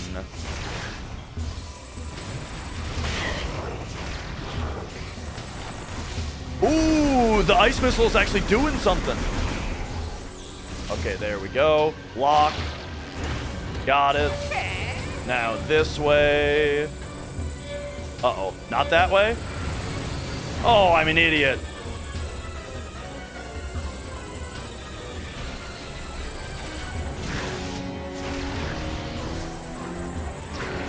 Got him.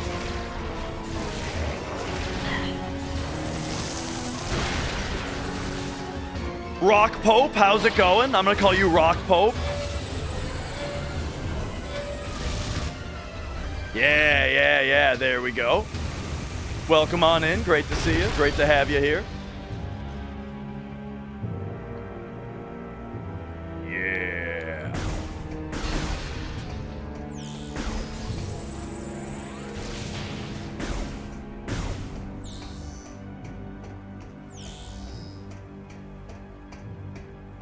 Okay.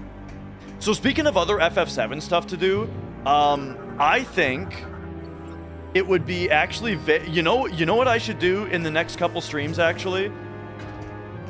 We need to test whether we got the right settings for emulator load times. We need to make sure that the emulator load times settings that we're thinking about having be the new standard, we need to make sure that they work and they're stable and they don't crash the game. So the best way to do that would be to do a 100% run, right? Where we do everything, and that will test that it doesn't cause any crashes. And I need to practice 100% anyway, because I think in the subathon that I'm going to be doing in like 2 weeks, it's very likely that we're going to be running a 100% run that I would like to be practiced for. So I think maybe I'll take a couple streams and do a segmented 100% run. We can talk about... Actually, it's probably going to be 3 streams because I'm going to be explaining all the mechanics and it's going to take forever.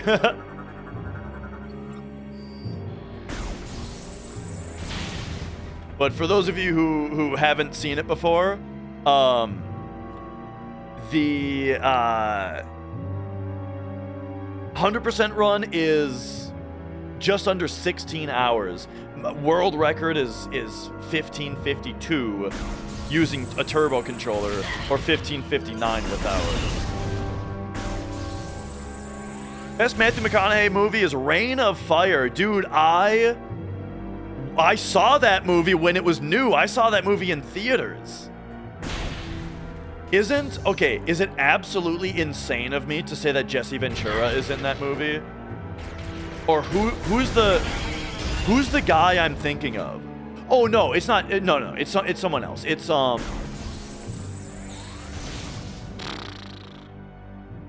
who's the guy that gets eaten? There's like a really dramatic part where he jumps and like Christian Bale. That's who I'm thinking of. Yeah.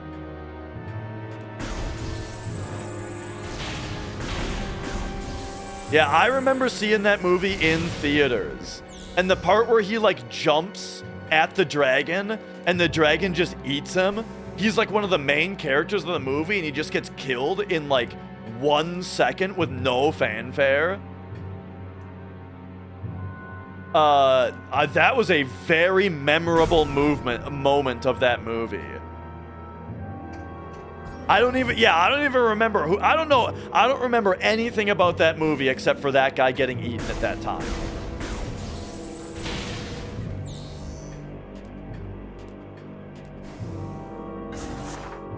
Reign of Fire, man. Just a movie, just an action movie about dragons. Oh, nice, Danger. Yeah. Glad you liked it. All right, so yank that down. Come on over here.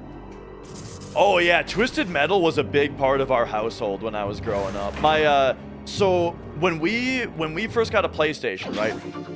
First we had NES, right? When I was a kid, we had an NES, and then next thing we got was a PlayStation. We skipped over Super Nintendo, didn't get an N64. We got a PlayStation next, and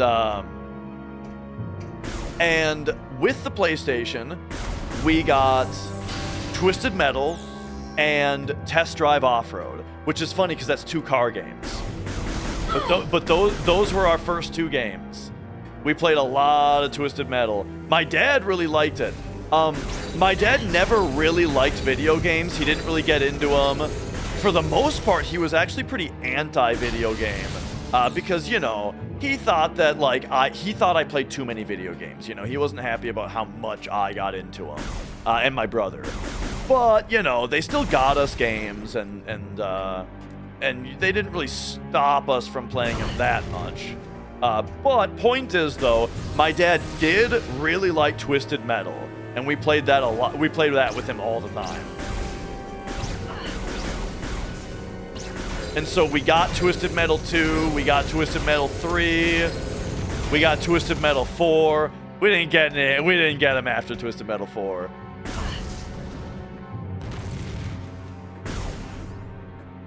Four was kind of numpty. Honestly, 3 was kind of numpty, but, you know, I still liked it. All right, here we go. Is this the Tiamat? Yeah.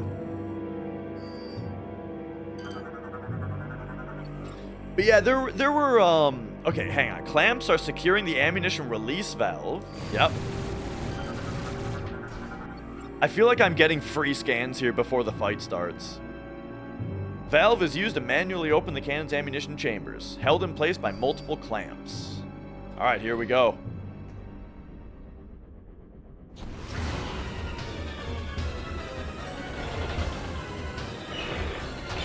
Okay.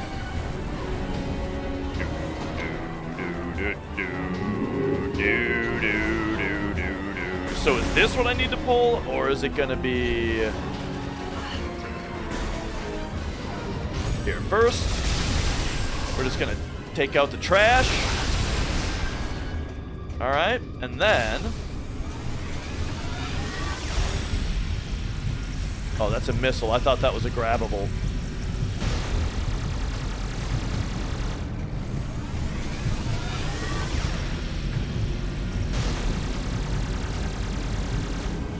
Okay, okay. It looks to me like I'm supposed to come up here. I mean, I think it's probably pretty obvious that I need to pull the big, obvious lever. Oh, no. This guy came up just in time for me to not kick the shit out of him. When they die and they, like, suicide bomb into you, that's something that was really annoying in the first game, too.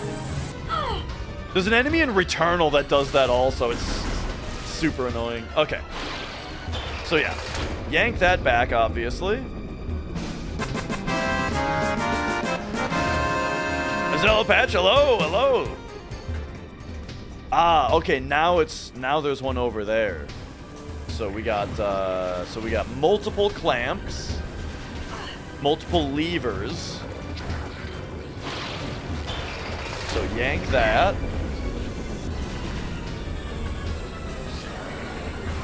Now, we've got one over here. Oh! Okay, I was too slow.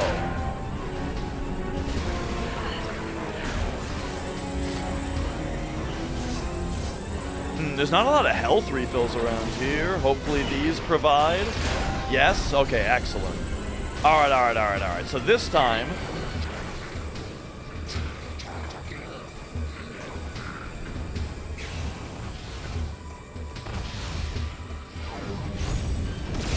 super mode me. Alright, alright. And then exit. And then get that going right away while we also suck in that health. And there we go. Just came from Carl's video. Great to have you.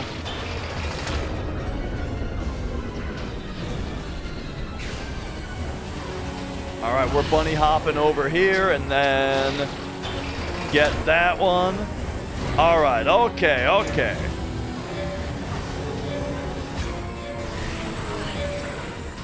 Drop me. Get him. Get him. Oh no! Don't close. Okay, get him. Hell yeah.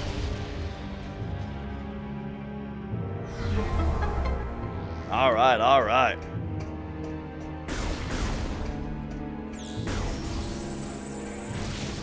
Very nice. This game feels challenging. Like, I know we're on veteran mode, so like I'm glad, but like I'm surprised at how much I feel like I need to play well to not die. You know what I mean?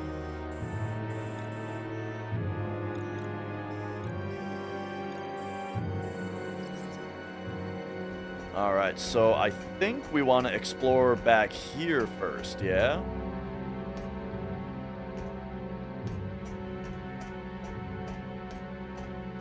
No. Oh, I see. We need the ship.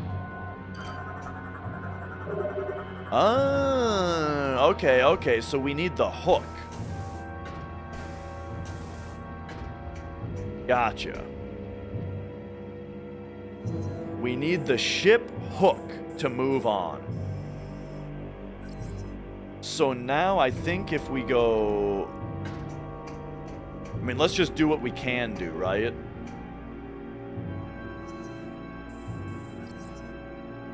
Okay.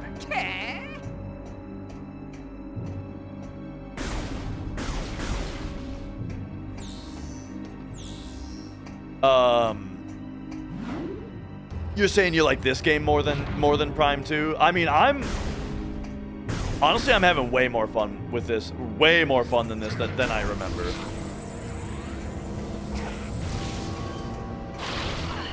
You know what? Maybe last time I played this, it's less that things were bothersome and more that I had just played too much Metroid.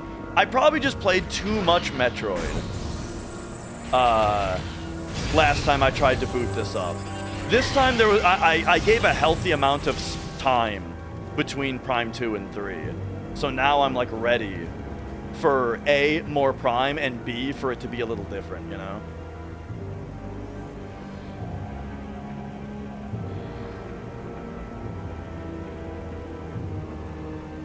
Okay. Didn't I play like 5 Metroid games in the past 2 months? Yeah, but I didn't play any in the past 2 weeks. Alright, nearby disc mechanism. Oh, okay, so that's how we spin that. And then clamps. A very strong blast. Well, that's probably not anything that we have. And we can't blow it up with the ship. So it looks like they want me to come back down here. However, I gotta run to the bathroom real quick. I haven't taken a bathroom break yet today.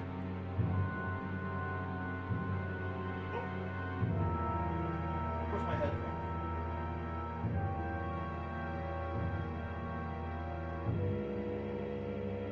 There we go.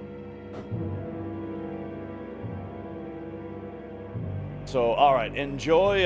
We'll see if she gets up, but for now, here's Mia.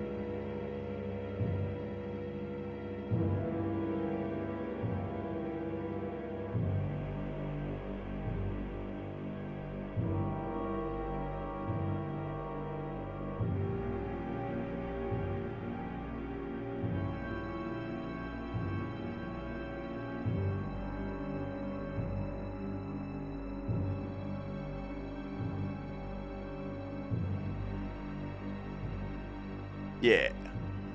Clean that off.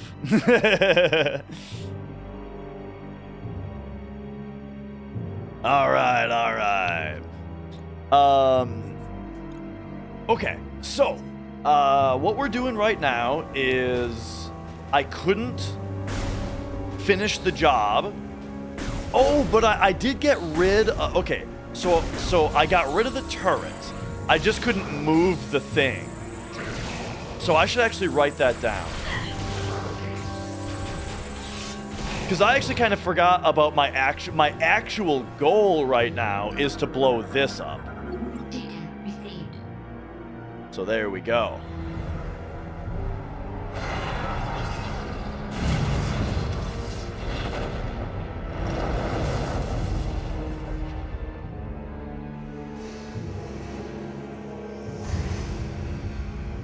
All right.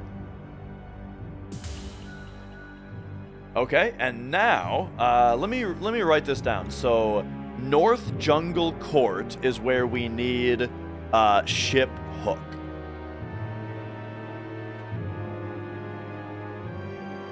North Jungle Court.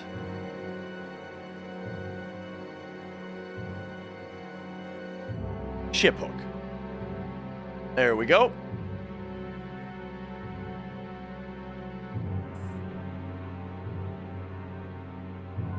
All right. Well, now, I think we're just going back to the ship now. That's kind of one thing about this game that also feels very not Metroid-y, is the way where it's like we get out of the ship, we go down a path in order to fulfill an objective, and then we go back to the ship. You know? The destruction of the generators has disabled the Leviathan shield. The seed is now exposed. You must fly there and find a way to destroy it. Yeah. So yeah, I just remember last time I played this, I was really pissy about this kind of thing. Like, they shouldn't be telling me where to go and stuff. But, you know, I'm just vibing with it this time. Game's fun to play.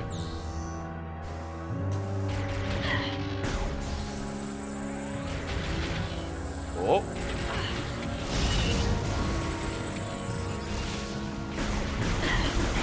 Did you guys ever play Red Steel on Wii? It's funny because, like, when the Wii was in development, you know, like before it came out and all of like the hype was around it, it was like, whoa, have you seen the Wii controller? You can like point it like a gun, or you could like swing it like a sword. And so then, of course, right, here comes the launch game Red Steel, where you shoot guns and you swing swords. And it was not good. But as a, you know, fucking 17-year-old when that system came out, boy, oh boy, did I play that game when it came out. And boy, oh boy, did I like it. Old Danger Valentine, who's in the Twitch chat here. So I actually camped out for the Wii. And old Danger Valentine there, he camped out with me. We camped out in front of a Walmart all day to pick up a Wii at midnight and get it with Red Steel and go home and play some Red Steel. Red Steel 2 is on a list of games to play. I've heard Red Steel 2 is at the very least a lot more interesting. Because it uses the motion plus, and yeah, like a big part of the problem with Red Steel 1 is that it's just a shooter, except for the times where it decides to be a sword game, and you have no control over it. But from what I understand, Red Steel 2 is like the combat is you shoot the gun and you can swing the sword when you want to. And so it's like a actual, like there's some player choice there. Here's a half pipe. So I need to say Ancient Courtyard. Uh-oh, Mia's starting to get playful with my Wii cable. All right. courtyard has a half pipe. Got it. And now we don't already, I don't think we already have boost ball, but I haven't tried it. Yeah, it's none of the buttons. Okay. Your aunt won a Wii and gave it to you? Kinda wish you still had it. Yeah, I actually did get rid of my Wii that I had when I was younger, and I had to buy this Wii more recently. There was a time, it was, I mean, it was for a good cause. It was to get a PS3, but to get a PS3, I traded in a bunch of stuff that I'm regretful of doing, because most of the stuff I traded in, I ended up having to buy back later. Okay, Mia, you're being too playful, like with my cables, especially in a game where I need to be aiming carefully. I razzed her up. I jazzed her up a little bit too much with those pets.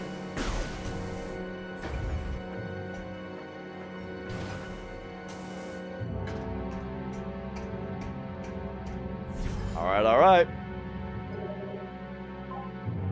Oh, she's doing the thing.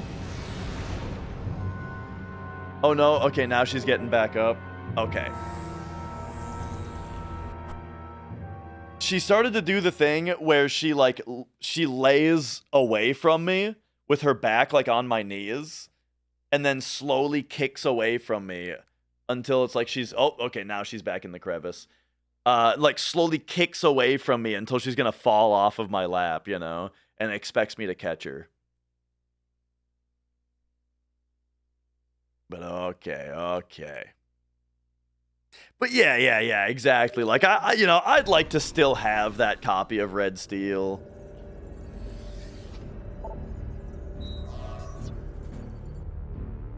The worst thing I got rid of though was Pokemon Heart Gold with the Pokewalker, you know? I had Pokemon Heart Gold, perfect condition, complete in box with the Pokewalker. And that's one of the things I sold to GameStop for like 30 bucks or something. I probably got like 30 bucks for it, maybe 40.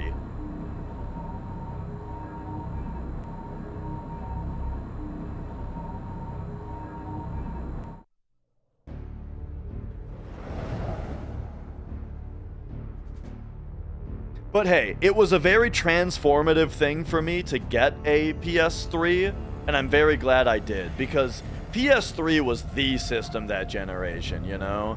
Like Demon Souls alone. Oh man, Demon Souls was good. But I mean, when I first got the system, the big game was Metal Gear Solid 4, you know? Oh, dude, Metal Gear Solid 4. All right, here we go. We're in the Seed. Dude, this reminds me of Hunters a lot, doesn't it? Like the place where you get the octoliths. And yo, Aaron, it's great to have you here.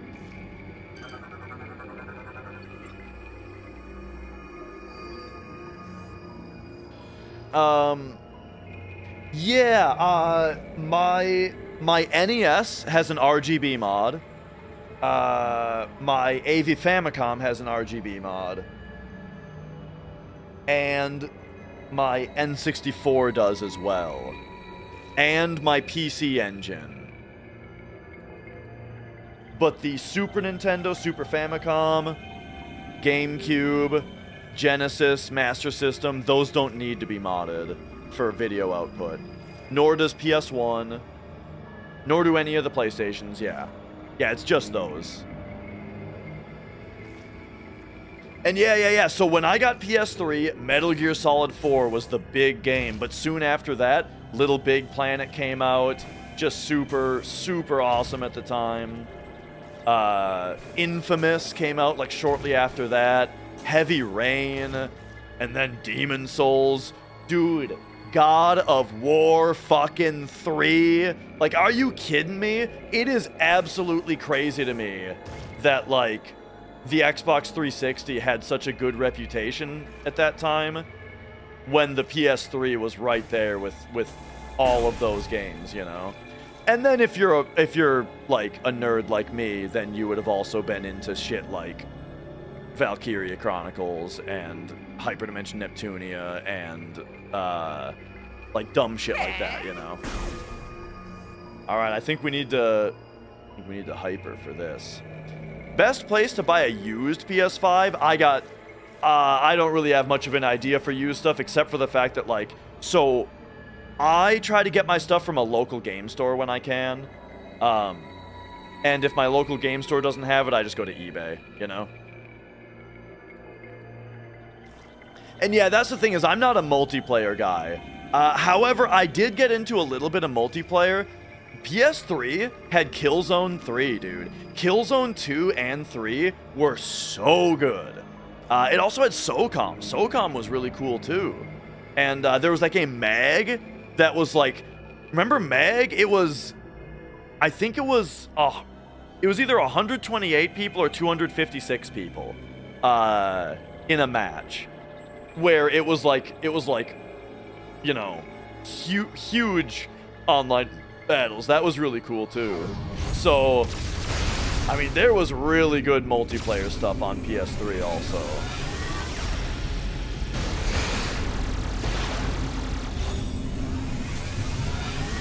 But 360 definitely got, like, the head start on that. And, you know, I mean, people loved Halo and Gears. I get it, you know. All right, here we go. Dude, I remember this fight. I think... Ancient Reptilicus War Golem appears to be receiving energy from the core of the seed.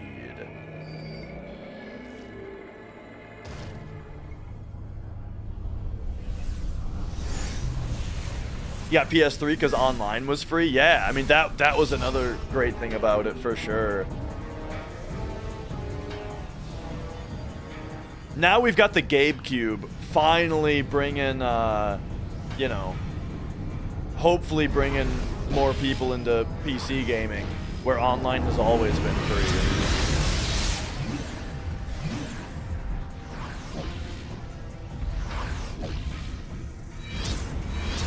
I've not played Pokemon Coliseum. I'm actually not a big Pokemon fan.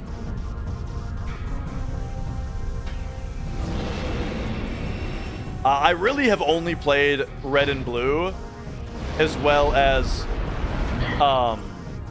Leaf Green and Fire Red. Like, I had Heart Gold, but I didn't really play it. I got Pokemon X. Okay, I got Pokemon X because I said, back on, like, Pokemon Black and White, I was saying, man, how are they still doing sprites? This is crazy. I'm not gonna get another Pokemon game until they, until they give us 3D Pokemon, you know? So when Pokemon X and Y came out, I had to put my money where my mouth was, and I bought Pokemon X. But I didn't like it. I didn't like it all that much. Why get a Steam machine where you can just get a deck like a Chad? I think Chads get both, dude. You and me both, we're getting both, you know it. Alright, anyway. Orbs appear to be source of power. Yeah, sure looks like it. Okay. Ah, yeah.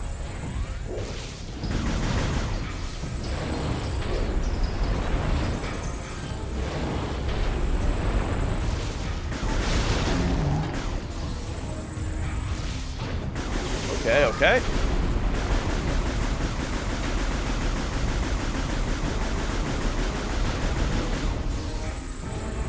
Oh, he kind of swaps them. Yeah.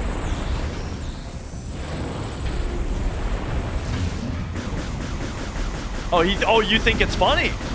He thinks it's funny how bad I'm kicking his ass.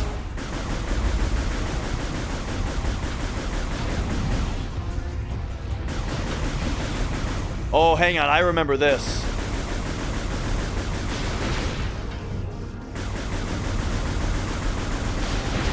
There we go. He was trying to refill. Whoa! Oh, okay, and then you shoot that. Right. It's funny how much of this fight I remember.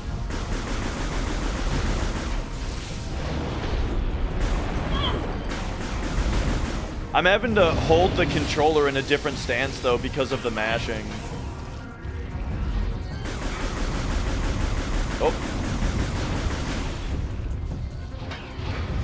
he's about to put his arms out again? Yeah.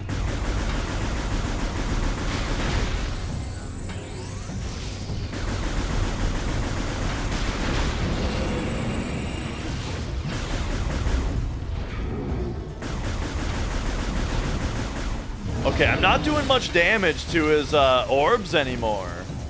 Yo, Golden Boko. Leave them open leave them open longer, dude.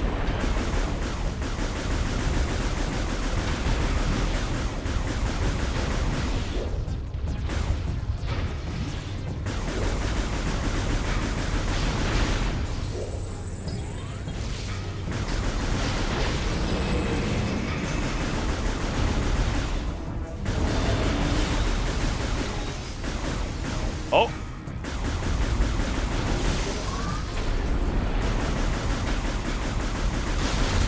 Okay, okay.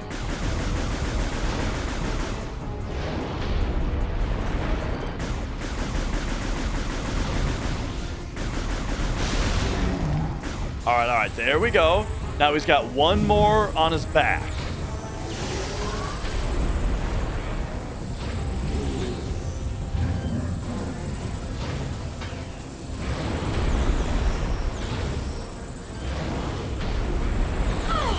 Ay, ay, ay.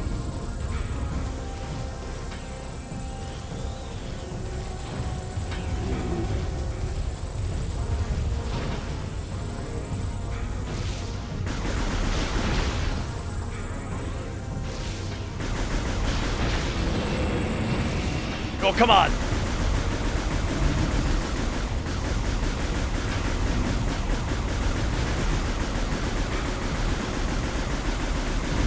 Okay, okay, this one doesn't seem to take quite as many hits.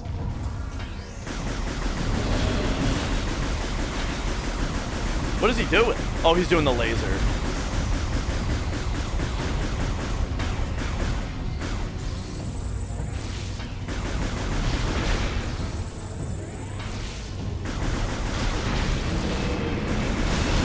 There we go. All right, all right, all right, all right. We got all of his pieces.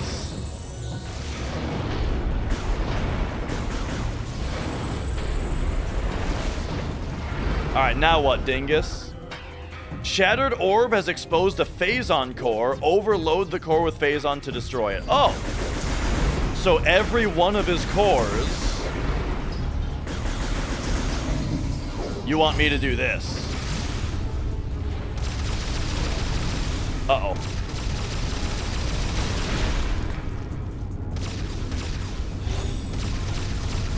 I gotta keep my phase on. There we go, there we go. Charge me back up.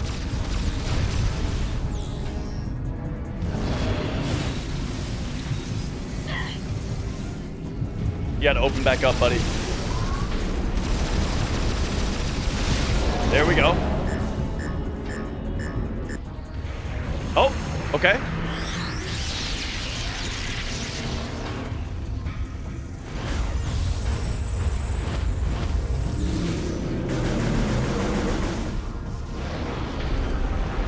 Oh. All right, phazon crystals are powering a protective barrier. Okay, okay. Yo, what up, Midner?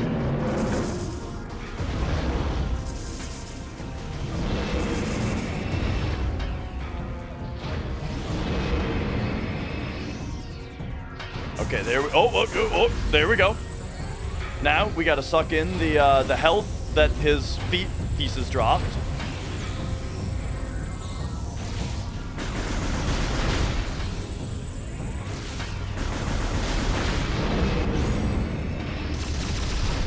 Oh.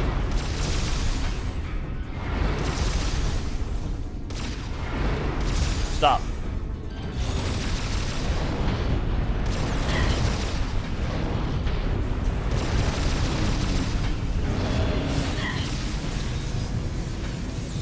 Oh, if you get hit while you're in corruption, it increases your...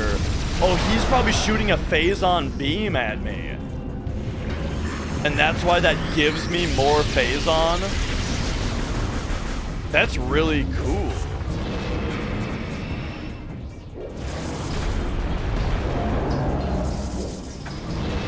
Oh. There we go. Alright, so once again, suck that shit up. Suck it up! There we go. And that gives me enough juice to load up again.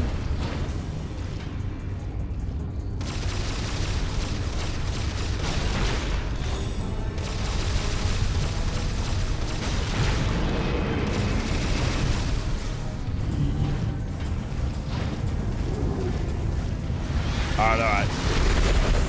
I gotta try to get his back piece here. He's doing a new move again. Oh my god, dude, you gotta become vulnerable sometimes. That's so annoying, bro.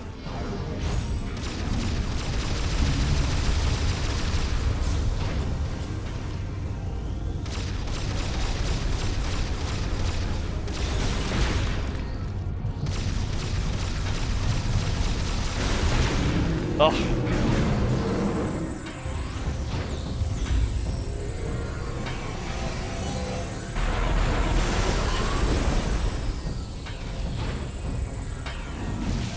Okay.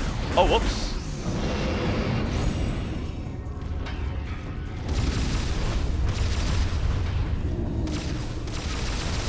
Oh my gosh, There we go. All right. We got his back done.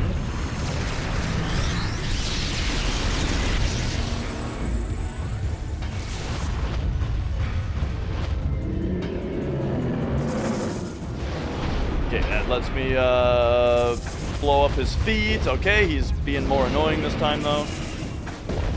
Okay, there we go. We got one of them. There we go. Suck up the juice. There it is. Juice me. Okay, I think we're getting there. Oh, he's doing this move though.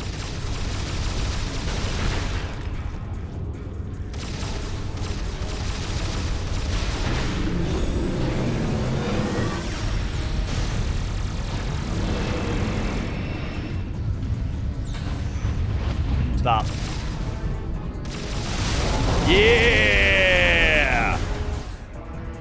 All right.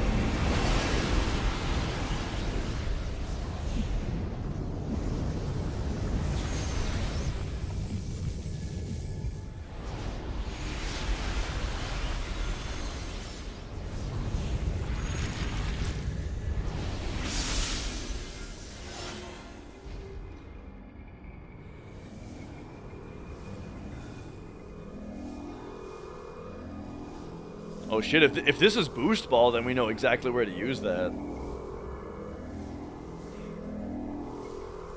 Mid-game helmet off?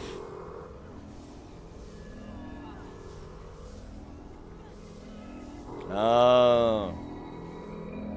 She's got to exhaust the phase on. That boss was kind of annoying, but also pretty fun.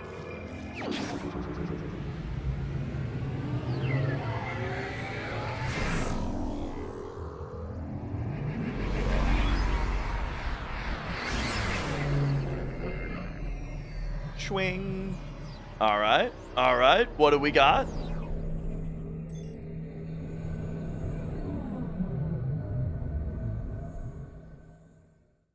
And sorry, PMD Sky? What is that? Hyper Ball. While in hyper mode, enter Morph Ball. Press and hold A to use the... Oh! I totally forgot about Hyper Ball. Oh. Yeah. Oh, yeah!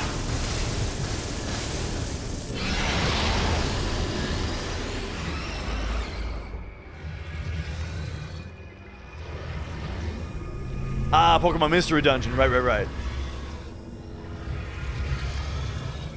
Dude, look how cool this thing looks.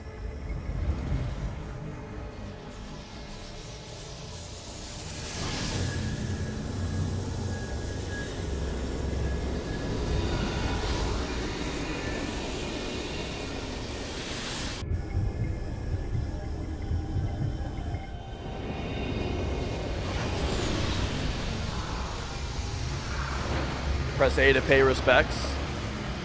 Boom.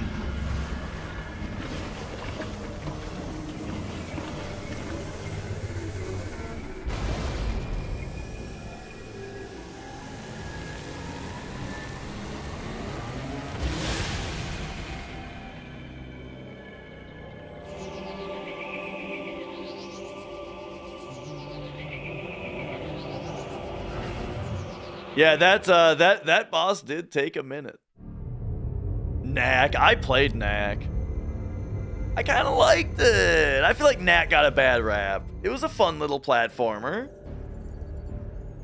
The only thing that was stupid about Knack was that Knack could talk. From further phase-on corruption. Thank you, Samus. Your next objective will be Elysia. Though Gore is stationed there, the Leviathan's phase-on contamination is still spreading. The impact point is hidden deep within the storm clouds of this planet. You will not be able to reach its location. Instead, you may land near an automated research facility floating high above the surface, where GF Aurora Unit 217 is stationed. Unit 217 has been infected by the corruption virus and is currently offline. I have uploaded a program to your suit that will purge any traces of corruption in the AU and restore its functionality. Once Unit 217 has been restored, it will help us find a way to destroy the Leviathan. We are concerned about Gore ever since he lost contact with us. We hope he is safe. He's my favorite. Good luck, Samus. All right, all right. Shoo. Yeah, I think we're just going, yeah.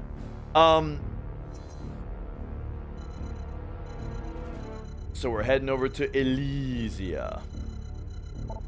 Let's do it.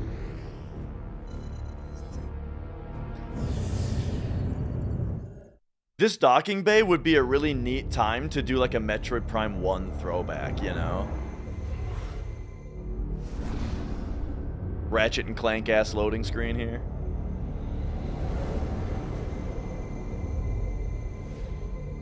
Yeah, sounds good, Deathslayer. Great to meet you.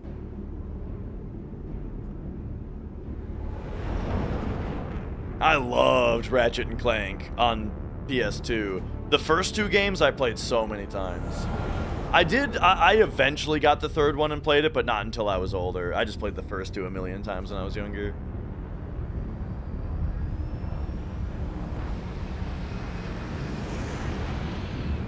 Did I know Nintendo put Game Boy games in black cases intentionally and it signals something?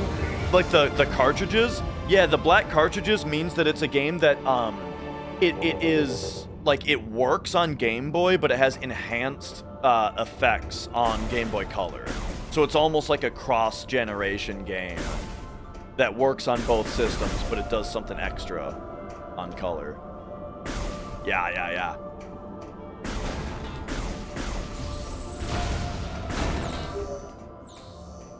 Samus, your highest priority is to get Skytown's Aurora unit back online. Oh, okay. It will help you find a way to reach the seed. I did eventually get an N64, yeah. Now. Proceed with caution. Gore's whereabouts and disposition are still unknown. Conker's Bad Fur Day, one of my all-time favorite games. Danger Valentine here. He had an N64, and he introduced me to Conker's Bad Fur Day. And then I got, I didn't get an N64 until I was like 14-ish. Maybe 13. Yeah, that's around when I got an N64. And Mario 64 is one of my all-time, Final Fantasy VII and Mario 64 those are my two all-time favorite games. But yeah, love Conker's Bad Fur Day. And you know, I played some other N64, but really those two games kind of dominated.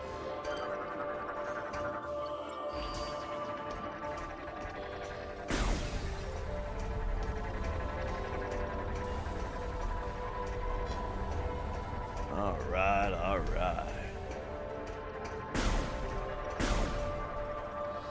But, you know, of course I played, you know, I played GoldenEye with friends. I played Mario Kart with friends.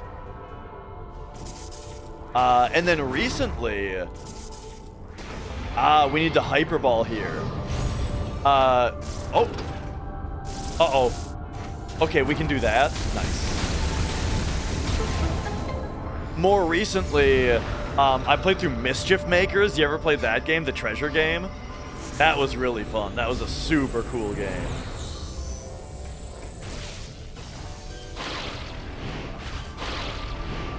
Oh.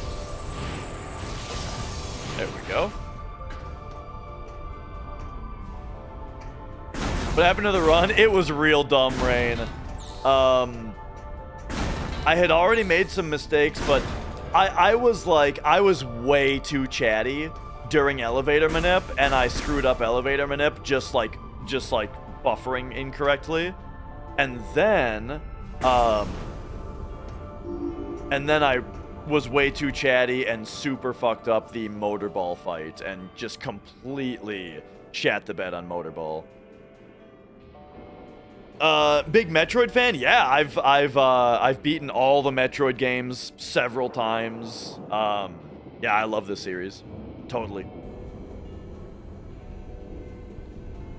Original, like including like original Metroid on NES. All right, here we go. BioShock Infinite, eat your heart out.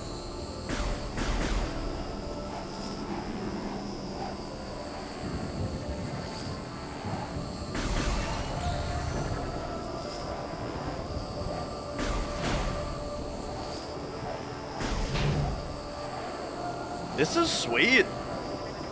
Yeah, it's funny, like, I get what I always thought about, or I get what I was thinking about this game for a long time, where, like, it doesn't feel Metroid-y enough to me, the way that the exploration is done. But I don't know, this game is cool, dude. Like, what was my issue? Yeah, like, that's the thing. So, I just replayed Metroid Prime 1, 2, and Hunters, and Fusion and Zero Mission, and Super Metroid. I just replayed all of those, kind of getting ready for 4.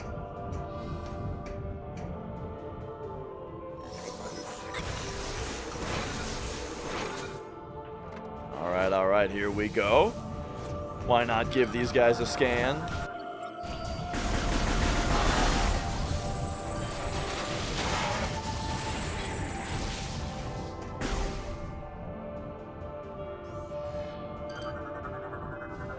Yeah, BioShock Infinite had some cool stuff in it. I liked the Songbird thing. I liked the opening up riffs and stuff like that.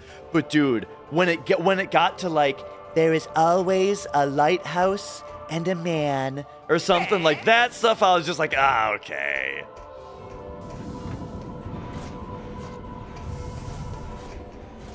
So something didn't fully click with me when they got into like the alternate universes kind of stuff.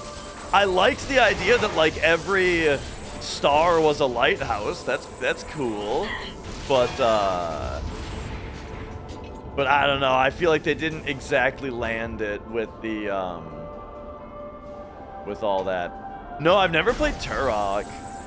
Oh, but speaking of like that type of thing on N64, I did really like Doom 64.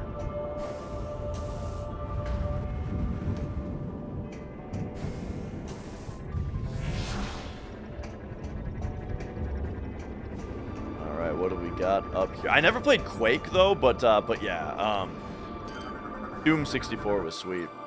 Cannon is without power. Oh, okay. So we're gonna need Morph Ball boost probably. So the other characters in this game is kind of one of the things that for a long time made me not like it, you know, just because I'm big into like the isolation aspect of Metroid. But playing it this time, I at least like Gore. He's cool, you know.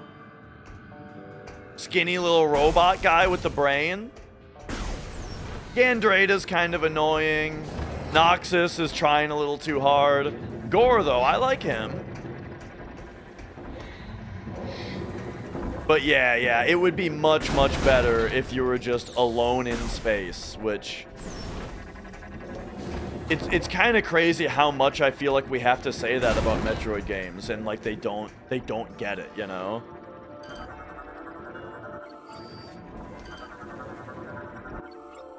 Piston structure produces energy that is used to supply power to the pod engines.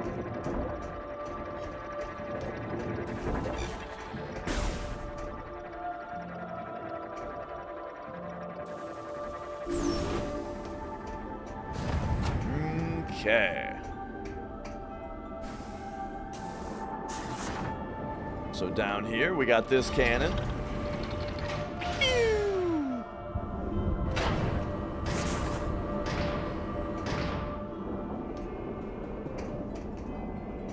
All right, nice. It does so much for this game's like feeling that it is 60 FPS also. Imagine if this game was 30 FPS and how shitty the aiming would feel, you know? You thought they were a great addition after having so much alone time with all the other games? Yeah,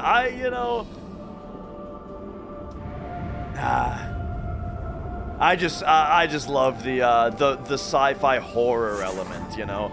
I want Metroid to be sci-fi horror, which Dread did mostly well with, except that one even had too much yakking in it.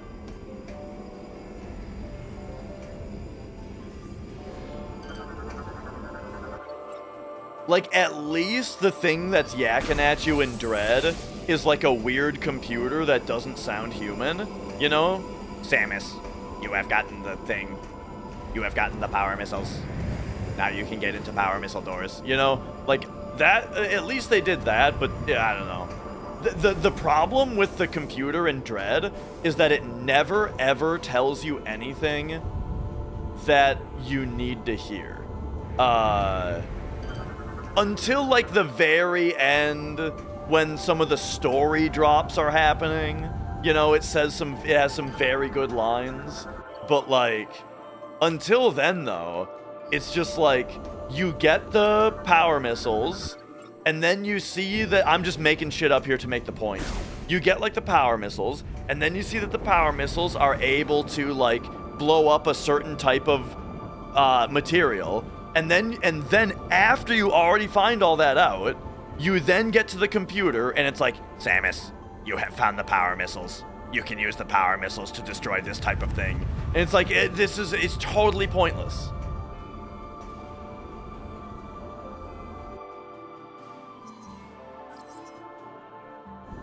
I'll remember that that's there, right?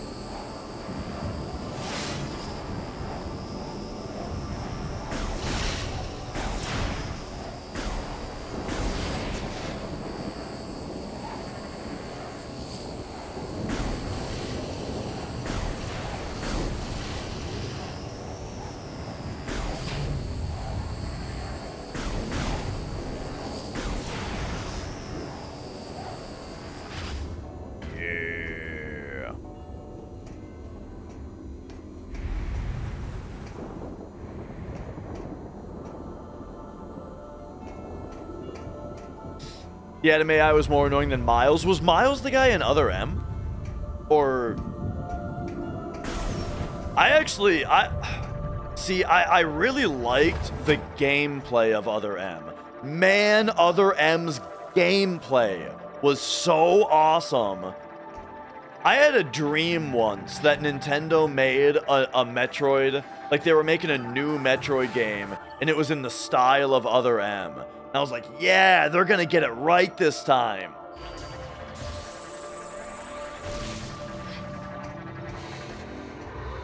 That's how much I enjoyed the gameplay of that game. But boy, oh boy, did they screw up some other aspects of it.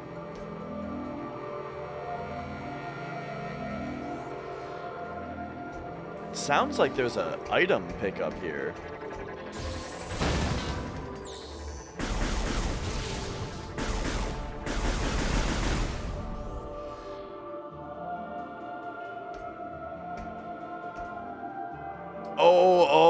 Miles is the new guy in the previews. Okay, so that's the guy that I've seen like YouTube thumbnails of. Gotcha. I haven't seen any of the new stuff.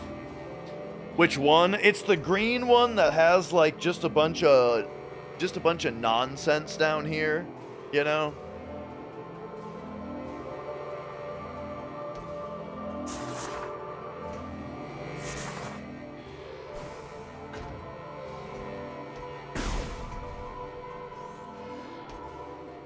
Oh, there's the item. Yeah. I knew I heard one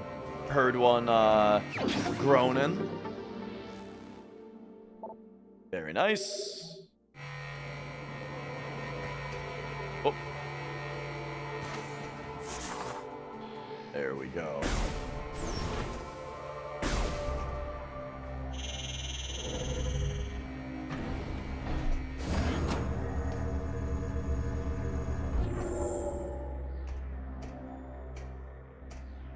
Okay.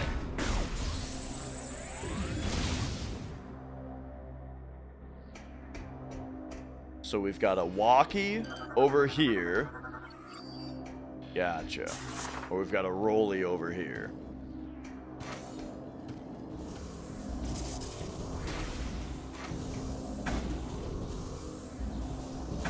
Whoa.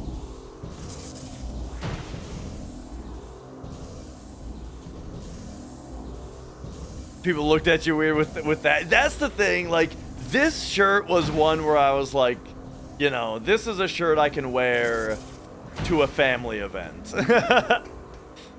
Okay, we need Spider Ball in here for that.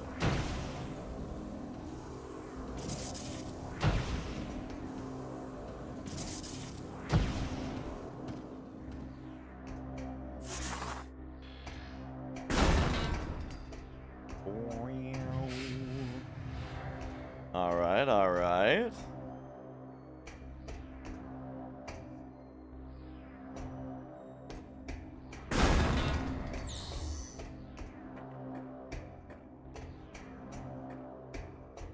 So it looks like we're going to be getting some Morph Ball tech pretty soon here. Oh.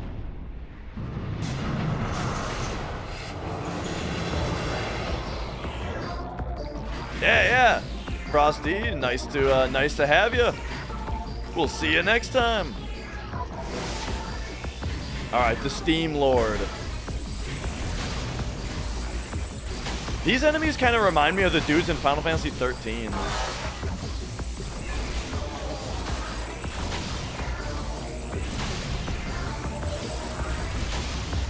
Ah, okay. So what's your deal? Repairs fallen Steam bots, able to disrupt visor tech.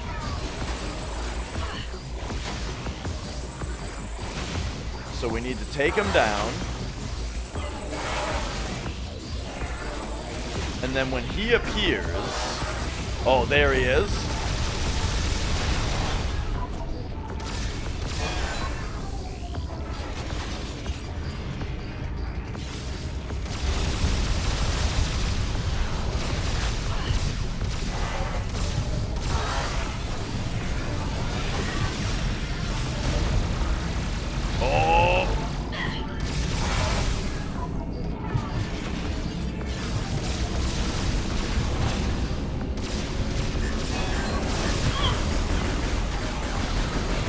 Hyper mode failure, huh?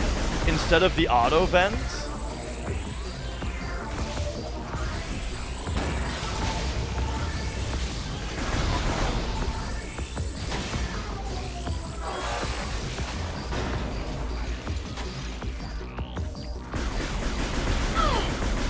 Oh.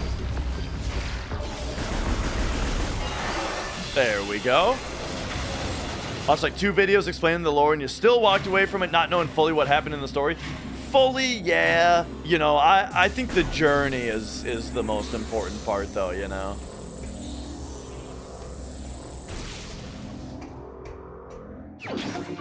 Yeah. They're giving us a lot of energy tanks right away, but it makes sense just because energy tanks are like a resource that you actually use in this game. Okay.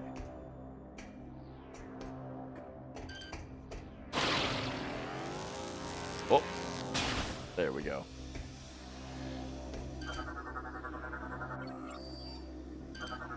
Get these scanned up. Requires a kinetic charge.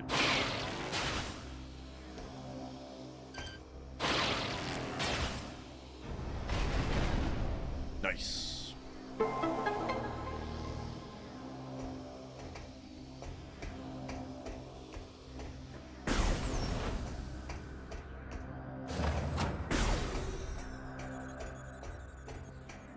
Man, this place looks really cool. Like we're Oh, I think I remember this actually. Doesn't this? Yeah. This is part of like logbook lore. I remember it being really important to find these dudes. Well, because when I was younger, I was concerned about the logbook. But because they don't immediately put the logbook bars on like Metroid Prime 2 does, makes me not care about it so much.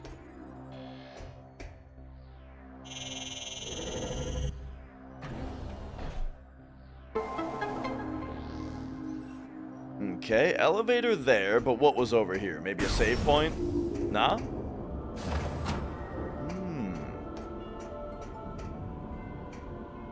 Big wide open space, though.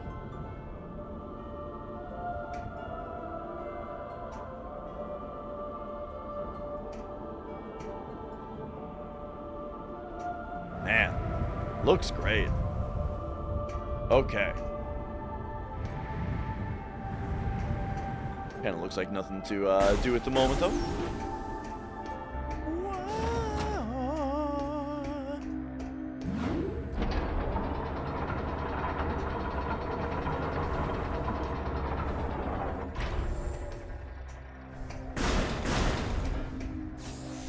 Okay. I like to give all of these just one little pop as I go by, you know, just show them who's boss. Wait a second, what is the... And this isn't a real question, this is just me thinking out loud. I wonder what this marker on the top is. Where I've got 2 blue on top here. Because I had 1 yellow just a moment ago, and now it just switched me to 2 blue.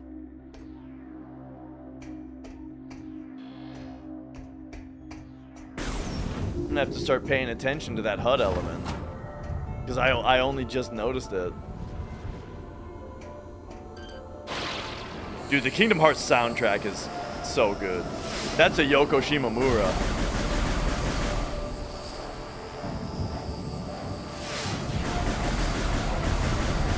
I may not be the biggest Kingdom Hearts fan, but she is my favorite composer.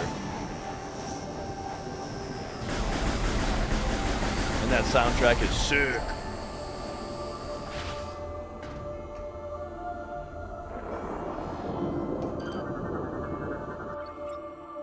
Safety cap. All targets must be destroyed simultaneously. Alright. We're seeing a lot of stuff here that we can't interact with yet. That's just fine. I'm not really bothering to write it down. I feel like the areas of this game are kind of linear enough for me to just go back through them later, you know.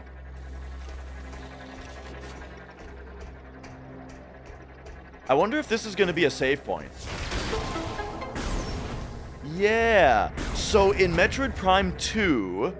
I noticed that save points were always behind red missile doors. In this one, it kind of seems like they keep showing up behind white missile doors.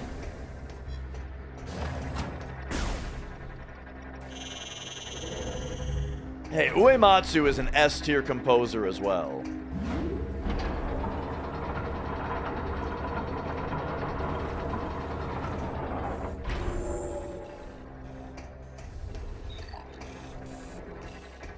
Oh, we're probably going to get the heat power from Gore.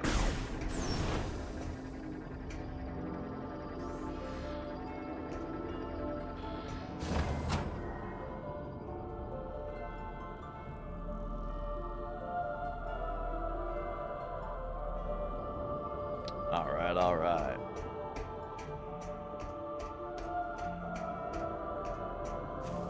So, we can just go right past. The Aurora unit chamber has been sealed off and secured by a kinetic clock. Ah. So that's the Continue first thing that we're going to be exploring getting. Skytown. What? I remember this part bothering me a lot last time I played it. I crashed out a little bit. Because it's like, what do you think I'm gonna do? Just turn the system off and never play it again because there's a lock right here that I can't get past?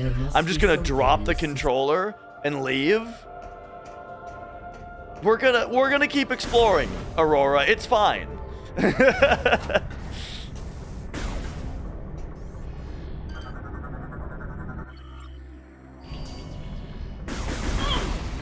It's a bit of a pet peeve of mine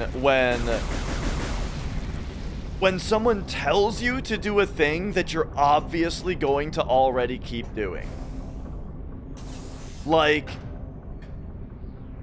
when you're fighting a boss in a game that's kind of a bullet sponge and you're shooting it a lot, and then someone in the party is like, "Keep shooting!"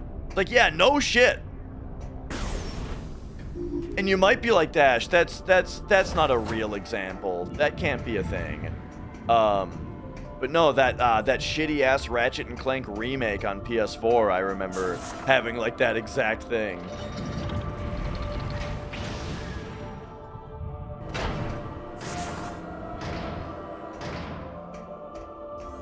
Oh, it's Gore right here. This is his exoskeleton.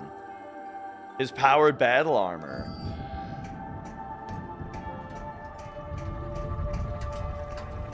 That's cool that it's just sitting here and he's not here. That's pretty neat. Yeah. When games build backseating into the game itself, it drives me crazy.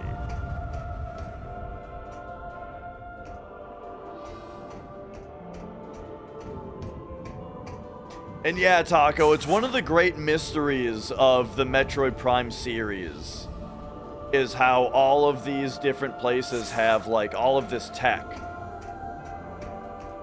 That's all built for like, well, actually relatively large steel spheres.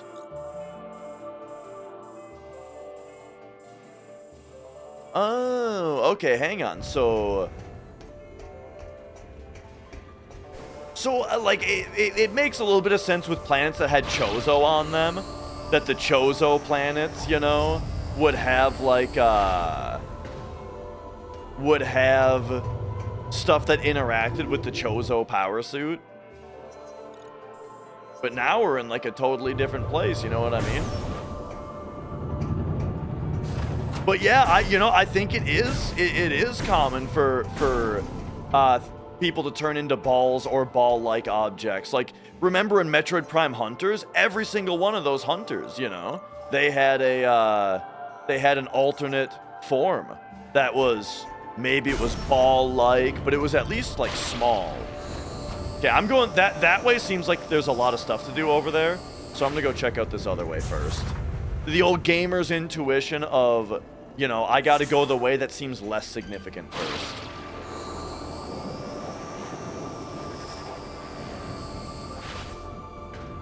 God of War Ragnarok, yeah. I have not been, like, I loved God of War 1, 2, and 3.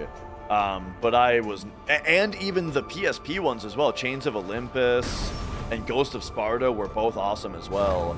But I have never had interest in the new God of Wars. People have insisted to me that they're good, but there's just nothing about them that looks interesting to me.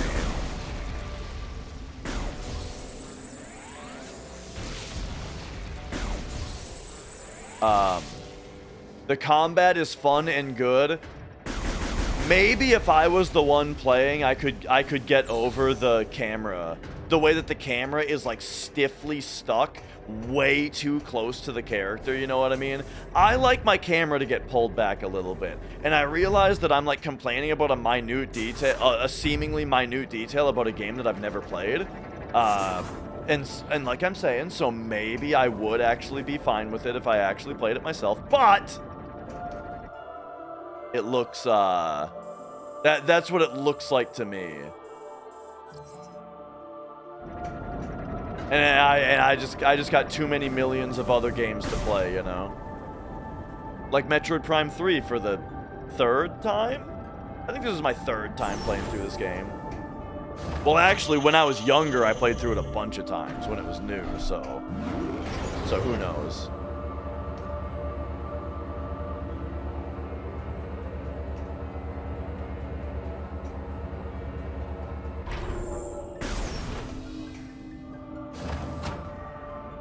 But yeah, it's always that type of thing though is always a really interesting like level design paradox or game design paradox to me, where it's like the people designing the systems don't trust the level designers enough to design the levels in a way where they don't need the characters to be like, Kratos, look at that glowing orb over there. What if you swung your axe at it, you know? Like I feel like whoever like decided to write that line and have the guy voice it and program it into the game, all of those people didn't just like, you know, trust that the level design and the general game mechanics are gonna be enjoyable enough for the player to figure it out on their own. Why even make the puzzle? Like, why not just remove the puzzle if you don't think people will be able to figure it out, instead of like doing all this extra effort to instead trivialize it to the point that it's boring? You know what I'm saying? But okay. Sorry, well, let's, what are we doing here? Structure appears to be a landing cradle. Yeah. So this is gonna be for the ship to, like, put something in here, I think. So I don't think we do anything here. It's the same shit as yellow paint, you know?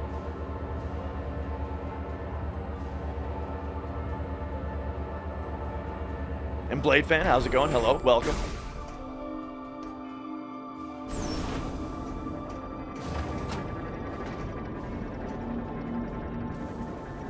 Alright, what's twist?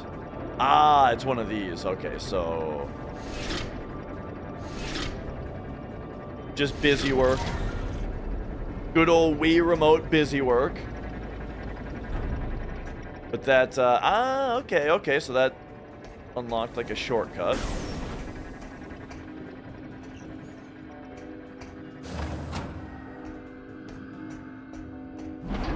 Here we go. This place is sweet. Just finished watching my video breakdown the FF7 run. Nice. Yeah, glad to have you here. You loathe motion controls? It's funny. When I think about motion controls, I hate the idea. But then when I play the game, it's like, you know, this feels fun to play. I like it.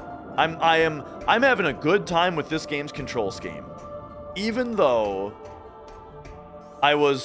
before I started the game, I was thinking like this is gonna be an annoying hassle to play. Alright. It looks like device landing beacon. Oh, yeah. But now, what are we doing for this? Until AU... Oh, okay, so we need to wake the brain up for this room. Gotcha. That's how you feel about Skyward Sword? I actually haven't played Skyward Sword.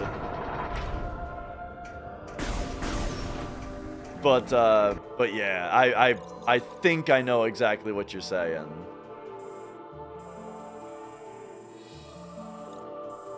Okay, yeah, that's this whole place. So we opened up this place. We're ready to come back here later. Whoa, I didn't think that would explode. This is one of my, like, one of my hottest game takes or whatever. But, I am not a big fan of 3D Zelda games. I'm not even really the biggest fan of Zelda games, besides a couple of, like, bangers. The bangers being, like, 1, 2, Link's Awakening, and Wind Waker. Those are like, and Link Between Worlds. Those ones are bangers. But like, I'm not a big Zelda fan, particularly of the 3D ones. I think that for the most part, they're just kind of tedious. Oh.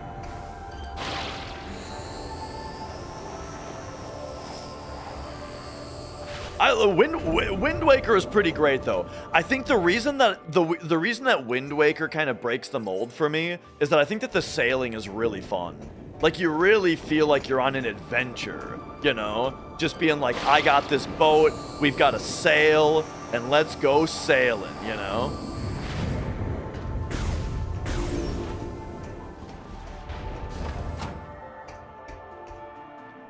Makes you feel like a boat guy. You know what is for those of you who do really like Zelda, though, you gotta understand, like, so especially 3D Zelda games. I didn't have an N64 when I was younger, but I did have a PlayStation. And you know what game I played on PlayStation? Brave Fencer Musashi, which is basically a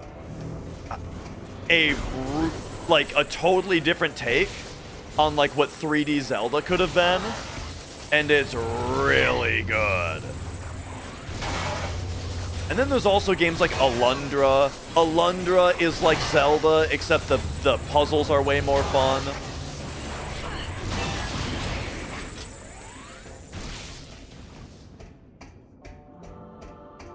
But oh man, did you guys play Brave Fencer Musashi?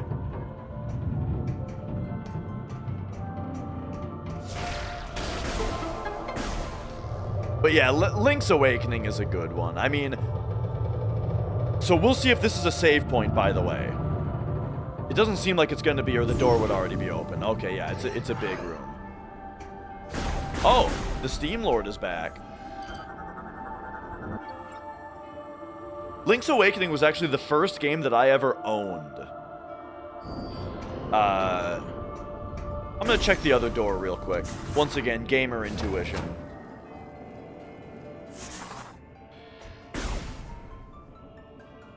Just didn't like the mechanic in Echoes of Wisdom. I played like less than that. I played like 5 hours of Echoes of Wisdom just a couple weeks ago. I decided to finally toss it in and try it out.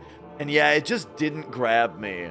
And this is part of getting older, I think, where nowadays there's a lot of games where when I start a new game, and the same thing, like Donkey Kong Bonanza and Echoes of Wisdom, and Tears of the Kingdom. 3 games like right in a row I tried to play when I got the Switch 2, and all 3 of them, Spirit Tracks you're thinking of, when I got the Switch 2, I tried to play all 3 of those games, and every one of them I was just like, man, what's the point of this? What's the point? And I just didn't get into it, you know?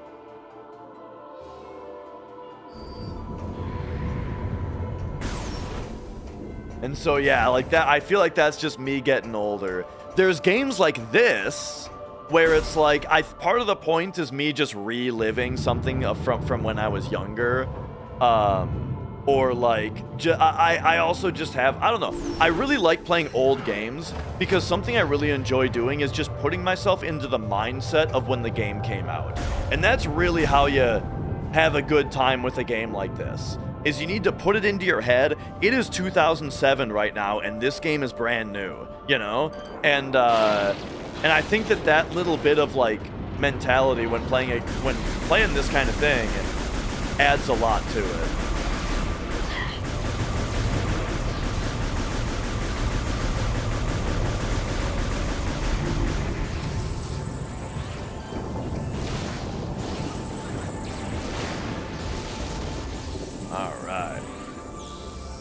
A sucker for atmosphere and vibes, yeah. And that's what Prime has big time. And I've not played Dark Cloud ever. Were those kind of Zelda adjacent? Because I didn't even know. Our scans have detected Link Between Worlds I remember being really good. Really good. Perhaps something there will help you gain access. Here are the coordinates. Do I think people younger than me, who never grew up with sprites, would understand what it felt like to be in 2007? No, I don't think so. I mean, maybe. Like, here's what I'll say. Atari was before my time. But I can play Atari, and I can at least try to put myself into the headspace that this is like nothing I've ever seen before. I am controlling the pixels on my TV. Wow. You know what I mean? I feel like I can kind of pretend to do that. But it's not as effective because I wasn't really there.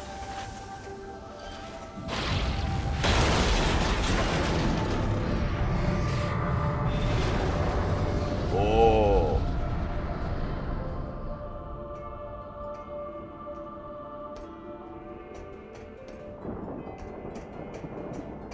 Samus is too cool in this game.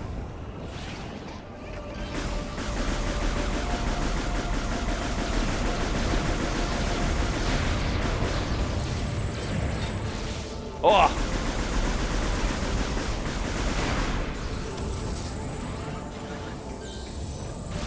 Oh yeah, as far as I suppose as far as new game players, yeah, like they still play lots of sprite-based games and enjoy pixel art. It's almost like I feel like if you're a kid now, you don't really see sprites as like retro. You just see it as a different art style, you know, because so many games still use it.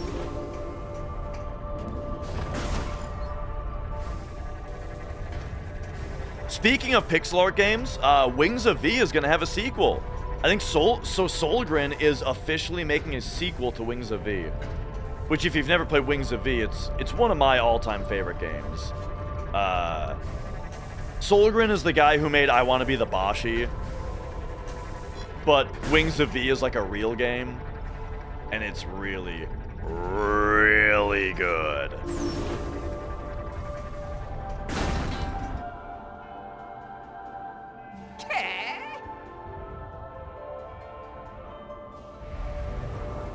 Kids don't even care about graphics. They're playing Roblox and Minecraft. That's a really good point. Dude, I tell you, like, you know, I cannot believe that anyone plays Roblox just solely because it is the ugliest fucking thing I have ever seen in my life. I literally cannot imagine a game being uglier than Roblox. It's crazy. And I get it, graphics aren't everything, but dude, it's actually offensive to the eyeballs.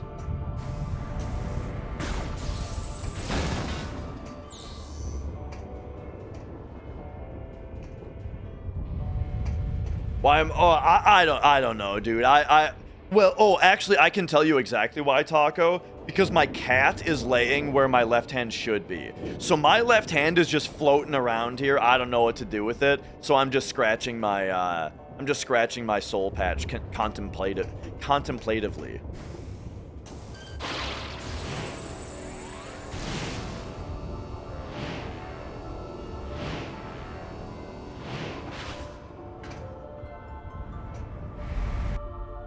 Oh, whoops. Your friends' kids are obsessed with Roblox. My nephew is really into Roblox, but I feel like he might be starting to outgrow it, maybe? Being held in place by clamps within the floating structure. Oh yeah, I remember this. We need to, like, get him to drop. And here is where we start.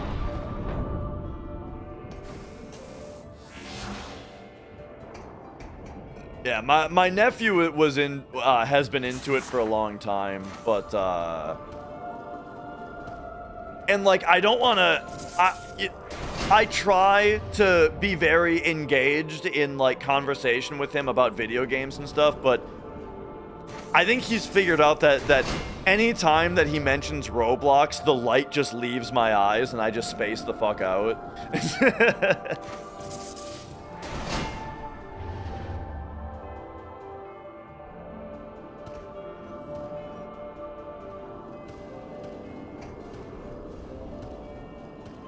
All right. Now. Ah!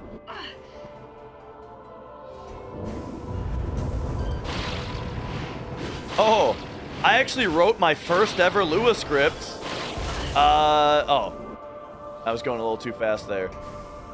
I wrote my first ever Lua script like 2 days ago.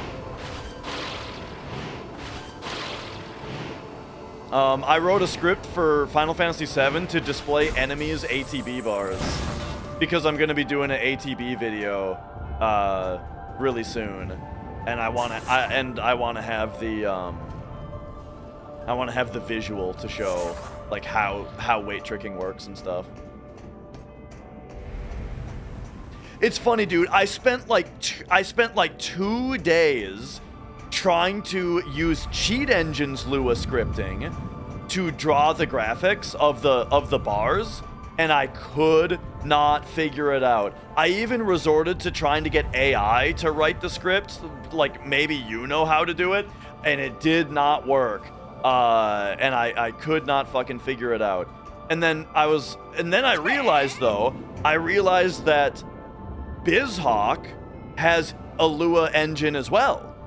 So I spent 10 minutes reading documentation on BizHawk Lua, and I wrote the script in less than an hour. And it's like 30 lines, and it works perfectly. And oh man.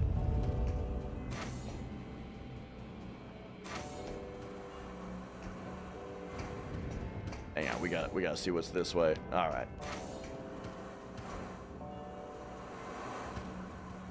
The first time I ever heard of Lua was when people were hacking their PSPs. And I remember a bunch of PSP homebrew was written in that.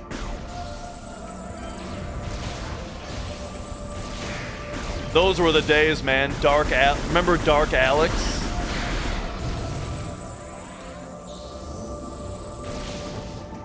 Dude, Danger Valentine, I've been talking about this guy a lot today, but look, we grew up together.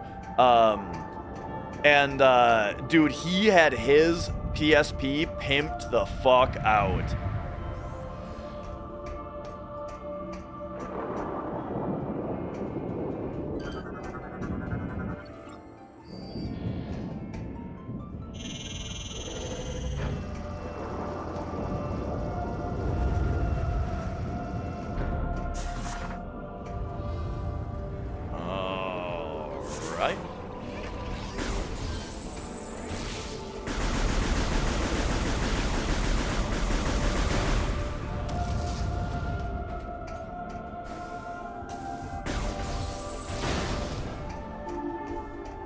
Whoop!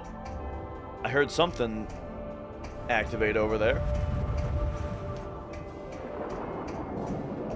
Okay, so this looks like the way back down. If I open this right now, I bet I'm gonna have to retraverse all that. It doesn't look like it will take that long though. Nah. They're gonna have me backtrack there later. We'll use it later. For now, get me in here. Look at all the robot buddies in this place.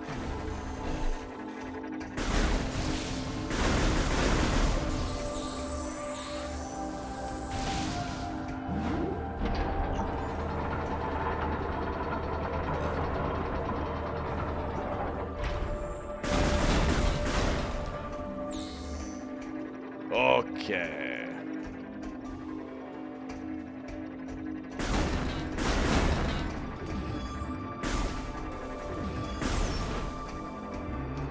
Oh, there's our boost ball. Oh, of course it's not that simple, though. No, fuck.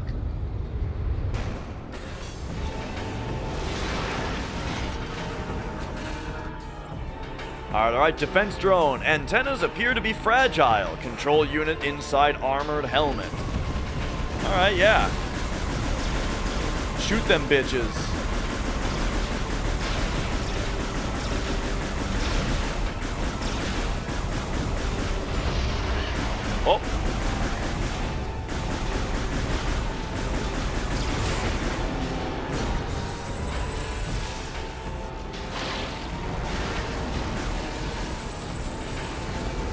All right, all right.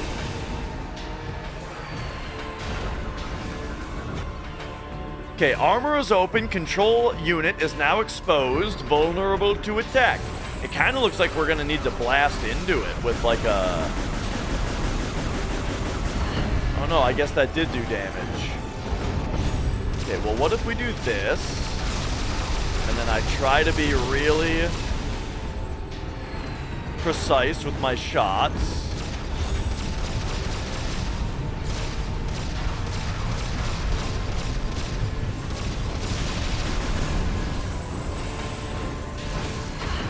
Oh.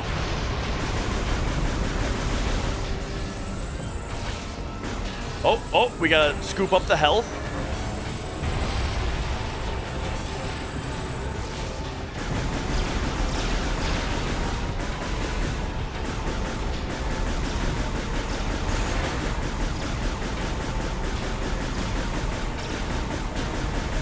This is kind of funny just shooting these wobbly little antennas, you know?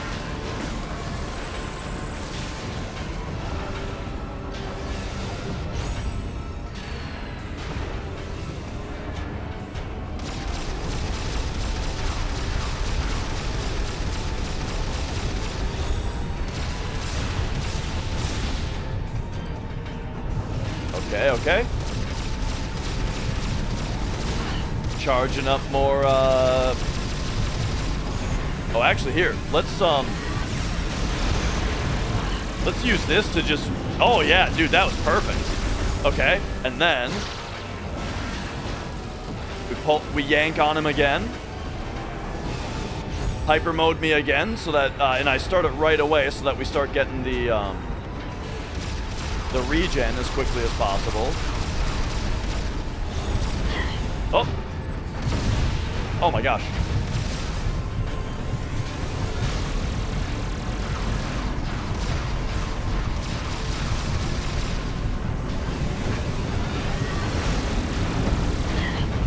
Oh, jeez.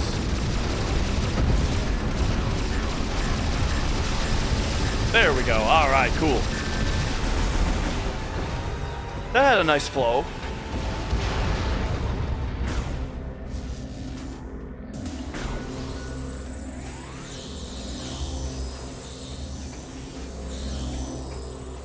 Woo! All right, all right.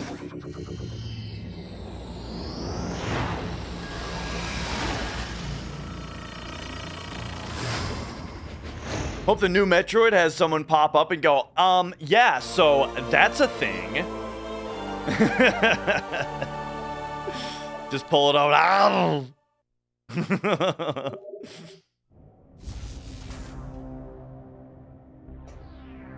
See ya, Danger. All right, I missed a bunch of chat during that deep fry. Nice to have you.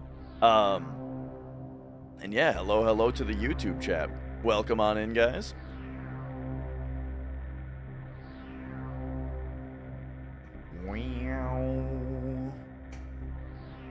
Sorry, I'm working the mouse now. I wish there was some random guy following you going, where are we, every once in a while. Yeah, I am worried that Metroid Prime 4 is going to be very annoying. But you know, we'll see what happens. I'm still cautiously optimistic. Yo, Greg. Bum, bum, bum, bum, bum, bum, bum. Greg, thank you for the 2 years. Yeah, I got to get the rhythm down here.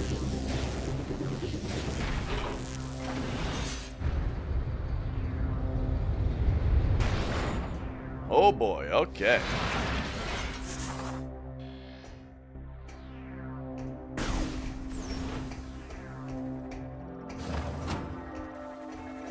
All right, okay, so that just sent us back to this spot.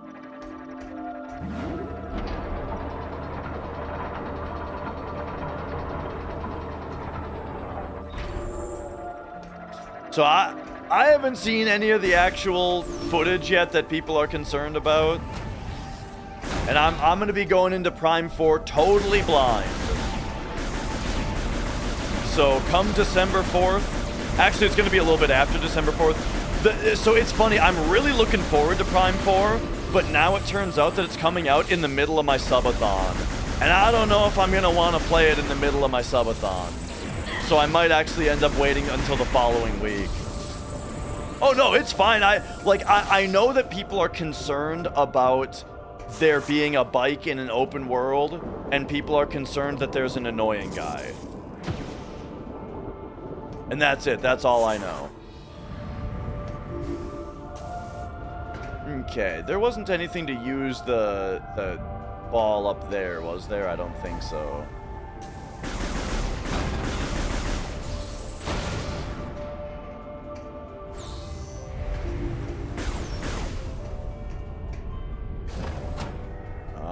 Alright. I mean, you can be negative. I get it, you know. I'm a cynical douchebag about a lot of things. I mean, did you hear me earlier talking about how I've never even tried the new God of War games? I get it.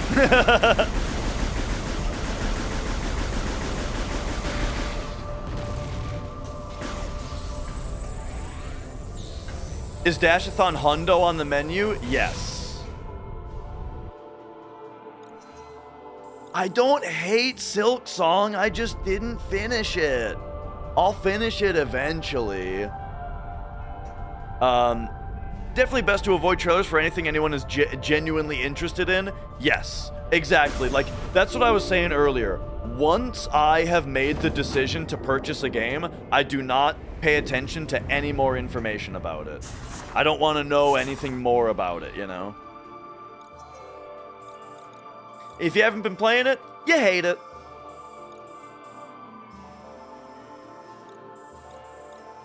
Okay, so there's been like a million things for me to do with boost ball power. Oh.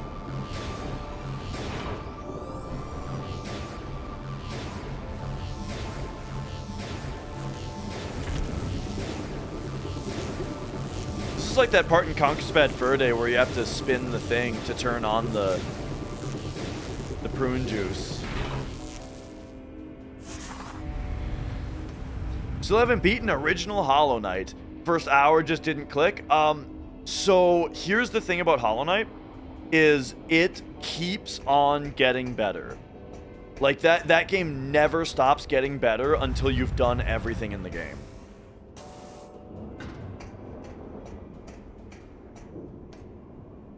Oh, I didn't really pay attention to what that did.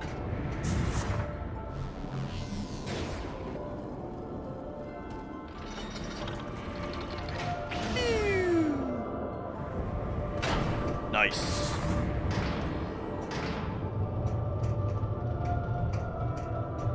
All right. And now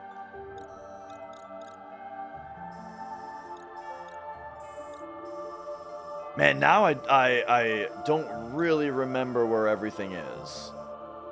Main docking bay. Okay, yeah, and then this was the area that we didn't need to go to before. That's where we need to go right now. So we're going to go this way first. Okay, yeah.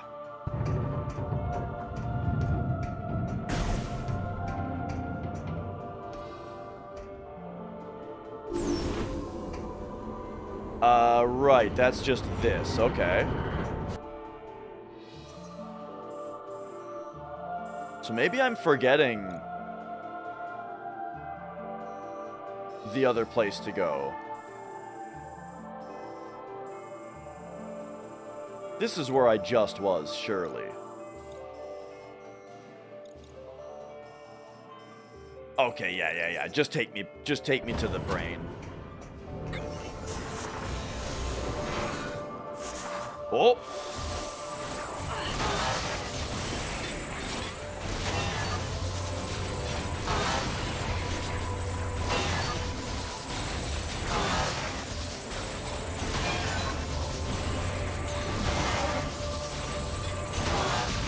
There we go. You love the cones on the map? Oh, yeah, these things.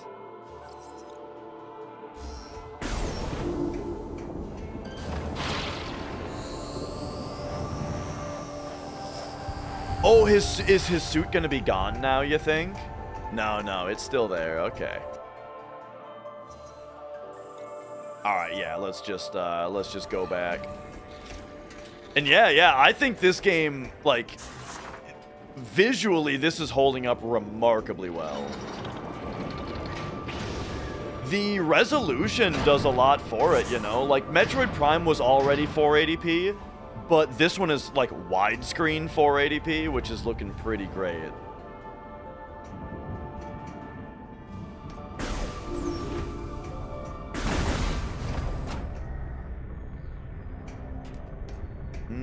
Okay.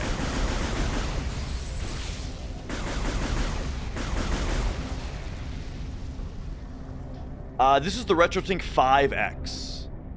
And let me take a peek at, like, the mode that we're on here. So we're looking at... Yeah. 525p, we're in 1080p fill mode. I've got some cropping going on, though. The Wii weirdly has, like, black bars on all four sides on a full resolution. And so I have done, like, a little bit of scaling and cropping here, you can see, to get it to match the edges a little bit better. Dude, I love the 5X. Only just got a 2X Pro, timid on pulling the trigger. 5X, here's the thing, real talk, I don't even recommend the 2X. I don't even recommend people get that one. But the 5X is a life changer. Cause yeah, like I've just got profiles for my different systems, you know? Like the Wii has some weird scaling and cropping stuff that I need to do. And so, well, here, I'll show you. So this is, this is not widescreen, so let's pop over to this. There we go. So this is how the Wii looks, just basic. So this is without any settings changed. And you see how big the black bars are? So, you know, specifically for Wii then, I've set up a profile where now we can just load Wii and boom, now it's zoomed in properly, you know? And then I've got the same shit for like NES, SNES has its own thing. The PSP especially. Remember the PSP's component cables and how they send a, those send like a very small picture to the middle of the screen where there's huge black bars around the edge. And so the zoom in, especially on PSP, is super. So the PSP, it sends a 480p image, but the PSP itself screen is like 272p, I think. And you can't double 272 and have it fit in a 480p frame. It's slightly too big. So they just put the 272 into a 480p frame with giant black bars on all sides, right? So yeah, the cropping and zooming of the 5X is especially useful on that, you know? Yeah, I love the 5X. And this isn't even getting into the H-Sync profiles. It's not really a thing for widescreen games, but like the sharpness you can get on like an NES game is just so good without having to do like any fiddling. Because I'm also somebody who doesn't want to spend a million years configuring it, you know? It's got a lot of really good features out of the box, you know? Yeah, PSP games look really good on the TV.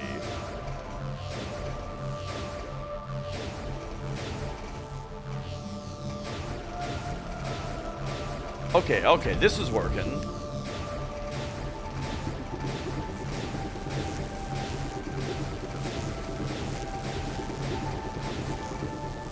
Oh man, it's kind of hard to keep this up, actually.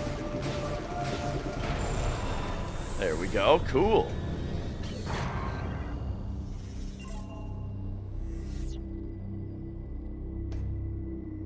Whoa, it's later than I thought it was. I got sucked into the game, what can I say? Is Mrs. Dash still awake, I wonder? Alright, here we go. The Aurora unit is corrupted and requires repair.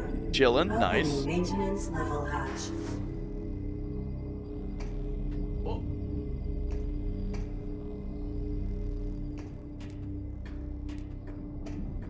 Oh, look at this. Into the maintenance hatch. This is sweet.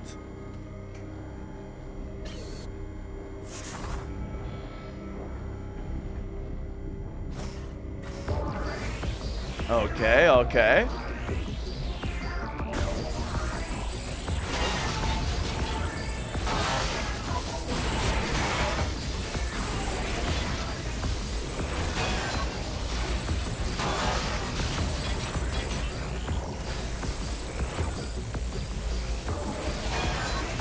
I feel like this is gonna be where we get the power to, like, repair stuff.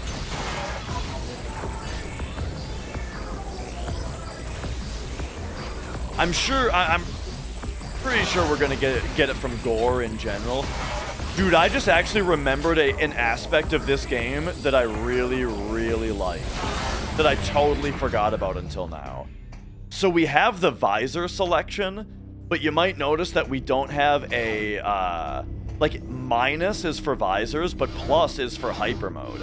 That's a really cool effect, by the way. And like how it looks on the HUD, the way that the E-tank that we're gonna use glows up, and then it's got that like circuit board look behind it. That's a really cool effect. Anyway, you might notice that there's not a beam selection. I just remembered that this game has all of your beams stack up, like old school Metroid. Totally forgot about that until now.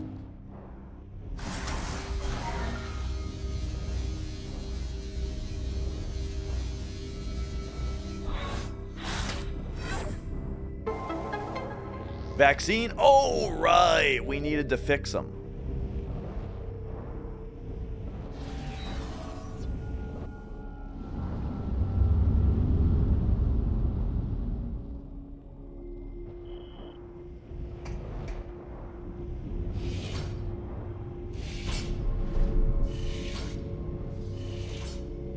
This turn of events is insignificant. I'll show you what I mean. Yeah.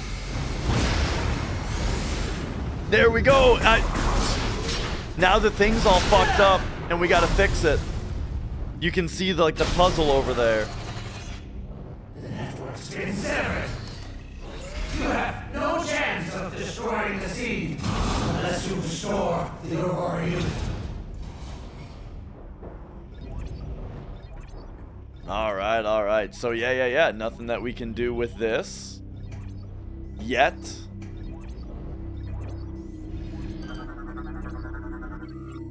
So, unit is offline, or online, but not connected to the network. We got to get it back on the chiral network, dude.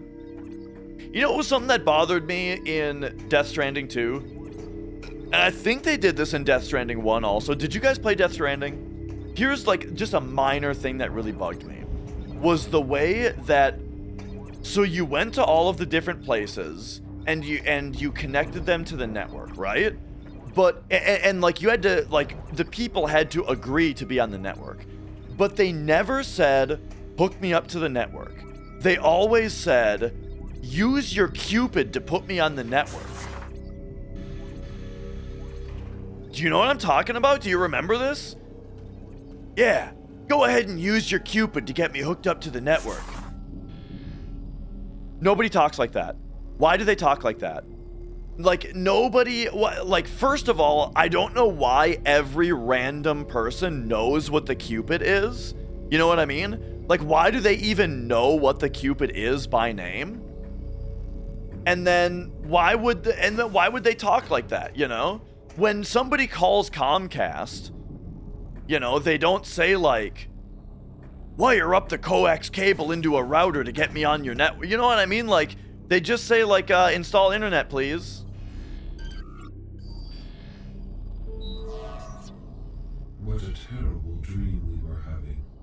Thank you for purging our phase-on corruption and allowing us to awaken. And yo, insight. There is much to do. We have communed with AU-242 on Olympus. and learned that a Leviathan impacted Elysia and began spreading corruption. We must destroy this Leviathan and stem the tide of corruption as soon as possible. See, I don't know if you can just say it's Kojima and then that explains why it's bad. Because Kojima games usually have excellent writing. And a lot of Death Stranding 2's writing is good, but not all of it. I did think Death Stranding 2, I tell you, for the most part, didn't really keep me very hooked story-wise, except for Neil. I liked the Neil Vana stuff quite a bit, but a lot of that game, I liked the gameplay a lot, but the story really was not keeping me on that one, you know. Maybe that is a thing in Japan, though. Yeah, you might be right. Maybe people do talk like that in Japan. We have a plan, but Gore's attack severed key communication cables, disrupting our access to Skytown's primary network. Dude, this is my job. Us from controlling Skytown Well, actually not. When like a fiber gets cut, I'm not out there resplicing the fiber. I'm in there with the router that's not working, going like, yeah, we know. We must ask you to hunt him down. Gore may have changed, Samus. Be prepared to deal with that. Good luck. I'm the one taking in all the tickets, being like, yeah, it's an ISP issue. Now we got to create a problem record to assign all these incident tickets to.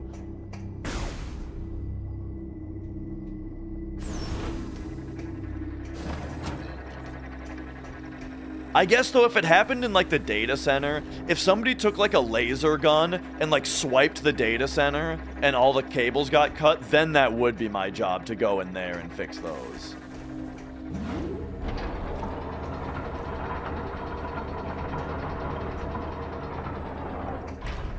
There was one place I worked back when I was contractual.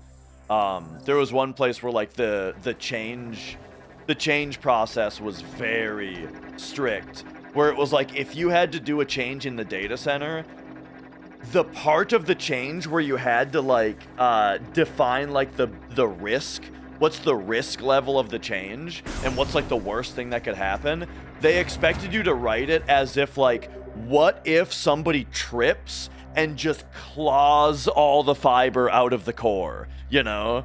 And it's like, yeah, that might happen.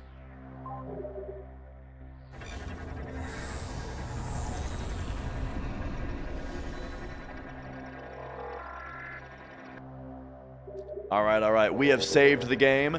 It's getting a little bit late, so what I want to do is I want to show you how good the PSP looks real quick before we call it here.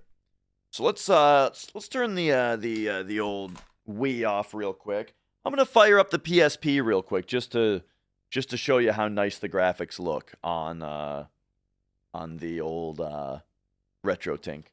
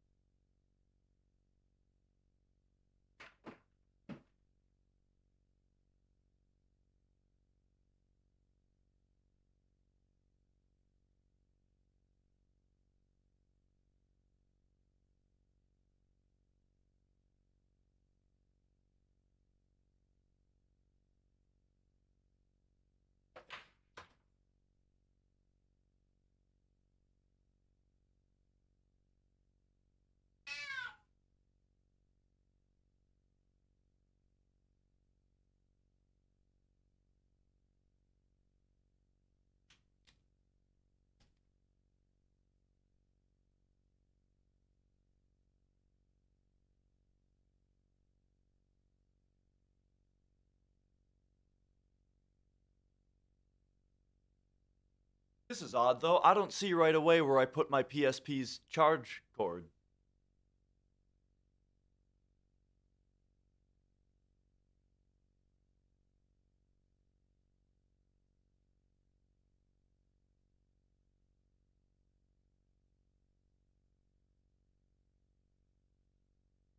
I don't know why on earth it wouldn't just be right here.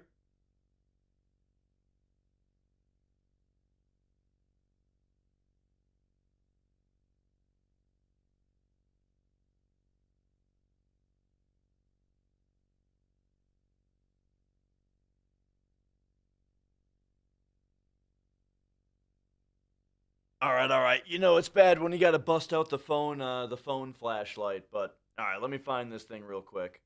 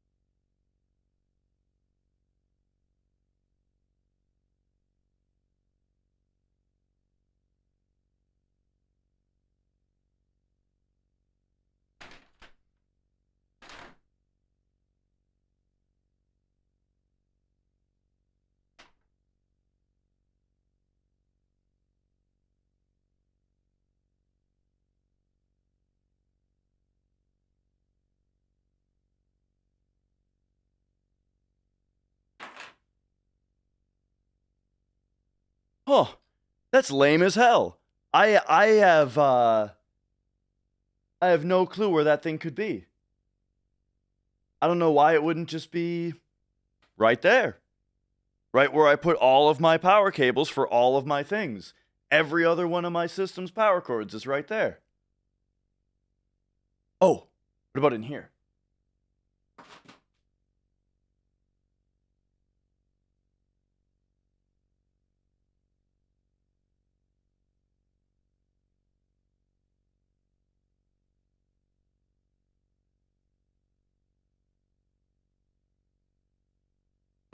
Nope. Dang. All right. Sorry. I wanted to just turn on the PSP real quick cuz, you know, it looks good, but shit. Well, now I got to find my PSP cable apparently. What was the last game I played on PSP? It was Castlevania that Rondo of Blood remake, Dracula X Chronicles. I played hey, I appreciate it, Bloody Nine.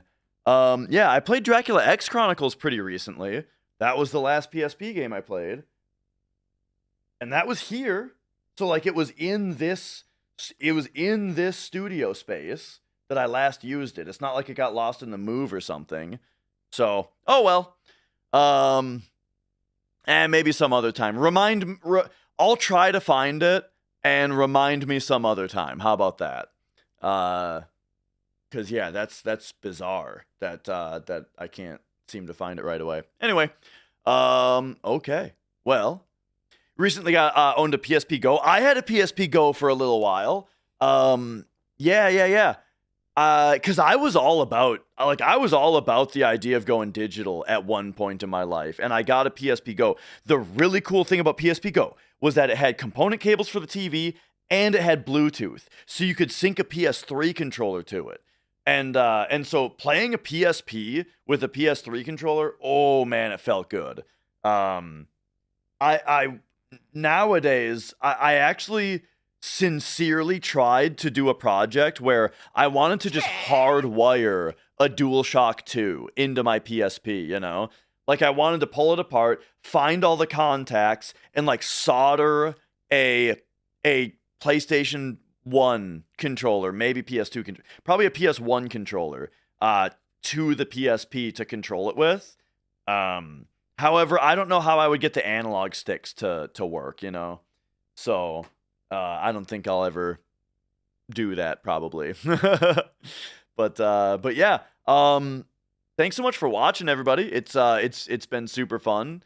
The last few streams have been crazy, man.